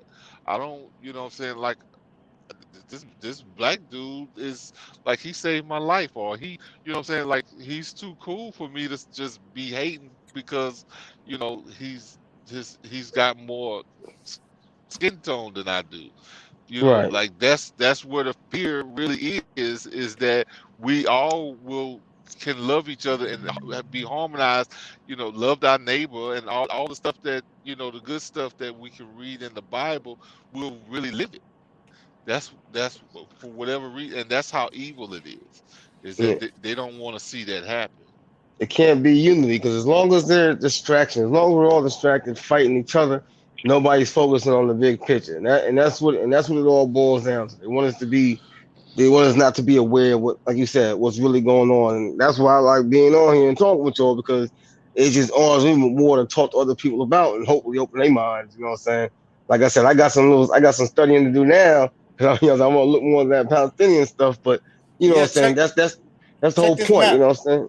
Check this map right here if you can see it. Okay, Yeah. so Pat, this is really all of this. You see the border at the top, all the way down to this. That was Palestine, and now it doesn't even appear on the map. They just have Israel here, but you can see it says Gaza Strip. That's Palestinian territory. I want to say Tel Aviv. Tel No, Aviv. that's, and the West Bank is definitely Palestinian. So like there's chunks of Palestine in here, but it's all called Israel. All of the south of this going down to the port, the water and stuff. Like that's one of the reasons why they want to take over that, because that's more of a Right. like everywhere you see water connected to land, they want it. Yeah. And Jerusalem Because is I here mean in the most middle. So how big was Israel supposed to be if you just went by the Bible? You know? I'm about to say I couldn't tell you. I couldn't tell you that. Like I said, I got. I think it's just between the two rivers here. I want to say Euphrates and whatever the hell the name of the two rivers. Two rivers supposed to be where Israel's supposed to be. So I know a lot more about the next show. I know a lot more about the next show. I'll tell you that. But they want all this whole area, all the way to the ocean. So that's what that is. and it's worth killing off people to do so, because a they complete feel genocide. like, yeah. Go ahead. I'm sorry. Yeah. No. And God gave them the right. God gave them the right. So they completely justify it. In their mind, of course, in their mind. But, And then the other part of it, I want to say, I really have to say this. Look, show them what's above Africa. Okay, yeah, I was gonna do that too, but I forgot.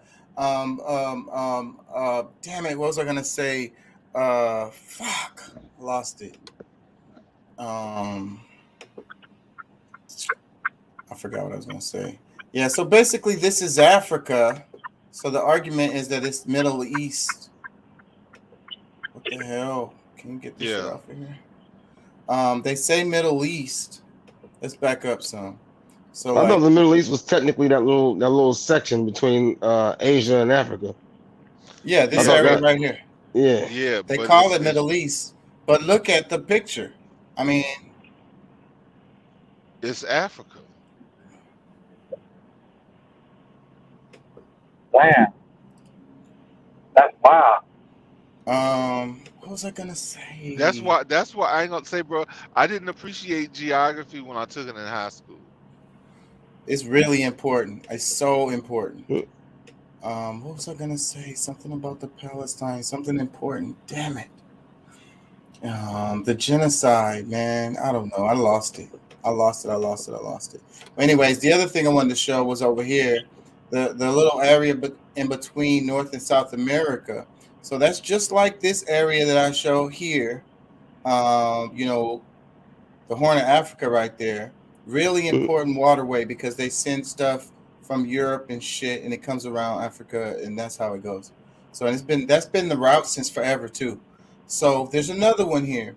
Back in the days, they used to use trains, and they ship here, and then they use trains, or mostly it was trains or trucks to get across, and then ship the rest of the way here. But the United States was like, let's make a canal there. So, but without the permission of the people, nothing having to do with them. And so, whenever you hear about problems like issues, you see you got Panama right there, Colombia, Venezuela, you got Costa Rica, Nicaragua, Honduras. There's always problems in these countries, right? You're always hearing about like drama, like it's a mess. All these countries are a mess. They don't get no peace. And it's because of this little canal that they cut through there.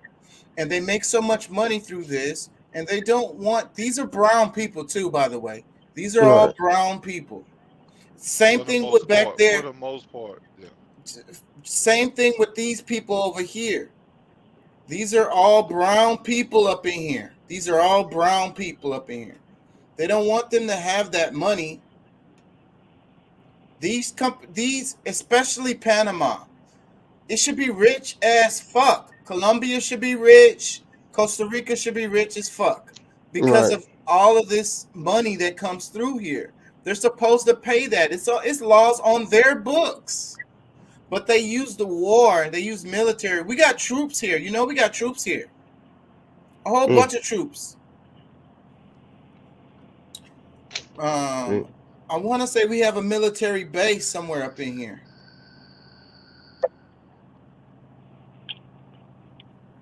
Anyways, the next show I'm going to explain how like the global politics with the neoliberalism, it might be a bit boring. We're going to watch the video and clips. So hopefully we can all get a better understanding of like what's happening globally. Hey, look, shift back over and let's just geographically, just so people can get an idea, because a lot of people say Europe is a part of the Western world. Just scan, go up a little bit, because a lot of this area right above Africa is Europe, Italy, Spain, all these things, because like when they said they expelled the Moors out of Spain, it was already a part of Africa that kind of just broke off. This is at a certain time in history, it belonged to Africa, like it was black people there, but because after everything, there was what was the earthquakes and this, that, and the other that separated, but it's always been a part of Africa. See where Morocco is and where Spain is, just right above it. There's just it's almost kind of like an island that's separating that.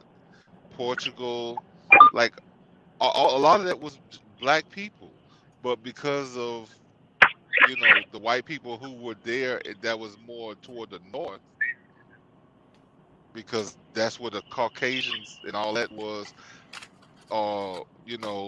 which were somewhat black people that evolved into white people at some period in time.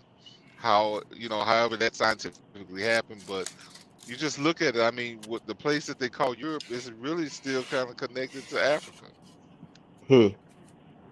Europeans did some shit, man. Europeans did some shit. Them ain't nothing to work. And look how little Europe is. And it's not even a continent. How can you call that a continent? No, it's It's not not. a but that's the thing. It's not a continent because It's part of. but look, I'm gonna tell you one of the things that they said, like, as far as the original continents, all the names started with a pyramid shaped alphabet, which is an A. So if it doesn't have an A at the beginning of it, it's not a true continent. This is a psyops that they did on us, but Europe is not truly a continent. Yeah, not at all. Like, look at this picture. Like, how can you even begin to say that Europe is a continent? How can you say that? It's missing an ocean right here. It's it's missing the ocean right here. If But that where is it really disconnected from From Asia, really, Asia and that. Asia or Africa? Because it's connected on the it's maybe you could say it's more connected to Asia, but I would say that it's more so connected to Africa, because I mean a lot of that stuff runs right back down into what they call the Middle East. Yeah. So, well, you got to think about geographic areas. You know what I'm saying? So, of course, Spain, just by its geographical area, is going to be more related to Morocco, Algeria, North Africa, the Yeah. what is that? The desert right there. So, like, just geographical area, you could see that they're definitely going to have more in common with these countries than they would with these over here. Okay, Yeah, maybe they'll have some stuff involved with France because they're right there next to them. But up in here, how much are they going to have in common with these people related to how much they're going to have in common with these? yeah. Now I mean Yes, culturally, because I mean there was a lot of black people up in those areas before. Like I mean, the people who the Moors created the language for Russian, which we're gonna find that's way further east. So of what we call Europe, but there were black people all over this area, and as that population of people, now I mean we still have to say these are human beings, but the people who started because of their skin color, because and we go back in the history, it didn't matter your skin color, you were a human being. But if you were lighter skinned, like I mean, if you were connected with a family, it was more so about nobility. It was more about class than anything else. yeah, the Which it culture, the was still region a you it were was it, from. it was still a reason. That still gave a reason to separate people, which is kind of effed up. But what I'm saying, based at that time, it wasn't based on skin color, because you all evolved out of the same thing. And don't forget It one just thing it don't I some gotta just say on it that don't. real quick. We did have Homo sapiens and Neanderthals. So don't forget there were two types of humans on the Well, planet. You know what I'm well, saying? yeah, but if a Homo sapien was having sex with a Neanderthal, and now one that was closer to being like a human, and now you've had children that's going into more of a Homo sapien, they still are relative. Because I mean, one of the biggest divides is that the majority of Caucasians, Asians, other races outside of Africans, the biggest separation is your DNA strands. And Right. for whatever reason, I think they've only still reached 6 DNA strands, where the Africans and Americans, the original people, has 9. So, and these people know about all of this. So I mean, but we still have to take account for us intermixing, however it happened, because Homo sapiens must have had some sense of, if you're saying the Neanderthal is some form of bestiality, or whatever, however you want to look at Well, it it. wasn't There human. I was, mean, it's just a different type. You know what I'm saying? It's just a human, but just a different type of human, which is Well, crazy. You know what I'm saying? they really well, wasn't I'm just considered modern humans, but that's a question because there's 1% DNA of Neanderthal DNA floating around still. So somehow somebody did some fucking happened and a baby came out. yeah. Right. It happened. It had to happen. Yeah, I mean, it happened. I mean, we got to take account for that. So Shit. And you could trace a lot of stuff with that related to people who can digest milk and those that can't. There's other stuff related to that. yeah. Well, look, hey fellas, 'cause I'm about to hop off this joint myself right now. Yeah, I it's got to getting lay down. late. I got to get up. Yeah, but like Yeah, I I said, got I got some class. things. I got some research to do now. When I pop up in the morning before I go in, I got little things to look at. So I'm gonna catch y'all tomorrow. Make sure I got a little more insight to some of this. All right. All right, man. Thanks for having me. Cool deal. Yeah, thanks What's for up? coming in, bro. Look, I apologize for all of my technical difficulties, but I just lost my headset this time, so I guess it's time for me to go too. Yeah, it's getting late. We over 4 hours. All right, now, fellas. All right, have a good All night, right, man. man. Get some rest. Yeah. All right, man. Peace out. Chalk. Yeah, man. Yeah. Yeah, bro. Yeah, like I said, I apologize to everybody for my in and out tonight. But I tried. It's all good, man. I appreciate you being here, bro. For You're sure, part of the man. show for sure.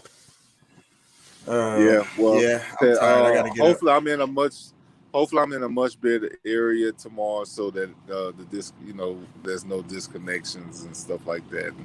And that video I sent you, Eritrea, Cuba, and all of that. So if you, Yes, I mean, I don't know I saw it. that. I'm gonna check it. I'm gonna check it again, Watch it just again, because. yeah, because I'm gonna Yeah, go over that tomorrow, and it's so packed with information I know that it's a lot. It's a lot, bro.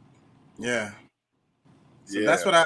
that's basically gonna be the whole show because that's a lot, and I've been on this theme of kind of like explaining neoliberalism. We've been talking about it a lot, but I'm trying to get people to really understand it and how it relates to global politics and shit. And that video will help with that a lot because it's gonna give you actual real life things that's happening in recent history and current history of how it's working, like in the whole thing together. Yeah. Well, I'm in. I'm like I said, I'm gonna check it out again. Cause like I was stuck on, like I listened to it. I'm pretty much all the way through, but Yeah, and it's an just for hour the and stuff 40 that I minutes. might, It had me too. It had me stuck too. It's an hour and 40 minutes. Yeah. Well, I think everybody's gonna enjoy it. Because it's some real shit. Like it's some real good information. And what I'll do is play it in pieces and we'll talk about it because it's a lot. It's so much. Yeah. That's why I figure I don't see us really getting much else. It'll be other random stuff we'll talk about, but mostly it's gonna be that. It probably could almost be 2 shows. Yeah, that's what I was telling you, bro. I told you. And the other thing I wanted to cover was Reconstruction. So that's like I say, that's the whole week. Oh yeah. Nah, that stuff you sent me, I know that's gonna cover a while because I mean, when because I wasn't saying like, hey, that's because I know I said is that it, but no, like okay, yeah, I think we got that's gonna be plenty of content in order to to go back and forth with. Yeah, that's more especially than even enough. that South America stuff. I mean, yeah, but yeah. let me get. I'm gonna give me a little rest so I can, Yeah, I'm gonna do the my same, thing man. tomorrow. All right, man. Peace and love. Thank you for being here. Peace and love, bro. All right. Peace. All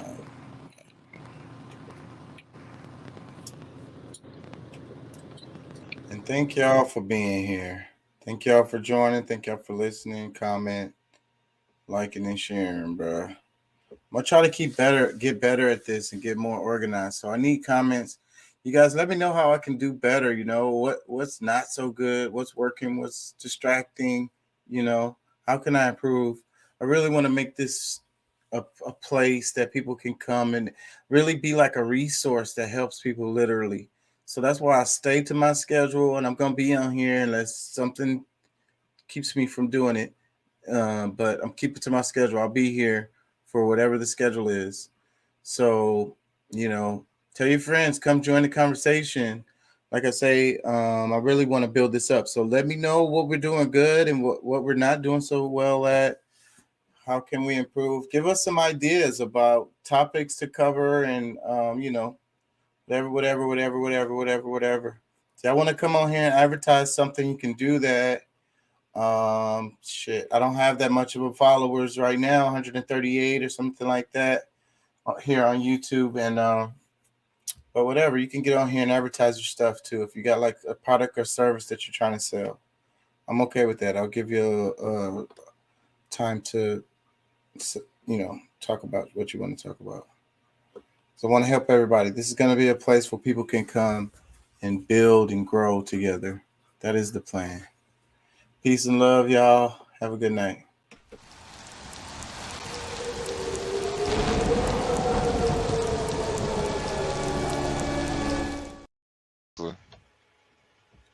I didn't know that you realized that.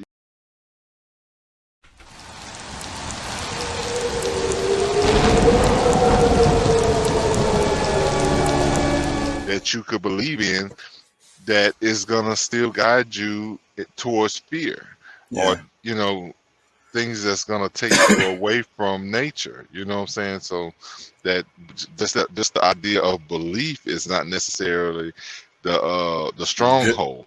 Right. You know, you got to have some science backing up. Doc says it's the secret. Quantum physics, the combined power of all mankind's belief, become an energy field that we can draw on and use to manipulate our world. We are created in God's image as a spiritual being connected to the universe. The meat sack is just the shell. We are the power. Yeah. Well said, Doc. Yep, well said. And I think we can end on that. That's perfect. Yeah, you know what I'm saying? Peace and love. Thank y'all for joining. Thank y'all for being here. Thank y'all for your time. Thank y'all for commenting. Thank y'all for liking and sharing and subscribing and telling your friends. Yeah. Thank y'all for everything. Getting our viewership up.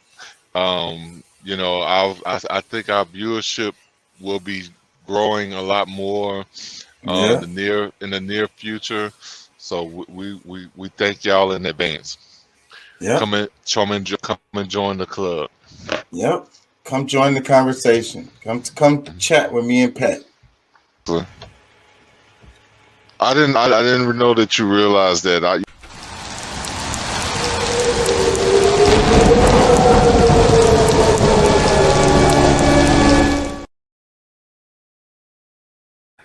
Because I thought you would have, maybe.